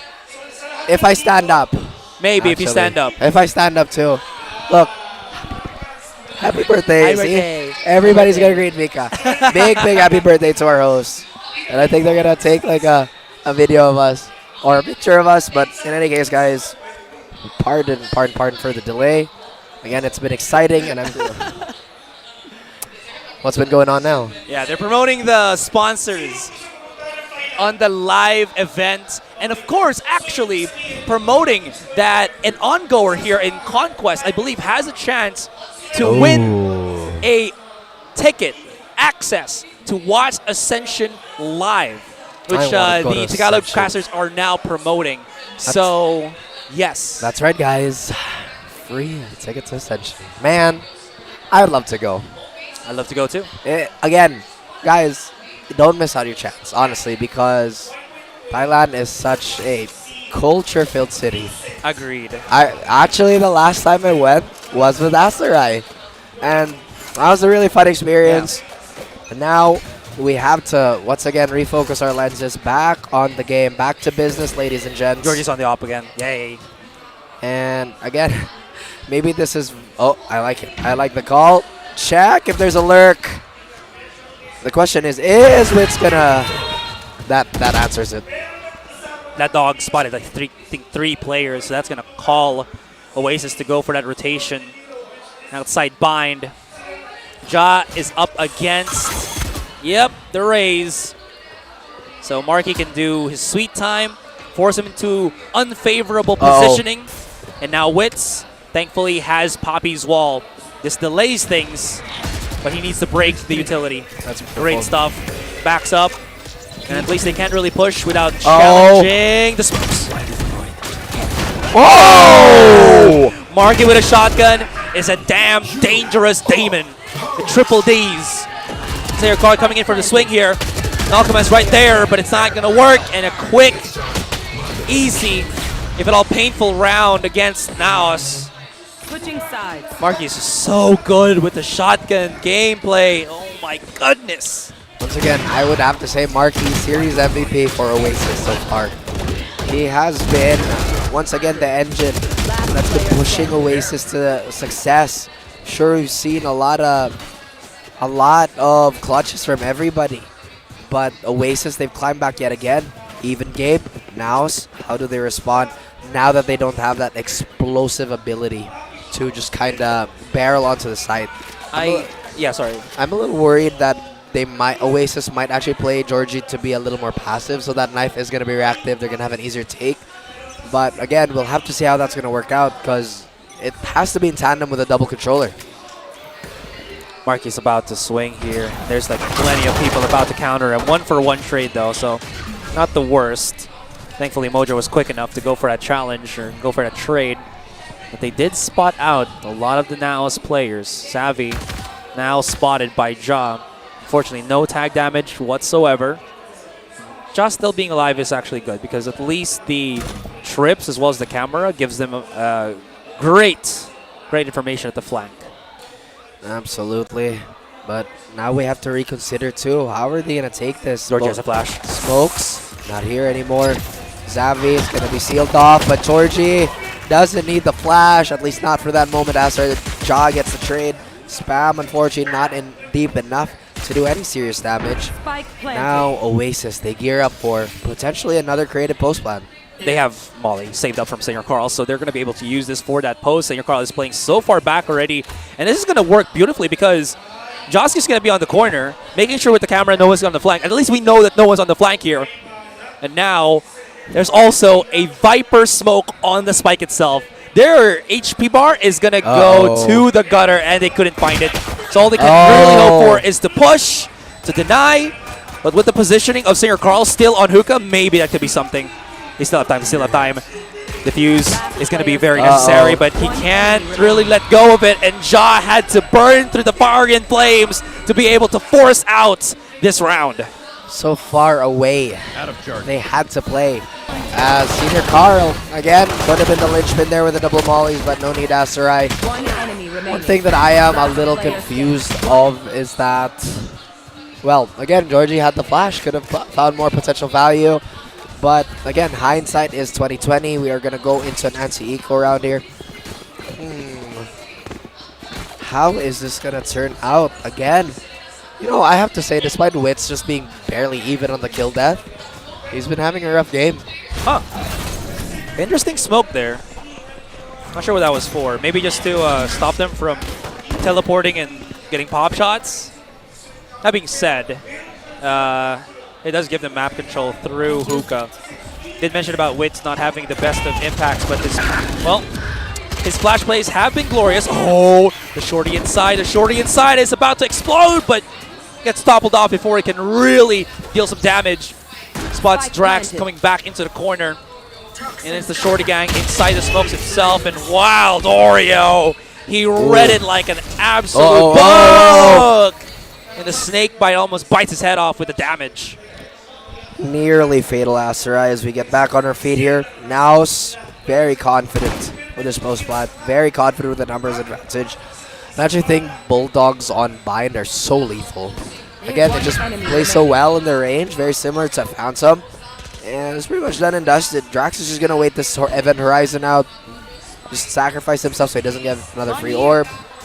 And one thing that I want to highlight, NAOS post plants, they're the best. I don't think there's any other team that comes close in just post plants. Agreed. Who else? Maybe Oasis. No. I would say no. Comes at least second to them. No. Okay. Well, I don't know who even is a second at this point. Because like the way NAOS handle their post plans, a it's lot of always a layers. treat to watch. Yeah. If you've noticed, they go for this really crazy. For example, Pearl A, I believe, just going off my mental here. A.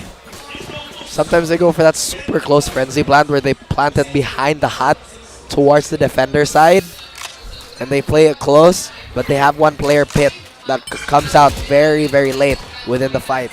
But Oasis, they have a more traditional approach, I would say. Uh-oh, Georgie finds a jumping Mojer, and that's a huge double kill, Aserai. Huge double kill, and Savvy still undealt with at the back of B Long. Somehow Wits manages to pick up against Georgie here. Josh gonna have to be quick, but not quick enough, unfortunately. He's alone. Dog's right there, spot him out. And actually still be able to find something. Maybe back into the corner right now. Smoke's about to dissipate, but there it is. The welcome party as they try to greet Wits. His demise as well, 8-7. And Oasis are just one more away from equalizing once again. Can I get a drop?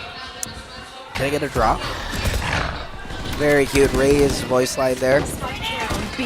But aside from that, the damage was dealt. I don't think NAOS actually had the, once again, the comfort to get some weapon for themselves and potentially turn it around. But what is their directive now? I'm a little confused on how they want to maximize Mojer. So far on this attacking side, he's been pretty quiet. Hasn't really had the chance to explode, especially with Georgie just be able to stop them there in the tracks. If they try to push through certain smokes of Oasis, and either Georgie deters, denies, or nullifies all of their utility, they're going to have to rely on gunplay, which supposedly, at the base of it, NAOS is great at, if not the best at. The problem is, they're going into the contact blind than anything else. So That's that being true. said, it's a really hard mix here for NAOS, especially that they didn't really get that many good rounds on the first half. I think what Oasis has to avoid is now basically dissecting them. You know, again, having a Cypher in your lineup is a natural push to lurking a bit, getting off values off stray kills, and getting off your neural theft. So far, we haven't seen NAOS do that. I don't know when they're going to, once again, execute that type of strategy. But Oasis, they've been doing a great job of avoiding all these unnecessary fights too. That's definitely true. Now it's not fast enough to actually catch Oasis off guard. So their executes, whether it's lackluster or Oasis just, again, playing it very defensively, yet not passive, that, again, it loses the map control, is just mind-boggling for NAOS at this point. Technical pause gives them a little bit of breathing, that's for sure, but now that this game keeps continuing, Oasis, there's a very good case that we can actually be looking at a Game 5. Oh dear. Let's see how far the wins will take us. Asteroid is a little too early to call, in my opinion. Oasis making a statement on why they should be one of the, if not the number one for Philippines. Again, they're still an uncrowned king in terms of, I'm trying to remember if Oasis have won a split. At least in the last 2 years or so. I'll double check that. I think in the last 2 years or so, they have not won a split. Because it's been, for split 1, it was NAOS versus SBE. SBE won. For split 2, it was, once again, I think Hashira. Oh, were you thinking about 2 years, last 2 years. Last 2 years? So yeah. True. So once again, split 1, South Build. Second split, I think it was, I'm trying to remember what the second split was. Well, I want to say secret. Well, you're trying to remember that. Now I have actually brought it up. So I'm looking at it here, and you're absolutely correct. Yeah, see, the flex is I don't need to look at my notes. I'm kidding. Actually, I just don't have something to put my notes on, so I kind of have to remember a lot. So after, anyways, sorry, just to add to this, the last time we saw them as first place was in VCT 2021. That was Stage 3 Challengers 3. Yeah, exactly. Wait. So the last 2 years. That was against Sun Sparks. Oh, wow. That is a roster that I have not heard of. in a good minute. In a good yeah. minute, So for sure. if it was just last year alone, we had SBA and then we had Secret, and then for had although we got NAOS. yeah. Last split. Yeah, we also had Alpha Esports. Wait, no. No. No, Last sorry. split NAOS. This split, not yet. Yeah. Anyways. That being said, now moving forward back into this game. Thankfully, the technical pause is over because we want to keep the ball rolling, the action heavy and heated. Now, I don't think they've set their sights on the A side before, have they? Nope.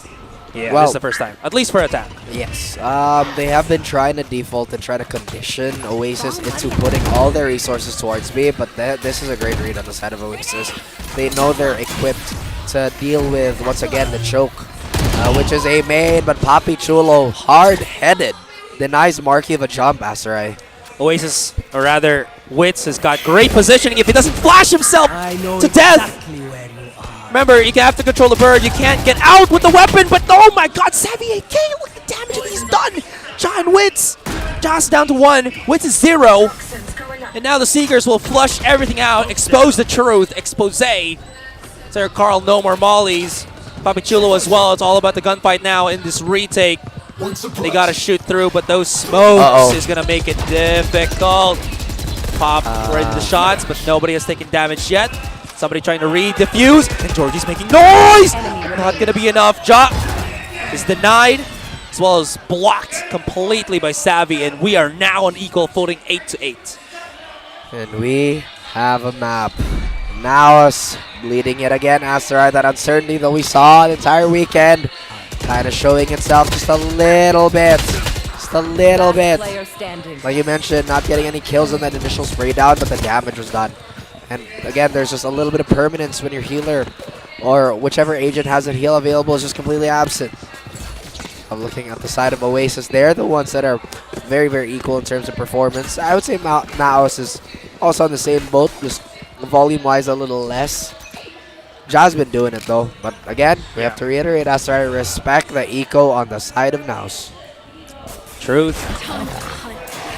The Ecos haven't really been the best, at least in this series. Yes, they do get that one eco, but after that, it wasn't really, you know, the game changer that we all know that NAOS can utilize with those thrifties. In any case, NAOS, all right, they do have control. Seemingly could plant the spike here, which they do. And Wits, he has Seekers. He was deciding to try to maybe use it, but there you now go. he will. Okay. I'm not a fan of this, man. Like, to use your ults to be a bit of a band-aid solution, and there you go, you're already -1. Big temper too. Mojer, no more nade to deny, and Drax is defusing. Is he gonna stick it though? Double approach on short. But man, they just are having a tough time figuring out how to deal with the judge play of Marky. You saw, what is this? I think that was, yeah, Mojer trying to utilize the Stinger, but his Stinger gets out-countered by the shotgun. That's true. I'm trying to see which ultimates are going to be there, Aster, but once again, I'm really not a fan of using ultimates to supplement the weaker buy. I just feel like it's such a Hail Mary play and such a huge gamble that I feel like it would have been saved for something else. But then again, Wits does get his ult on a pretty decent volume, so you can't really doubt the man. As NAOS, they're hoping to find the success on attacking Octagon, at least in comparison to Oasis from the previous half, right? Yeah.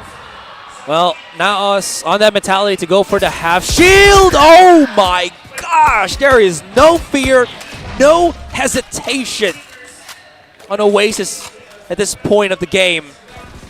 Keeping the pressure on, keeping NAOS on their toes, guessing, making mistakes on the guesses, and capitalizing ever so severely. Yeah, one thing I hate about, again, just kind of watching Bind games is that Bind, although there is, yes, layers to it, you know, I kind of take back what I said earlier. I said I like Bind. I don't know if I like Bind anymore. Yeah, it's not a map I enjoy. It's fun to if watch you're winning, sometimes. if you're watching. But honestly, in the long run, I prefer Icebox. You're absolutely right. Oh, true, man. Icebox. I love Breeze. People are going to crucify me. Whoa, I okay. love Breeze. Oh, no.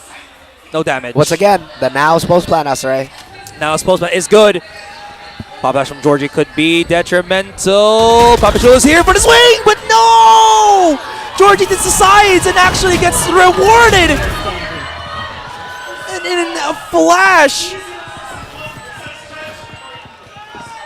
I'm caught for words here. Oasis are too quick, and NAOS are slowly but surely fumbling. Anyone have any split? As well as just tripping up. That was already a gimme for Papachulo, and it still didn't work. That should have been a gimme. And again, to talk about this, once Oasis hit that critical area, or rather that critical mass, the snowball just becomes so unstoppable. And again, to look back onto that play, should have been a gimme, yes. Was he using a Phantom? Not entirely sure anymore. But now He was. they have to reassess the situation here, Asarai. Oh dear, slowly but surely they're unraveling. You know, some teams in this tournament have fully utilized certain weapons to accommodate for certain situations. And you do need a certain level of player skill to make that work. And one of the things that Oasis have really have brought up into this bind map that I don't think we saw with them last time was this judge play from Marky. Yes, I know the other players of Oasis are doing damn well good, but Marky, whenever he challenges somebody, I think we'll see this in the stats later on, I don't think has lost a fight without getting a kill or two with his judge, and it has really put a strain on how NAOS can make plays. I feel like this is such a wild map for NAOS because it shifts the roles around quite a bit. How often do we actually see Mojer on the duelist these days? It's usually Ja who's taking the lead with a single duelist, and maybe the muscle memory hasn't really kicked in yet. But Oasis, they are once again poised to take this. They still have to deal with about two more gun rounds. But other than that, they are looking very comfortable. They committed the molly too, so no more post-plan lineups. They could use Poppy, but I don't think that's going to be as usable.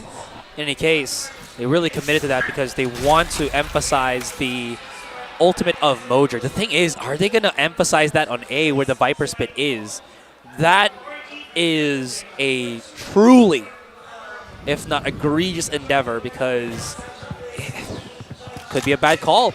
But, I mean, it could also be a good call because Oasis might actually overread the situation, think that they're not going to push the Viper Spit. It's a risk now, so they're willing to take from the looks of things, and it's going to fail. Oh, Oasis just not allowing NAOS to get anything going here. That's a big -2.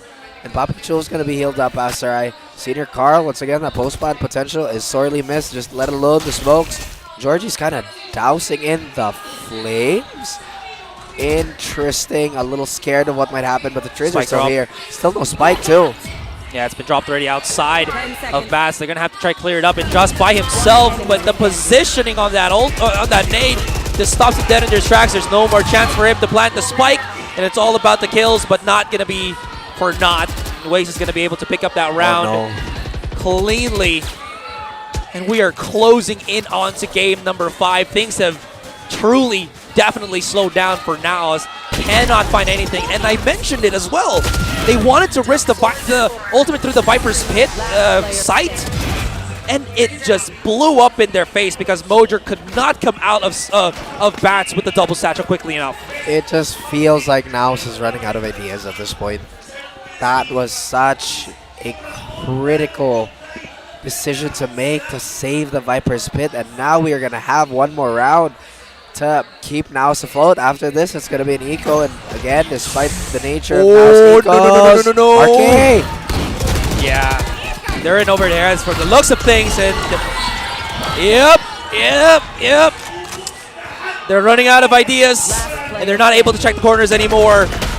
Mental strain, lack of due diligence, doesn't matter at this point. It's now to the back end of things, at the back burner, and Oasis. There's just one more round, and we go to the finale of the finale, map number 5. One more round is all it takes, that's right. One more round. And it seems there's a slight miscalculation here. We do have quite a bit of money on the side of NAOS, sorry. So they do have enough resources to just kind of have a fighting chance. But what I am worried about is that, again, this is the ultimate usage in these last 2-3 rounds on the side of NAOS. It's been questionable, honestly. It really has been. Well, does happen from time to time. We have seen it in the past. Now is here. They've got to break through. They have to break free. They want to be able to break free of this. And as you mentioned, because of that loss bonus, they do have the money. This time, though, it's Mojer on the shotgun, trying to pick up what Marky has left in terms of the trailing of that particular weapon. Still not enough, though. At least for now. At least for now, we have an ultimate to flush out the bathroom, so that does remove the threat of an close plant. And there we go, it's Wild Oreo getting the first kill, the second, the third will be denied. It equalizes, but Drax once again steps up to the plate. Characteristic of him, 3v2 now. Mojer and Ja fully healthy, no spike planted. And the position for that spike, so incredibly awkward. They are going to get spammed, but look at that. The equalizer on the side of Poppy Chulo too, to at least know where their threats are going to be coming from. And that flank is going to be completely exposed, so they have to decide where they're going to plant this. Who is going to peek where? If they take us too long and not TP quickly enough, Drax could have actually caught the rotation. Marky's here. Shotgun's still alive, and no. Everything is just falling out of place. And we are just one more kill away before we get into a game number 5. And Marky's found it. And ladies and gentlemen, Oasis survive. Survive and thrive, Aserai. As I mentioned, this is gonna go 3-2. This is definitely going the full 5 maps. And this grand finals has not disappointed, not one bit. Man, that was difficult for NAOS to figure out. They could not find the chink. They could not find that break in the armor. It was just so hard, and Marky was undeniably so damn good with the judge. Have you ever seen him actually this good with this weapon? Once again, Marky has been the savior of Oasis. He has been what's been keeping afloat of this could have been sinking ship, Aserai. But again, we look at the stats here. Wow. First kills, so lopsided. Lopsided. Undeterred. Honestly, again, after those 8 rounds, NAOS could not figure out. It was a success at the first half, but Oasis did a very good job at keeping it fair, I guess. Keeping it very even, at least in that first half, and then they just came back the second. Any case, we're going to go to game number 5. I really feel like Wits had a really quiet game. Honestly, that was a super quiet Wits game. Not, again, used to having very, I guess often moments of just kind of quiet from him. True. In any case, again, big kudos to Oasis, man. Yeah. This takes so much strength to dig deep and succeed despite such a lead. Yeah. You know, and now Lotus, I don't know how Lotus is going to go. And again, sorry, I just wanted to also mention here, even though Marky is the true star of this 4th game, I got to give it to Oasis and Georgie for figuring out how to utilize the KO call very quickly. And again, just having the change of utility has also changed the way that Oasis were able to view that particular game. True. And of course, Aserai, let's not forget the man, the myth, the legend, delivering the win with Grab Unlimited. It is Marky. True enough. So good. You remember him before as that calculated jet, but he has adapted over and over again. He has been the clay mold that Oasis will just keep adjusting, keep sculpting to what they need to be that bit of perfection for this particular team. So with all of that being said, I don't know if you were gauging me or No. what. I'm trying to remember if it was Marky that was the king of blades. His blades were absolutely disgusting. Yeah, before, right? Yeah. And anyways, we're going to go on a break, guys. When we come back, it is game number 5, the finale of the finale. As I mentioned, again, Oasis versus NAOS. We'll see you in a bit.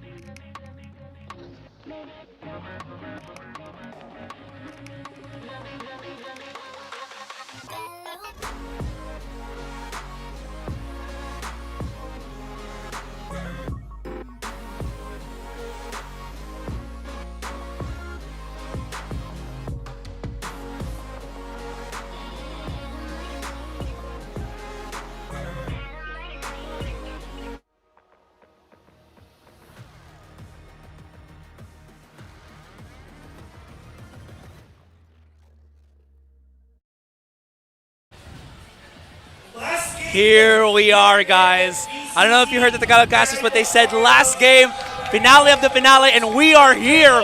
Oasis versus NAOS Esports in, again, CONQuest 2023 for VCTPH. Absolutely, guys, and thank you for, again, to everybody for their support, to all the teams, to the event, and of course to the broadcast team. Big thank you, guys. We feel your love, and honestly, the excitement is still there, Asterai. And man, we are on the final map. I did mention we are going to go the distance. No matter what, we're going to go to the distance. Going to go that distance, but I did not expect it to be this way. The maps that were supposedly, at least from the final time we saw them, should have gone NAOS' side, was flipped over by Oasis.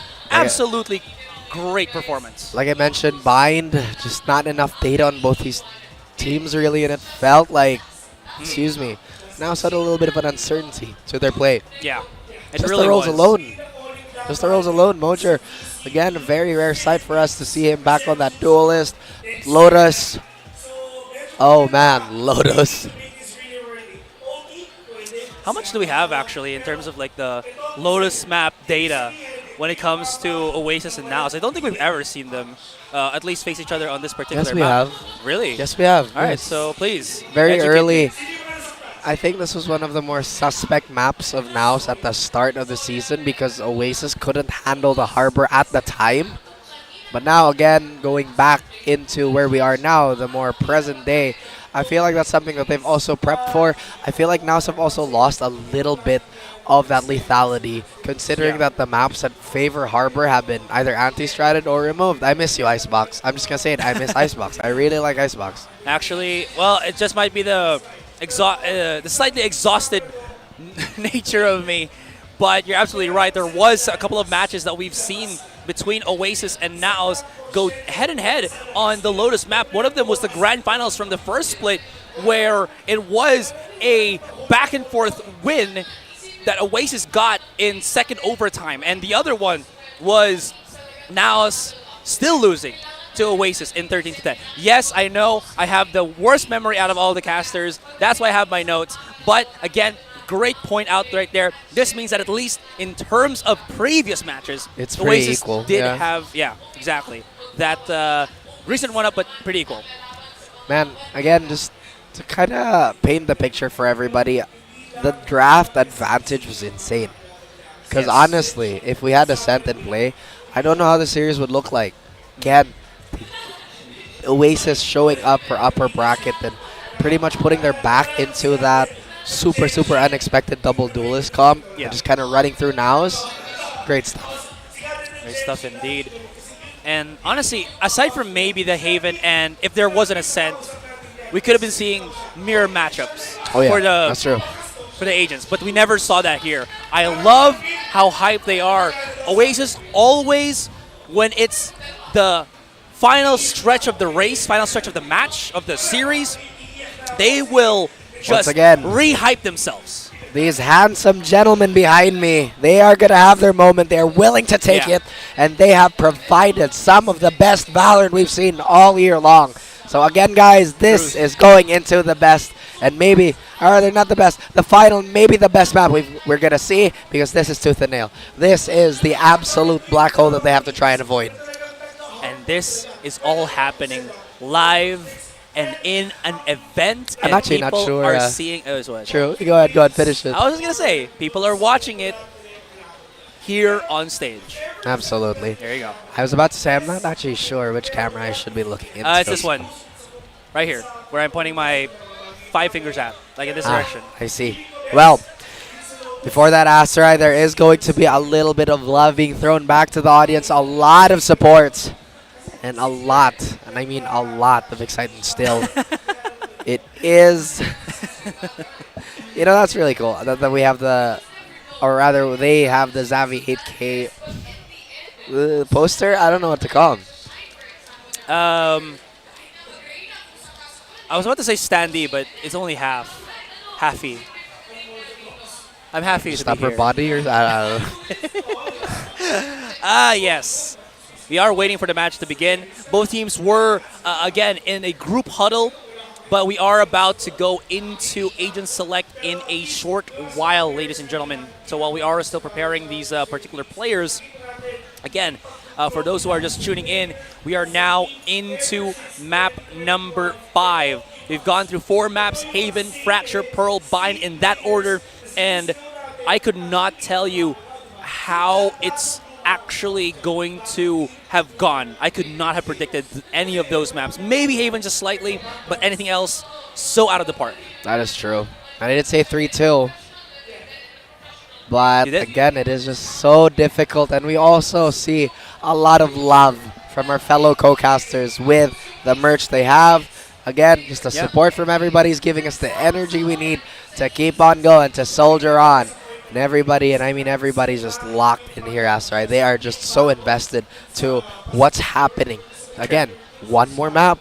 We all anticipated this. This is going to go the distance. Not gonna lie, it's actually getting pretty heated on stage right now, as I think I can feel the energy of our players radiating throughout the entirety of our portion of the venue. You can see just the quick little camera glances on the players. Envy at the back of things, hanging out with the team. He's still here. And I like how Envy's just chilling. It's like, oh, what's up, guys? You know what I mean? Again, What up, what up? Envy, one of the brightest products, honestly, of our region so far. Yet another very complete player that's an absolute monster when it comes to all the fights. Speaking of monsters, looking into the Oasis roster, Marky, the man, the myth, the legend, and the MVP too. so far. That's right, like I said, a little bit of love for the crowd. Again, still waiting for the match to begin. I forgot. There you go. I was wondering, well, Oreo actually, again, was former Action PH before he joined Oasis about 2 years ago. I mean, I just literally checked it. I was wondering again, because he's been such a, what is this, like a new generation, quote-unquote new generation player for Oasis. I mean, 2 years ago. And he's really just, he's just done everything with this particular team alongside Marky, I think. They have both tried and tested multiple roles just to see what works out for them before the others have joined. Before Georgia joined, before, as you can see, Sexy Nexy here has joined, and before his brother-in-arms, Drax, has also joined. Just wanted to point it out there while we're still waiting. Once again, I feel like another iconic moment to look back onto was when the Draxy Nexy connection used to run Reina, was a double duelist on Bind when Bind was unchanged, at least at the time. To go back Was Wild Oreo on Action PH? I'm trying to remember. This was the Action PH with Georgie also, right? Yeah. With, again, Wild Oreo. I think who else was on that roster. But basically, this was a roster that, This was the gung ho roster. yeah, very, very active. Because Yeah. if I think about that 2021 roster, Oasis, this was the Coco courtesy lineup with, obviously, we still had Marky. and I think- Godoers, too. Yeah. No. EJ was already there. Oh, okay. Yeah. So, again, was it EJ? It was EJ. Again, just going off memory here. And I love how the crowd is so interactive still despite how late it is. But there you go. Classic Oasis going into the Georgie Javi combo. Now we have a different look still on the side of NAOS. Is it the same? Double initiator for Oasis, while double controller for NAOS here. NAOS going to be on the offense.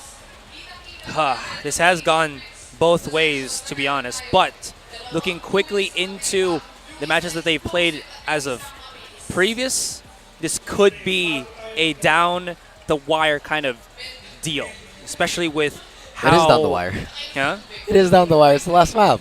Not just that, I meant like the rounds itself is going to go back and forth because at least history dictates that both of these teams have actually played this truly back and forth.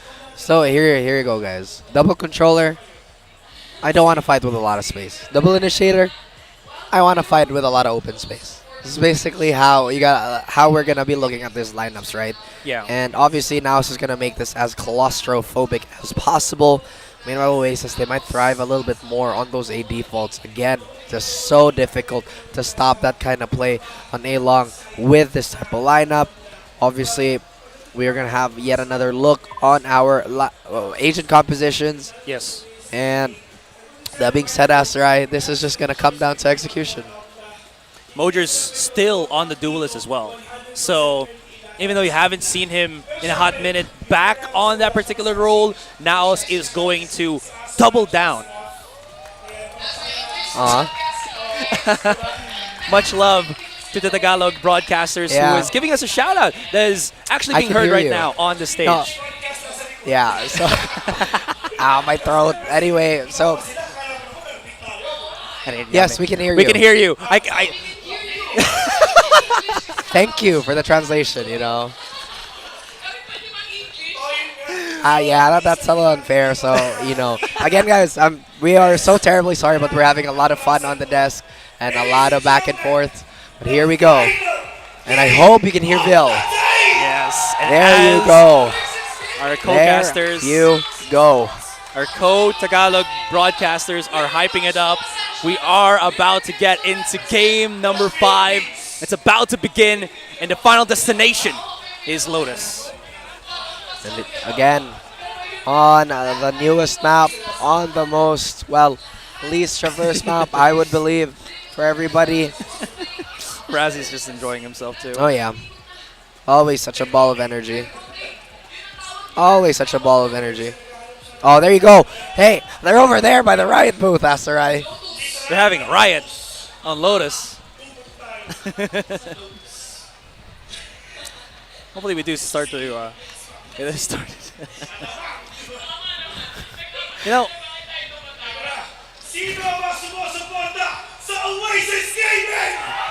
just waiting on broadcasters are asking, or the Tagalog side asking, are you supporting Oasis or are you supporting NAOS? And people are asking or replying in kind. That's pretty even, honestly. Yeah. Woo! I hope everybody can hear that, honestly, right? Yeah, the energy's there. The plays are here. And let's get started already on the pistol. As Oasis very clearly wants to get control outside of that rubble, stopping anybody from pushing in. Gets the smoke call from Marky. Marky could actually be in a hot spot here, but he does spot him out. Jiggles. Takes a bit of damage, but it's worth it because now he knows that they were spotted on out of there. But it's a great call here for NAOS to actually circumvent. And as that smoke dissipates, now it's only Georgia that will be handling things. Like I said, man, this type of lineup against, or rather, that NAOS have to deal with is going to be so oppressive, especially in these longer angles. Once again, those flashes, they are going to work Their magic completely blind and completely slowed as Papi Chulo.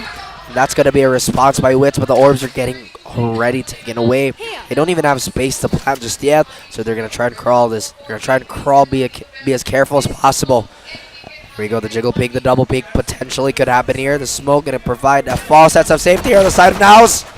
That's going to be great entry, or not, as Oasis just slaps them away from taking it onto the site. And Ja's been just taken care of.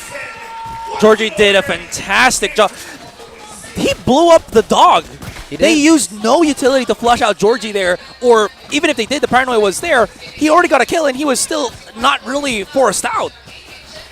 That's the thing about double initiator too, right? Your uptime might be shorter than your smoke counterparts, but your impact it's sudden, it's felt, it's very quick. So that being said, Asterai Oasis, this is truly tailored to the way they want to approach the game. NAOS, though, they're not going to go for something bullheaded this time. They're going to be a little more passive. One thing that Oasis have addressed is that NAOS loves to get an early pick towards A-Maid. But that is going to blind everybody and all the fans in the arena. Oasis feel like they have some nasty set strats in this particular fifth game of ours, as they're just able to read the opposition here. They're going to go through the meat grinder. They force themselves, but they've just been swatted away time and time again. All down to Senior Carl inside the smoke. No real need to clear it face to face. If you got the long range weapons, use them. Oh man, you can feel the effects of Oasis being reinvigorated. House have to keep digging deep, Asterai. They have no choice. This is pretty much fight or flight, and to be honest, that round kind of looked like a bit of a throwaway on their end. But they want to reset, they want to get their weapons. Now, responsibility. And mind you, this is supposedly a very attacker-sided map. That is kind of like a yes or no for me, because at default, yes, but there are some teams that can make it an absolute no, especially with the this kind of approach from Oasis. How many teams will go on the yes or no side? Where does it lean to? Yes, a lot of teams will common make this consensus. into okay. True enough. Good point. Anyways, set up from NAOS here is just to go rummaging through the site, but Oasis are prepared, man. This is a buy round, and this buy round has just been, well, criticized, if not exercised, by Oasis. Oh man, the crowd is going wild, and they are roaring the name Oasis. It's 3 rounds in, but you can already feel that NAOS are struggling to figure things out. The question is now, Asterai, what is going on with NAOS? Again, the way that they've been approaching the sites and just kind of trying to punch through has not been the most fruitful. They've been struggling to get a clean fight. And with Oasis with his head of steam again, lethality is just so high up. Witz needs to be the one to flash away Georgie, but because of this rubble angle, there's so many spots where he can peek out that he can deal so much damage. Papi Chulo is still so damn deadly with the Seraph, but again, could easily be punished right then and there, but oh boy! Trying to rotate with a knife out, that's going to cost you. 3-3, but it is a thriftable round for NAOS. Still, the thing is, they haven't gotten any much of that meaningful map control. Try to plant on default B, they have a molly. They try to go through A, Georgie's still right there, and he's still so deadly, especially with the Spantum. So, yeah. Speaking of Georgie, you know, he's doing such a great job of denying NAOS' ability to pick up the weapons. And Oasis, despite losing 2 members, they're still going to have such a massive advantage here. And since they haven't cleared out that vent room, that default area of A, this is just going to be so problematic, although that is going to alarm Oasis where NAOS actually is. The question is, are they going to overextend, or are they going to play hyper compact? What do you choose? You have to play timing here. No, the turret's deactivated. Georgie's coming in through B main. This is going to be perfect for it, because if he spots him out, this is going to be so brutal. But Ja hits the shot over and over again. Needs to chase him down. As I mentioned, Georgie is coming in from the other angle here. Has the smoke. Forced it to peek out. And they have to swing double into this, but Georgie comes in for the triple and the clutch, and plenty of time to defuse that spike. This is not looking good for NAOS. Again, this is supposedly an incredibly attacker-sided map, Asarai, and I will dare say that the team of Oasis, the way they're structured right now, is so fit for that snowball if that ever happens. But again, trying not to look too far in the future, we are going to have a gun round, and Ja is very close to the lockdown. Surprisingly, Ja on the killjoy. That's usually a Papi Chulo roll. Well, I mean, Ja's still usable with the duel, with the Sentinel. That thing is, he's just that malleable for NAOS here. So that's true. I'm okay with that. And he's intelligent too. Again, the reason why he's one of the most coveted duelist players here is he's so cool, calm, and collected. You add that into a Sentinel role, there is no site that he can't defend. It's true. But again, on that end, sorry, the question is, what about the other sites? That's the problem. I mean? 3 sites on Lotus. He's going to have a lot of strong points here and potentially an easy time to fight. I really like what Oasis is doing now. Once again, they're really not chasing the rabbit per se. That's why you kind of don't want to overextend. NAOS is one of the best teams when it comes to that. Oasis finally operating on a disadvantage the first time this map, but that is not going to make them waver here. Nexi, again, if we're talking about godly sentinels, this man is one of them, if not the best sentinel we have here in PH. Wow. Wits is clearing angles here with an operator, and it works. But do they know that Georgie's playing around the corner here? He's made so much noise. And finally, NAOS, a lot more of a doable round here. Savvy with a bit of impact play, but only good for one. As that operator call on Wits has just proven so fruitful. Oreo swings, and Wits embraces, pins him down. I think this is a moment for Wits to verbally say, and if not even speak, he's just showing the world, I miss Chamber. Wits is a destructive opera man. We cannot forget that Wits is so sharp and honestly has made a career using that. And like we said earlier, you cannot limit the operator on roles that only have mobility. There's just so much value being left on the table. Right there. I do agree with that. There is obviously some maps where you can't do it because you lose that certain map control, or you lose that certain bit of, I don't know, effect with just a rifle on a non-duelist, and it's kind of bad. But anyways, Marquis is going to be the different person on holding IA. It's usually been Georgie. This time he's going to be doubling up with his teammate here. And this time as well, Georgie got the blades and got the operator. So he's waiting for a challenge against Wits. That is true, but will it ever come is the question. As Oasis, yeah, a little curious on what's happening on the opposite side of the world, but this time the defense remains still. No overreaction so far, and they understand. They have the lead that they can play around and just kind of milk data out of NAOS. No data taken, or rather information taken, because of that bird coming out through B. They're going to come back through the C site. Georgie just cannot lose his nerve. He cannot let go of this angle that he's holding, but he's slowly moving that mouse. So, I don't know, I'm just thinking about it. But if he's patient enough, might get rewarded. As NAOS is 4 stacking outside, while Wits is making noise outside A. Look at this. Look how far flung Marquis is. Wits is still here. Oh my. The Seekers, they're investing. What? 30 seconds. Power of the Odin for you. That operator's going to be all nullified, as Georgia could not get the punish quickly enough. Rolling Thunder utilized, but the plan's still ongoing. Oasis trying to at least punish with the ultimate of the breach, but it's all going to be unsuccessful, as Mark and Walorio might be just forced to save the weapon and plan out, that next round. Well, that seems to be the case as right now. NAOS, they're feeling a little bit of antsiness on the side of Oasis. Oasis, their objective here is very, very simple. Relax. You have a big lead. You have all the tools to do it. You have an operator that should be the harshest doorstop in your arsenal. Alas, once again, it's also so difficult on a map like Lotus to remain completely static all the time. Because you mentioned it too, there's just so many avenues to go around and potentially overwhelm. But Oasis, I don't think they were given a reason to do that type of aggression anyway. In fact, they were given all the reasons to just kind of hold back. I don't know, man. Whatever we could put at this, it was just Georgie whiffing that shot. That too. He had 2 targets that were crossing, and he got bamboozled by it. So Played like a fiddle.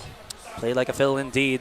He will get punished for that. Thankfully, though, he wasn't forced or he didn't feel pressured enough to use his blades, or he was smart enough not to use his blades. So that means that he's at least going to have it here when his team truly needs a lot more economy. Because if you look at that, their bank is just been shot as of now.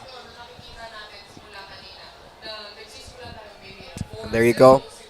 Big brain analysis by Asterai. And once again, guys, it does kind of just come down to mechanics. If Georgie did land that shot, then obviously it would have snowballed into a different reaction. But we will never know. That's the thing. We will never know. Well, can't stop or gotta stop looking at the past, move things forward. As I mentioned, they still have a comfy 2-buffer lead here. 2-round buffer here. So not the end of the world for Oasis, but NAOS is slowly catching up. You mentioned, I think a couple of games ago as well, that usually it takes like 6 rounds to start adjusting your opponents. Thankfully for NAOS, it actually hasn't gone that far. It's just about 4 rounds for Oasis, and then they get those 2 in kind. Ooh, boy. No. 6 is a bit of a steamroll, but who gets flat? It's Georgie. Again, Aster, I'm really wondering, why are they overstepping? I mean, NAOS have been just so passive. Well, Oasis are soon to figure out that that's going to just bite them in the butt, if not figure it out now. In any case, NAOS are reaping the benefits of it. Wild Oreo just being the lone person here. Any weapons on this man? He does have the Vandal. Is alone though, but there's no big ultimates that can really flush him. But having that Initiator and Wits with the Flash still active could be a big hit against Wild Oreo. Potentially, Asterai, but this stun? position. Oh, like you said, a stun. What does it really achieve though? Oh no! No damage. It's fine. That looked really sketchy though. I got it. There's a little bit of a spacing that he could actually save himself from there. Flashes all together. Can't really push out. They're going to have to go the main entryway. Or is it? Or are they? As B has been opened up beautifully for them. Marky's hearing it. Can't really spot the one. Planning the spike, but he still gets one in the end. Viper Spit to force them back out. And this is perfect for everybody from NAOS. Marky instinctively backs away as the ultimate from his own teammate might have actually flushed NAOS on their own end, but they will just wrap around. The thing is, this is going to give them away. But Senior Carl still somehow manages to survive, and this is just, again, a great playing field for the NAOS roster. Playing field indeed, Aster, and I can't help but feel they could have thrown that Viper Spit out a little earlier, but my goodness. Oh my goodness, scary. I don't know why it looks so silly without sound. It's like, oh, I walk in with gun. You know. I got you. Does feel a little bit awkward, but that was also awkward for Oasis too. Have used the lockdown, but not really find any value off of it. Because they lost control of A main. Opponents could just run around as they were just stuck on the own side of the map. And even though, again, Marky was kind of hoping that they would push up on him, put them in a spot where they could get pincered. NAOS were just too smart for that. True. And another thing is, again, just the nature of the map is just so hard to kind of gauge a reaction out of these smaller pokes. Sometimes you kind of have to go for those swings, but again, NAOS, they tried that approach. They got bullied 4-0. Now, Oasis, they had a similar stretch too. 0-3 when they went for these super hard gapples on these pushes. The Rocket's going to be huge! Whoa! Did Marky just dodge it? Well, he sort of did. It's still going to work somehow. Senior Carl finds Nexi. And NAOS, I did mention how they were getting brutalized by Oasis here. But the other direction has been, or the other outcome has been done. As it's now NAOS' time. no pun intended. They plant the spike out for mount control here, which is great. Because this just gives them a lot Oh of my gosh. angles to fight with. No. It's going all the other direction. But still now straight efficiently and still win the round regardless, equalizing 4-4. They're back. Ew. Woo. You see that? Ew. Again, the swings. Ugh. But like we mentioned, guys, it still has been a big back and forth. Right now, it just feels like, and I talked about this in Pearl, Oasis is being so hyper-reactive.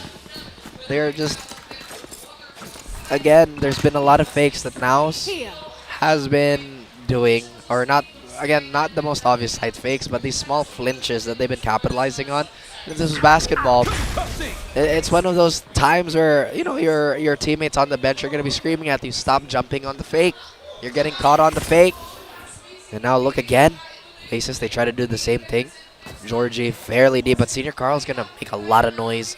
And he is somewhat isolated. Mojer is here, though. But, again, how are they going to handle this? No information given. They use the bait for Georgie. Georgie, he'll sit pretty. Oh, but that's still the dash invested. True. I thought there was going to be like maybe Mojo using the bot here, the boom bot, but nothing really. Could be a pinch play onto A. It's only really Nexi holding that angle. And speaking of Nexi, he hasn't really been able to really shine this entire series. Maybe this time. Can't really try to stop him. They're going to have to reopen that door of theirs to start pushing in.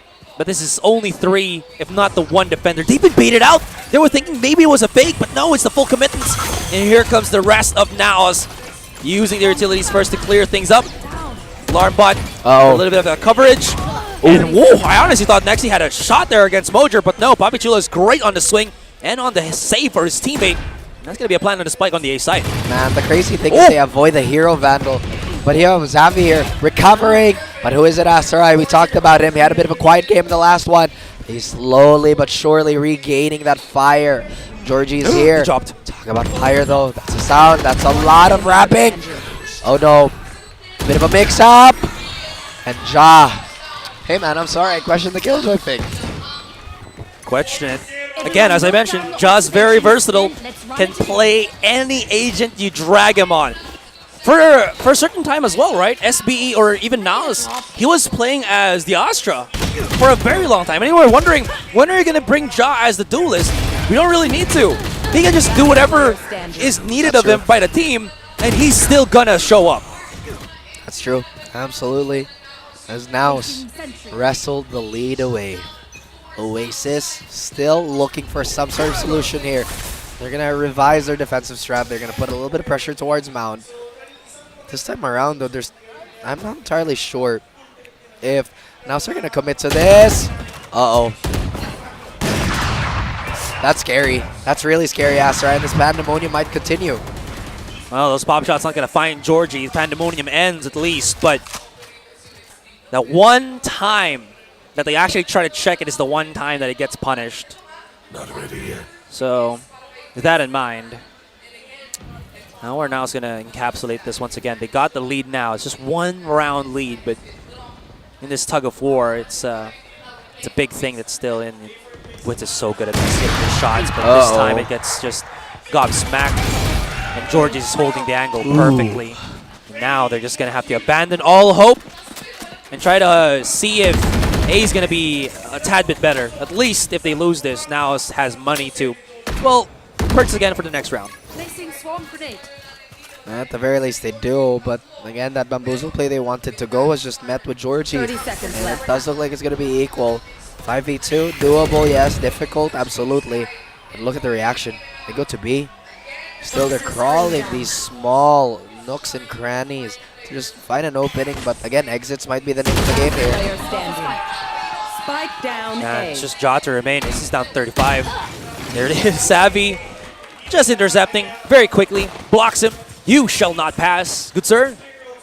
And we are back to the 5-5. Wow. Again, joked about, you made fun of me for telling people that, again, this is the final game, and I said it was going to be very back and forth. And I never disagreed with you. Yeah, you didn't. You didn't. Just thought I said something else.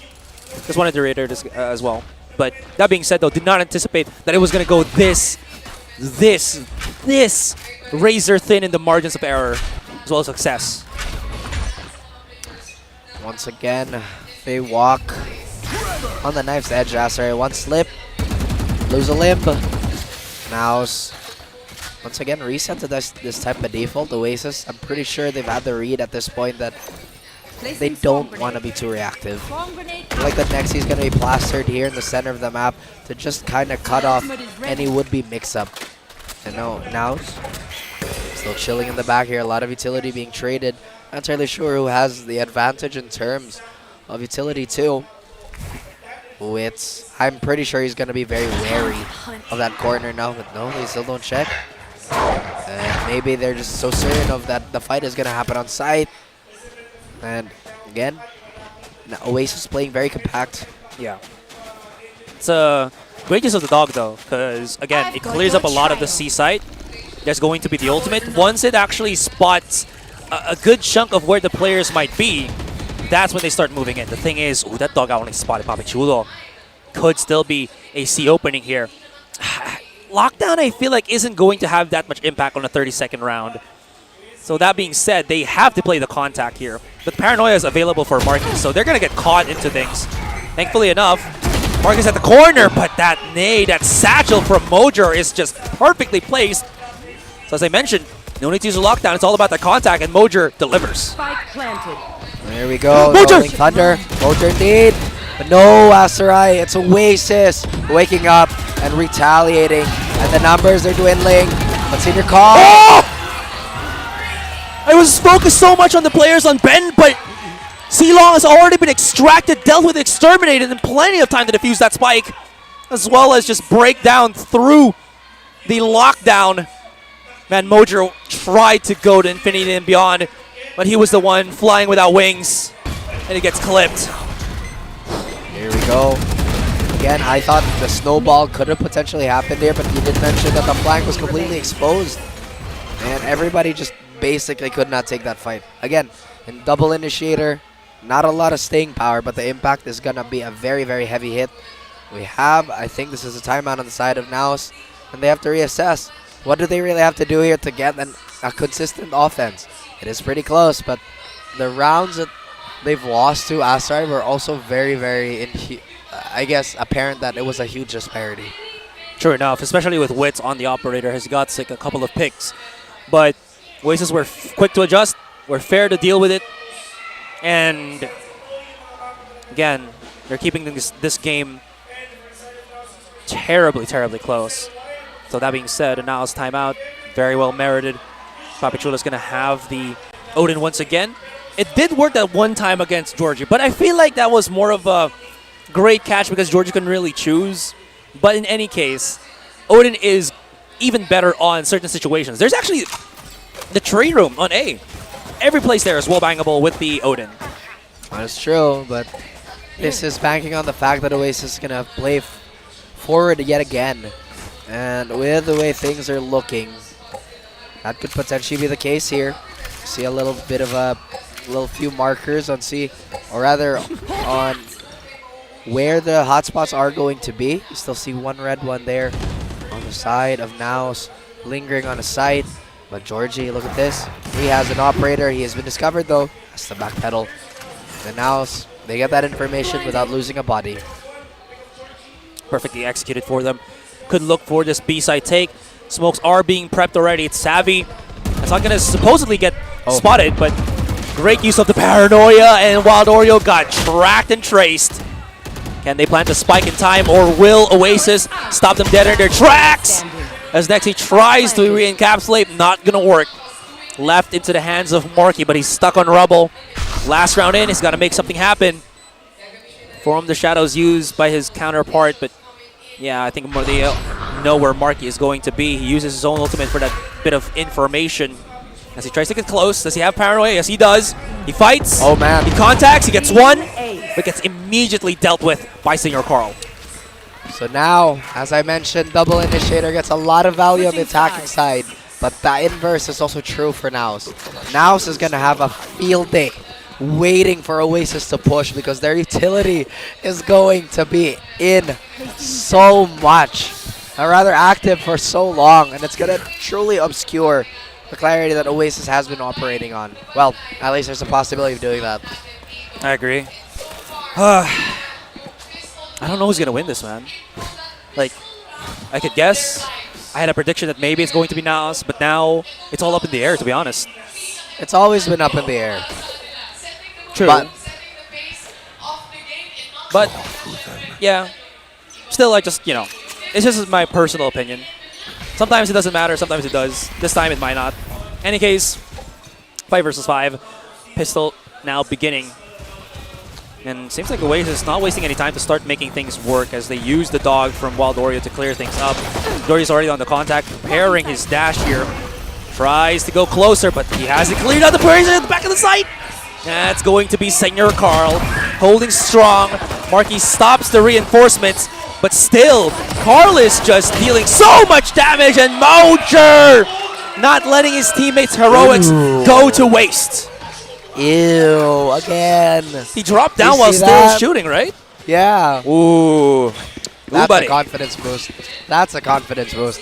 And Senior Carl, that boy is good. I'm going to say it again. It's probably because he's from my hometown. Yeah. Shoutouts to the independent nation of Cebu. Water's different over there. We're all built different. Oh, boy. Mojer, though, also built of a different cloth. And these guys have just made me stutter so many times in this broadcast because of how just flabbergasted I am with their plays. Oh, that's true. And Oasis, man, they once again, rendezvous with each other at least. Try to find a proper area of control, but so far they have been, I wouldn't necessarily say pigeonholed, but none of the NAOS players, are going to be within the vicinity to accurately count how many are going to attack. Look how far Ja is, actually. They really want to control this door. Vent has been such a high value position, and now, again, they're just kind of leaning their back towards it. Oasis, they reset, literally go back to 0. Call from NAOS is good. They've committed the 3-pronged approach. Oh! Waller has been spotted by the flash. That still gives them leeway of what is happening. I mean, they're fine, I think, retaking the A site, but they're not fine retaking C. That is harder, I think, in this opinion, as to why we're seeing NAOS just triple stack it, even though they haven't gotten quick information in the past couple of seconds. Wits doesn't have the flashes yet, and Senior Carl is already here. They're hearing the footsteps. Here's the contact, but the paranoia is so damn good. Woo! Senior Carl already with 3K. Two more. Again, one of the best rising players we had, Asterai. And like you said, there's only 10 seconds left. What can Oasis do? Absolutely nothing. 6 to 8. Yep, man got roasted with the Nano Swarm, sizzling at his feet. And again, Senior Carl, bam, bam, and bam. You got 3 problems? Well, I got the solution. It's this man right here. Absolutely. So now NAOS, how are they going to adjust? I feel like they're still going to run the same, or rather defensive layout. But actually, no, there seems to be a little more difference. It looks like they want to aggress. Put that paranoia threat towards Rubble. Or not Rubble, sorry. Just outside of A. Oasis. Oh my goodness. They could be in a bit of a pitfall here. They are going to invest Marky to just kind of deal with every single problem there. This is the bonus, so we expect Oasis to win. And now they only even have a ghost on Wits. They're okay with this because, I mean, they still committed, like, again, plenty of utility as well as weaponry with the Bulldogs on both Ja and Mojer, so could still work out in their favor, especially when Oasis are this, I feel, stretched with how they need to approach. Not with their money, not with their purchase, but rather with how they have to deal with the NAOS defense. And it seems like their approach on A is going to be answered so quickly here. Smoke, alarm bots right there. Marky can't advance any further unless he breaks it. And once he does, that's when they're prepared for it. Look at that. Senior Carl even prepped the wall to breaking down too. So they're so prepared for it. Oh my gosh. He has a paranoia. Oh my gosh. He has a paranoia. There's the smoke. The nade, Mojer follow up, but they're keeping quiet just a little bit. But no, Jordy still gets the kill, but they're in the corner. Oh, the damage. Oh my God, Senior Carl comes out with the 2K on the SMG. And even though that was a great start from Oasis, it's not going to be able to great follow-up at all. Poppy has no idea where. What great Oh. instinct, and he's just able to get out of this one. Still has the utility from his teammate.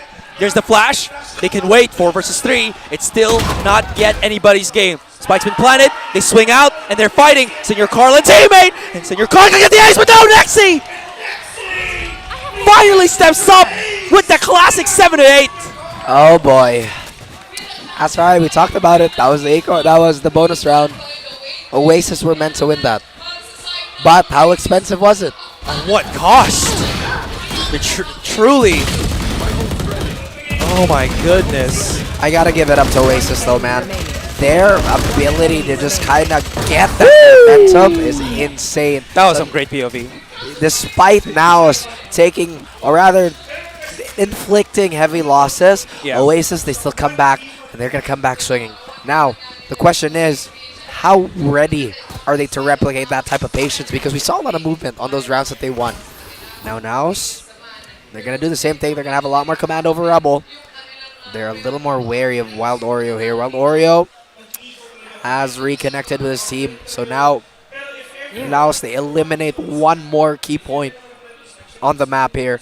Guessing game reduced. A little bit of utility towards A. Smokes are going to come out. Still no response on the side of NAOS too. Interesting. Could they call for the smoke maybe for Senior Carl? Will that get heard by the rest of Oasis? I don't know. Right there. Any case, doesn't matter. Savvy's already made some noise here. They don't know that they pushed up aggressive on B. A couple of pings maybe from NAOS, but they do have the flank point though. This could work. But they know what's there. That's the thing though. They know what's in front of them. They know that the flank is coming in. That is true. And they're trying to take control over door. Look at Senior Carl. So quiet here. Could find a crossing heavy. And there you go. He's so ready.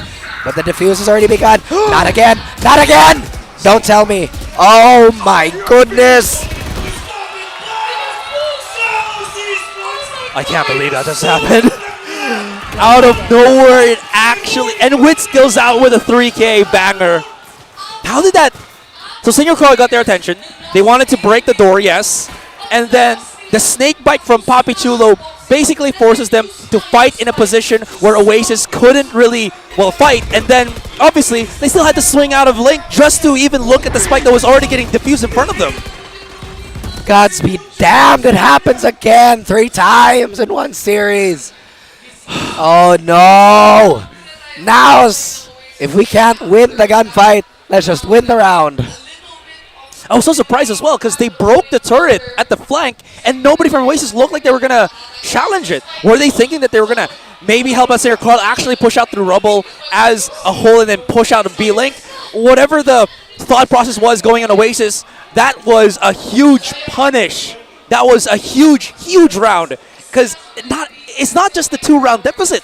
It's the momentum that's been stopped completely. It is imperative again on the side of Oasis that they remain calm. They cannot be rattled by these last 2 rounds, Asterai, because suddenly the emergence of Senior Carl, the god on this map. Yeah. And suddenly, NAOS rather, yeah, I don't want to fight. They did the same thing. Oh wow, they're so good at fighting. I don't want to fight. They've called a timeout. They called it. They Reset. know. Reset, boys. Reset.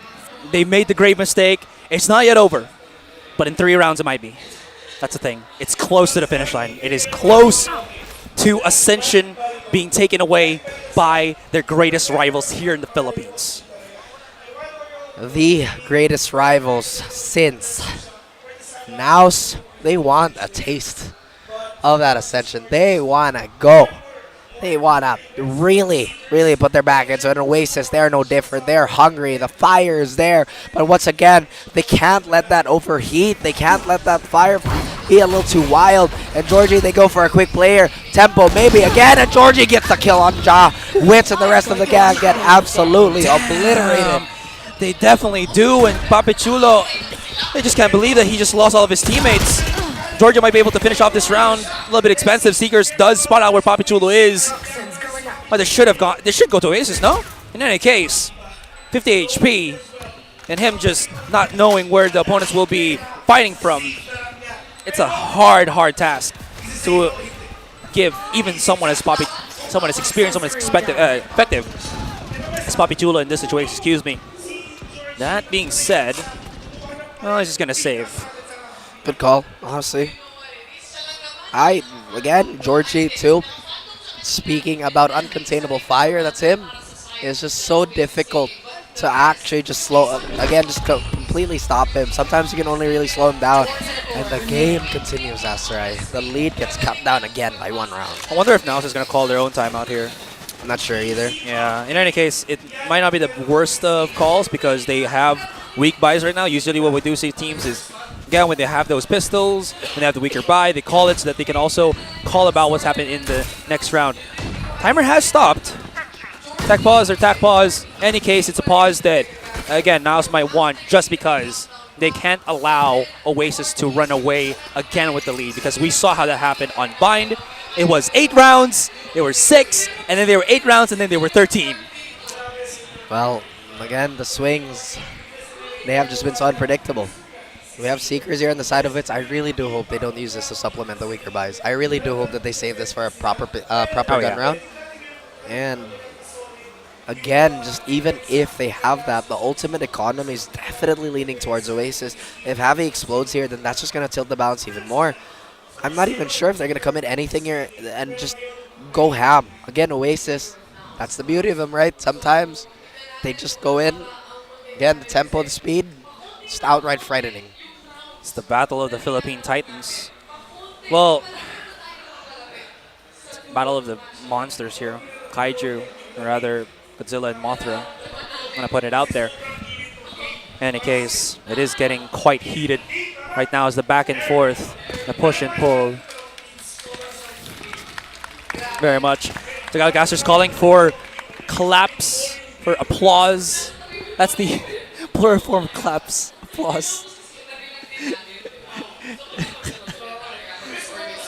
I don't know. No, I don't want to deal with that. Not right now. No, okay, not right now. When everything is just laid bare, and again, down the line. This gives us a bit of a breather, too.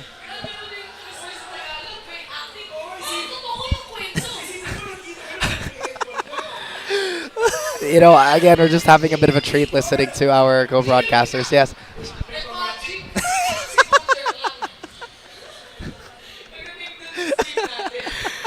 Again, guys, this is the beauty of having a LAN and a very unique setup. Honestly, we are just within arm's reach with each other. There it and is. It's been an absolute blast, right? But we are going to get right back into this game, Master Eye. Now, again, have to drill into the heads of Oasis that this eco has to be very, very respected. How many times were we this close to an eco? Very. So in any case, get things started once again. Only Papi Chulo is encompassed. Rather, given the phantom that he did save that last round. And Oasis know about this. So they're not going to waste any time at all to start making some waves. Ripples in the water as they push up aggressive onto Lotus here on the A site. Jaws inside the smoke. But he actually is still somewhat hidden. Never mind, Georgia actually finds him very quickly as he was making a lot of noise, just running around, trying to dodge, duck and weave the players of Oasis. But other than that, site's been taken, spike's been planted, but the flank is here. Where was the response on the side of NAOS? They just kind of let wits out to dry there. Senior Car all alone. Crazy player, but again, with a frenzy, that's wishful thinking. There you go. NAOS and Oasis, toe-to-toe again. Look at that, Asteroid. 2 maps each, 9 rounds each, and it just continues. The brawl, the chess match, whatever you call it, it is not ending just yet. This is the given finals that both the viewers, that the teams absolutely are rewarded and are absolutely, what's the word here? I've lost it with all of this action just happening. Well, we deserve it. There you go. In any case, how are they going to come back from this? I mentioned a while ago, it only takes 3 more rounds for NAOS. But now, it's the same thing with Oasis. It only takes 3 more.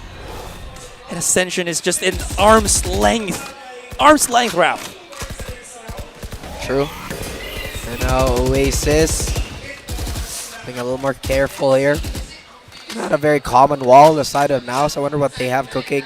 They are going to smoke up, or at least an additional smoke to be invested towards Tree. But there is going to be a lockdown that's going to, again, just have a hold towards B. Huh. Interestingly enough, this hasn't really summoned the ire of NAOS. In Oasis, they're just going to flood in. But Papi Chulo, once again, has almost immediate impact no matter where he goes. The alarm bot has been planted, and now Wild Oreo, the rest of the gang, backing up. Where's the flank now? Wit throws out that Seekers. Who's going to be stunned? They're not going to see each other. That's insane. And, oh dear. Mojer, he still gets one SRI. Still not going to be enough, actually. Just in case they actually are able to fight through this, but Georgie... Not again! No! How many times has that been already? 4! Oh! Not like this! Not like this, Raph! Again and again! Oasis! Are you serious? They gotta call the timeout. They called it once. They gotta call it again. Again, I know it's still 9-10, but that is unbelievably It's frustrating. huge lap of judgment. It's infuriating to look at. That can happen once. It's gonna happen twice. A third, maybe. But a fourth, that's right. Are you kidding me? My man is hyper right now because these mistakes will ultimately lead to a loss, if not a grievance loss. Georgia was heating up. He was doing so well. He had the firepower, but he just forgot to get the read properly. No way. Senior Carl. Senior Carl! Wow. What a demon inside the chamber! As Tree is now encompassed by the rest of Oasis. The damage is done though. There's still players playing at the back of the site, but that is a huge aftershock that helps out Georgie. And Oasis not phased at it whatsoever. They made the mistake, but they reprimanded. They consider it closed after they've ripped every single piece of NAOS players off of the face of the earth. And next he finds the last member, Asteroid. Oasis, they still look strong. They're unbothered. 10-10. This is as close as it can get. And I am honestly running out of voice. But it doesn't matter. The show must go on as our Senior Carl nearly had a moment to himself here. But alas, the Stinger just cannot provide enough of a punch to really get this going. And now NAOS, they're going to have a full buy. They're going to have a lockdown. Senior Carl's going to be a little tricky here. But Ja, not going to have the best equipment. Might not matter. Ja's been able to do more with less. Flashes for Flash. Get information here. Oh my goodness. I'm slowly just running out of breath, excuse me. As this game has turned into a marathon and a sprint. Not separate, but together. Both teams running in. Both teams not running out of stamina at all. And how is this undergoing like this? In a case Oasis, they've called or are looking to rotate. No information garnered on the C site, but they just decide that maybe C or A is going to be the better of the sites to take as that Seeker. So just make sure, just make sure that nobody's actually here. Well, that's right. A heavy-handed hit towards the sides of NAOS here. NAOS, they're going to be a full 5 force. Hugging, again, the wall to just have a little bit more safety. At Oasis, they have the same thing. A little more wary of the flanks. They send a member to just check. That's precious time. No ultimates on the side. And now, again, that Killjoy ult's going to zone just a little bit. I'm not sure if NAOS have the gall to try that defuse again. And no way, right? No way. No, they can't. There is going to be the Rolling Thunder just to stop them dead in their tracks. And Oasis, they found it? There's a smoke again, but they can't hope that this is the time that Oasis will not make sure that they're down and dusted. Great damage. No, no, no, not this time, please. Not gonna happen once again. Now it's defused the spike for the 5th time this entire series. And Oasis. Was that actually the 5th time, or did they die before the spike? Because I can't take it. It's 10-11, man. 10-11 in favor of NAOS. Is a finals, Asteroid. This is a finals, and we are right here with this beautiful audience. How did it make this beautiful happen? Tagalog broadcast, and we are going to enjoy every second of it. Mojer and Papi Chulo, what miracle men, as they got so many kills on that fight, and they still somehow pushed them back out of the site. Oh boy, NAOS. They invest the Viper Spin in the center, Asterai. And again, they have full confidence on that retake. What is going on? Oasis, they're getting the kills, they're getting the openings, but the follow-through is sorely lacking. How are Oasis gonna be able to rally back on this? They have to, they must! I mean, at least the silver lining, the rainbow at the end of the tunnel, is that they have money for both rounds. That's true. That's true. They still have the Viper's Pit, or not Viper's Pit, sorry. Oh no, they No don't. ultimates, yeah. I thought they didn't use the Rolling Thunder, but they did on that initiation towards the door. On the initial tap on the spike. Ah. Yeah, because they thought they were going to win it. And honestly, I honestly thought they were going to win it because they had such a great entry for Georgie, but then Papichula and Mojer came into the equation. And then it was all for naught. Wits, what a risky position from him. Paranoia. And he's getting flushed out here. He has to find a fight or just exit the site because he is severely low as Nexi gets overwhelmed. Wits backs away, and Marky and Georgia coming in, but it's Senior Carl once again. The pride of Cebu. Push through the smoke, and he's going to get changed, charged, as well as gutted. But No this tie time, cut. it's going to be Mojer and teammate to stop coming in. It's again the Miracle Men and the call on the TP. This is going to leave Valoria by himself, but he is making it work, and it's now into the 1 versus 1. Once again, buckle up, young man. This could be your moment. This could be what puts your name into the Hall of Immortality. Mojer, the young gun, Azurai. Remember, he is one of the youngest members on this NAOS roster, and he is pushing Marky a little damage. He's been a beast himself. But here we go, Oasis. They're finally in a clash. Oh, he's gonna have to. Oh my God! Mojer! Marky did it! He picked it too early, and Mojer responds. Ice cold is Mojer. People were shouting both of their names here in the venue, and Mojer, I can't believe it. This is impossible, but NAOS are still making it happen. Last player standing. I can't believe this. I feel like I've thrown out all my analysis and now my voice out the window. But you know what? It is worth it. It is absolutely worth it. Right now. Oh, well, okay. Well, I'm going to have a little bit of time to rest. Slow down a little bit. Get the heart relaxed. Blood's been pumping. I think I'm about to break the stage, Azurai. Take a sip, take a swig. Everybody, and I mean everybody's just so excited for this. Again, I want to say it again. This is a grand finals, man. Absolutely, brother. And it's just too undeniable. The crowd has gathered once again for a momentous occasion, an event, the first of many. We have the technical pause. It gives both teams time. I'm looking at the players right now. They're calming down, taking sips of water. Slow down. Slow down the pace of that heartbeat because this electrifying match is not yet over. As we mentioned, Oasis, they still have the moolah. They can buy up the cred with creds. They have the money to fight, to play. If they can win 2 more rounds, obviously it's going to be overtime. But this is where they make their stand. The rest of the world is walking. No need to jump into conclusions. No need to run, to sprint. Because Oasis, what they have to do is just take this 1 round at a time. They have the capacity to do it. They have the star power to do it. And they have the will to do it. We've seen them come back, Azurai, and we have to see that again. Again, Oasis, not only are all their fans demanding perfection, but every single one of those players, they're digging as deep as they can. They want that ring. They want that shot at Ascension.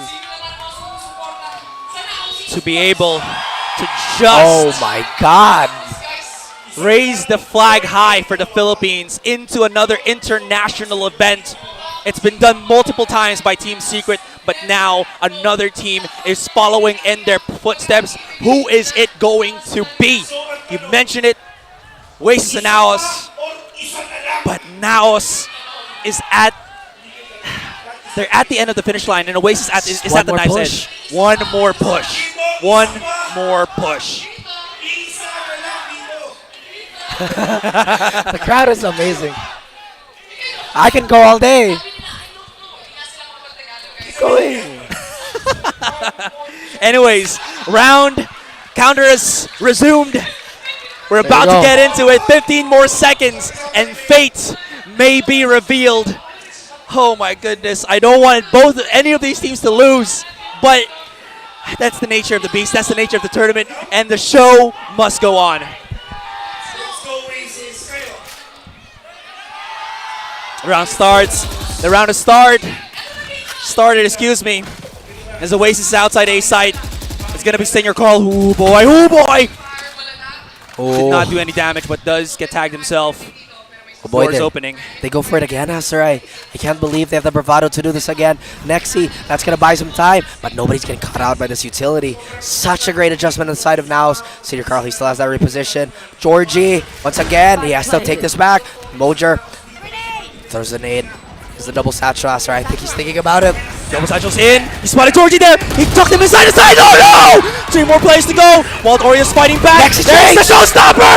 And it's falling down bit by bit by Oasis. And it's only down to Nexi, but he doesn't know right behind him. It's Wits! Oh my god! And now it's Esports. All they have to do is just stand up, claim the crown, and they are your champions here at VCTPH. Welcome back to the Hall of Champions. They remain undefeated this year, Aserai. And that was a finals for everybody. And I can't believe the distance. I can't believe what everybody must be feeling, because I am still so excited for the future. And now they're going to Ascension. They are going on Ascension.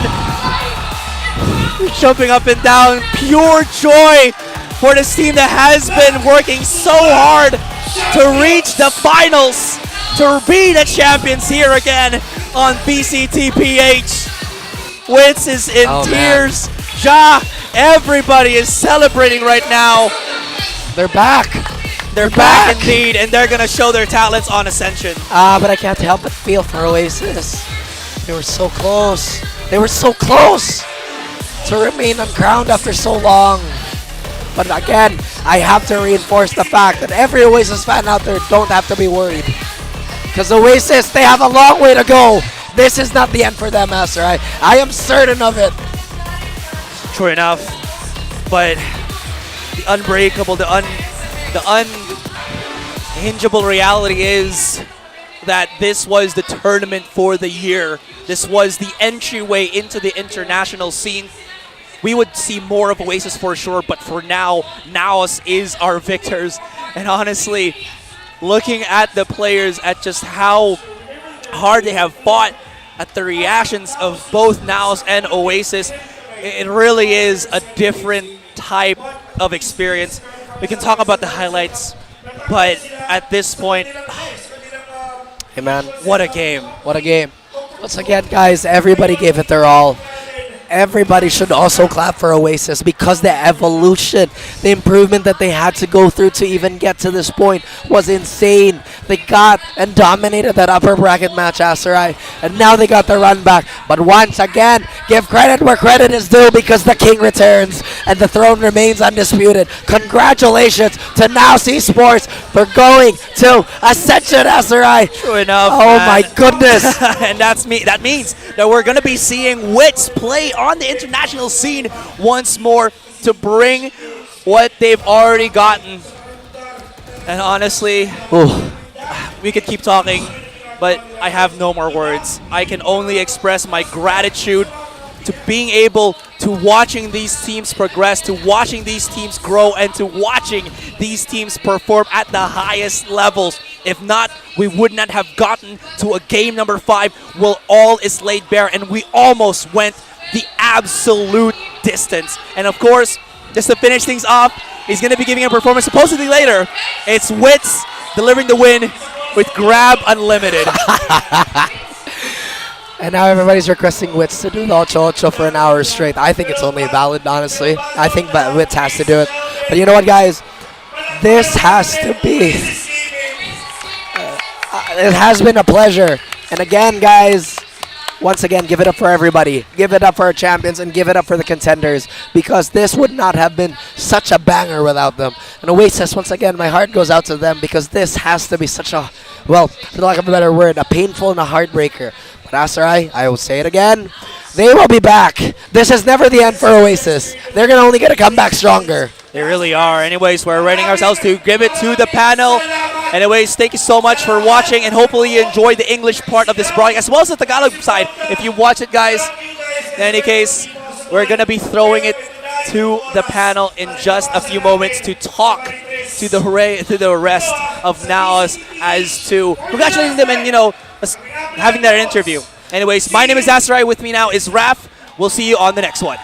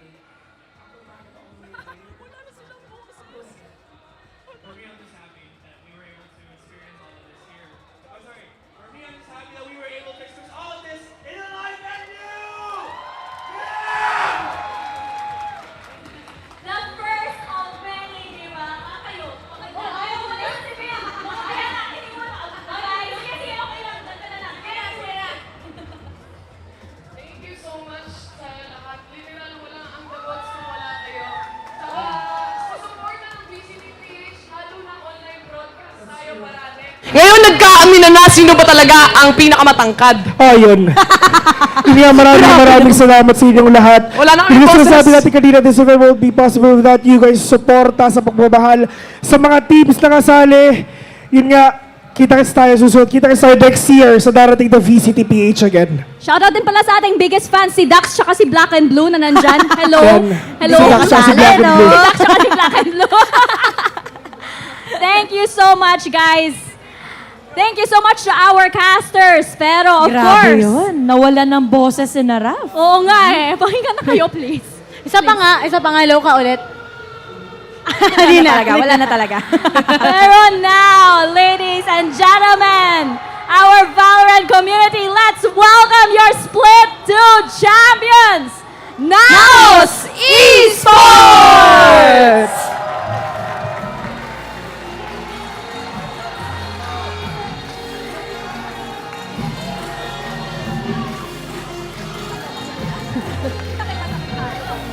Let's give it up for Senor Carl, NDG, Mojer, Papi Chulo, Wits, L, and Amix, and Ja! Champions of Split 1 and still now the champions of VALORANT Challengers Philippines Split 2. Let's give it up once again for NAOS Esports! Ang galing. Hindi namin alam kung saan kami pupunta po pwesto dahil ang lalaki, ang tatangkad talaga Ang nila. tatangkad nila, nalugi Sorry. ka. Ayun si Tita Mika. Nagbubuking kasi kami sa online broadcast, di ba? Pero ito na, let's please welcome presenting the trophy for VCTPH Split 2. From Riot Games Philippines, we have Joel Guzman and Jason Roberto. And from Riot APAC, we have Alex Archambault and Piotr Pilich. Let's give them a round of applause!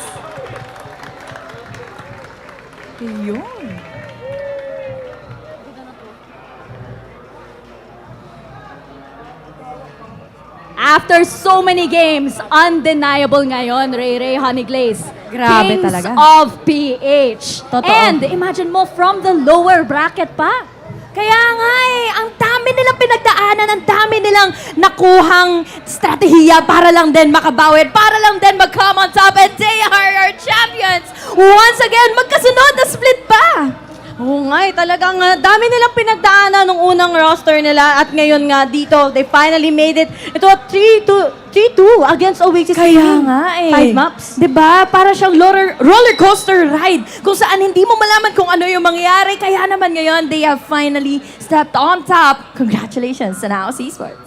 And what a series, di ba? Sabi ko nga, may nagtanong sa akin kasi, ano sa tingin mo yung outcome ng series ngayon, di ba? Parang mag-game 5 ba tayo? Sabi ko, undeniable, mag-game 5. Lalaban talaga itong dalawang teams na ito. But let's step aside quick so that these guys can take a quick photo. Dito na lang tayo. Hindi naman malayo. Once again, ladies and gentlemen, your Split 2 champions, NAOS Esports!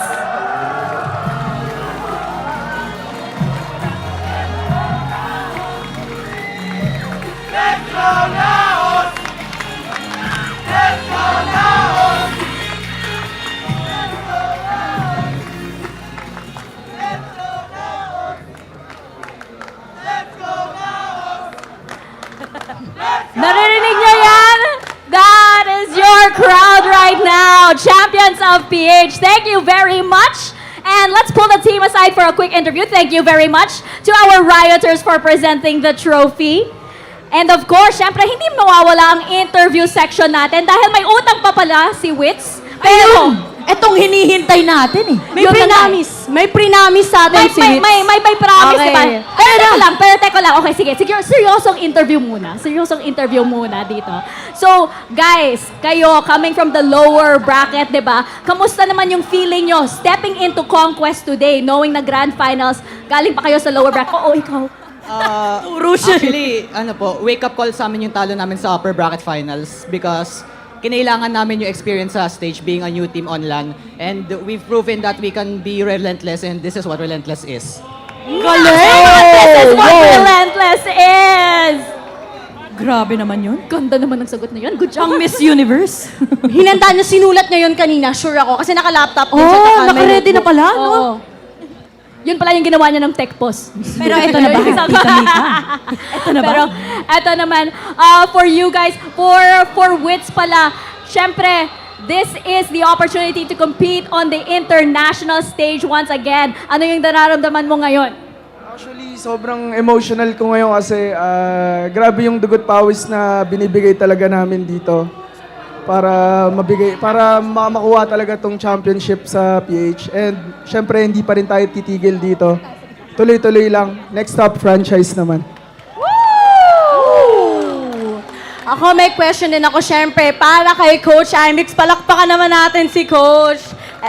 Anong masasabi mo na pupunta na kayo ng Ascension? And ano yung magiging possible preparations nyo? Well, first of all, sobrang saya kasi since unang araw na pumasok sila sa NAOS, nakikita ko na talaga yung future. Ever since first day ng mga scrims namin, talagang binibigay nila lahat hanggang dulo, walang tigil. So, step 1 pa lang namin to. Mataas standards namin. Ayaw namin hanggang dito lang. Gusto namin next APAC tapos 3 Worlds. So ngayon, tapos na yung Oasis. Next sa APAC, kung sino man team sa makaharap namin, tapos third, yung Fnatic, Loud, or whatever team. Ganun ka-dedicated. Ganun ka-dedicated yung each individual dito. Sobrang credits sa dugot at pawis sila. And sa mga boss namin, boss, thank you for supporting us. Thank you for everything, boss. And sa mga girlfriends namin, andyan. Yun!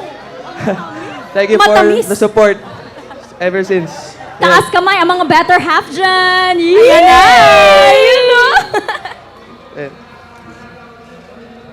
And of course, finally, maybe you guys would like to thank all of your supporters na nandito, chanting their hearts out for you guys dito sa ating grand finals. Sa mga nanonood ngayon, ano oras na ba? Gabi na.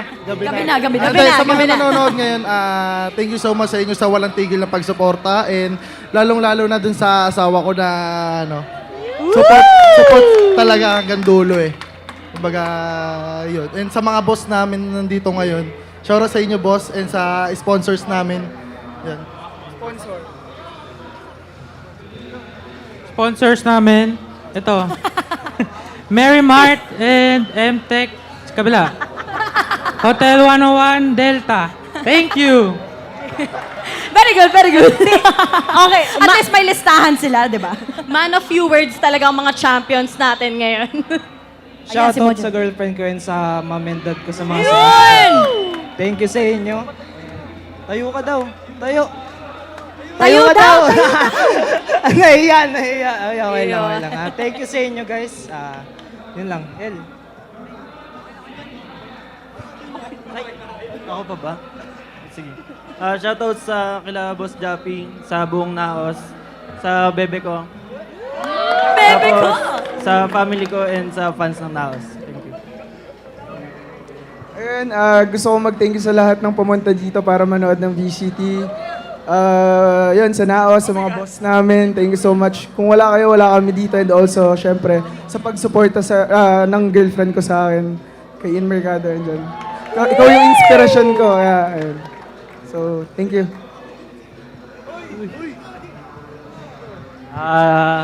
Nagpapasalamat ako sa NAOS and sa mga supporters na pumunta dito and nanonood sa live streams ng VCT. And thank you so much sa pag-support sa amin from the start.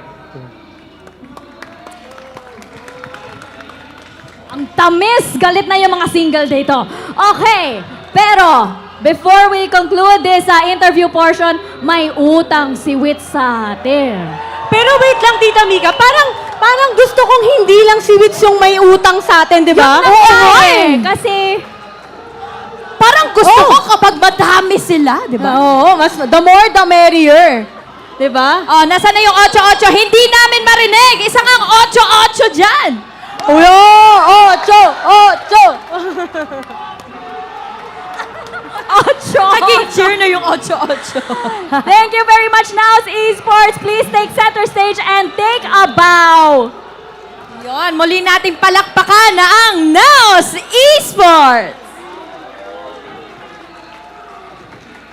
Your champions once again, ladies and gentlemen, for VCTPH Split 2. Grabe talaga. I mean, alam naman natin, di ba, na NAOS Esports tsaka Oasis Gaming, yun talaga, top 2 teams dito sa Pinas. Alam naman natin na mag-map 5 yan, pero grabe talaga yung series na ito at grabe talaga ang experience na ito dito sa CONQuest, di ba? So maraming salamat sa ating mga sponsors, Mineski PH, and syempre, Riot Games, na nandyan lamang sa tabi, di ba? Hello!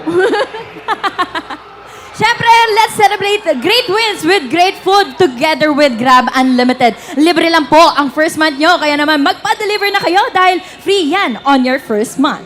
And syempre, maraming salamat sa Games and Amusement Board. At syempre, nanood sila din sa atin dito. So, palakpakan din natin Thank you sila. very much, Thank you mga po. ma'am, sirs. Thank you so much. And guys, kung gusto nyo din pumunta sa Bangkok, Thailand, may bagong promo yung Pizza Hut and Grab Delivery. Paano kaya? Malalaman natin in a few days. Check nyo lang yung Grab app. May lilitaw dyan sa harap nyo. Magic. Gusto ko pumunta ng Ascension. Gusto niyo ba pumunta ng Ascension sa Bangkok? Sasamahan tayo! NAOS Esports! Sasabay tayo kay NAOS, diba? NAOS the time. Lahat tayo mag-book, guys. May seat sale din ata.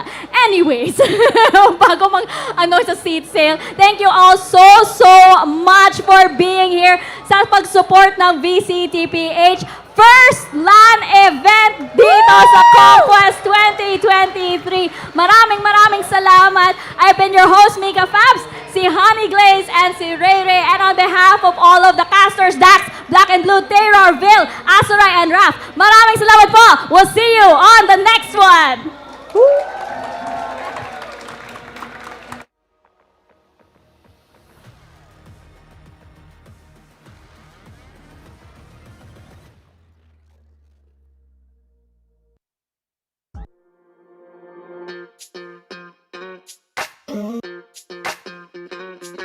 We're soaring up high, got no clue.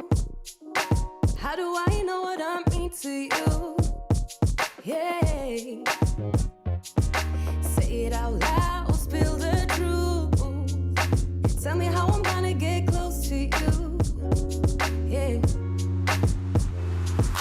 High and low, in between, acting out, make a scene. Working on our body language, working on our body language. Baby, now tell me exactly how you feel. I'm just trying to keep it real. Let me love you on the inside, love you on the inside. Tell me exactly what you mean. You mean everything to me. Let me love you on the inside, love you on the inside. Tell me you're lost, feel so blue. Leaving me on the spot so confused. Oh baby, tasting so sweet, acting so rude. Won't you tell me what I'm supposed to do? Yeah. High and low, in between, acting out, make a scene. Working on our body language, working on our body language. Baby, now tell me exactly how you feel. I'm just trying to keep it real. Let me love you on the inside, love you on what you mean. You mean everything to me. Let me love you on the inside. Love you on the inside.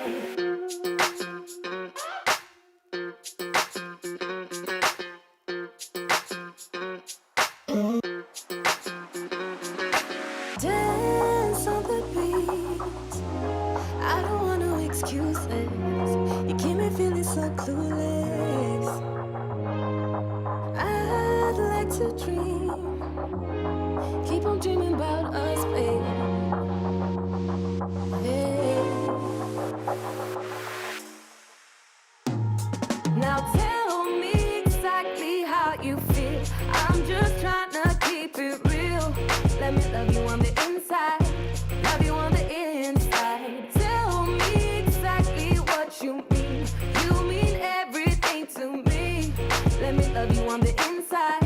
Love you on the inside.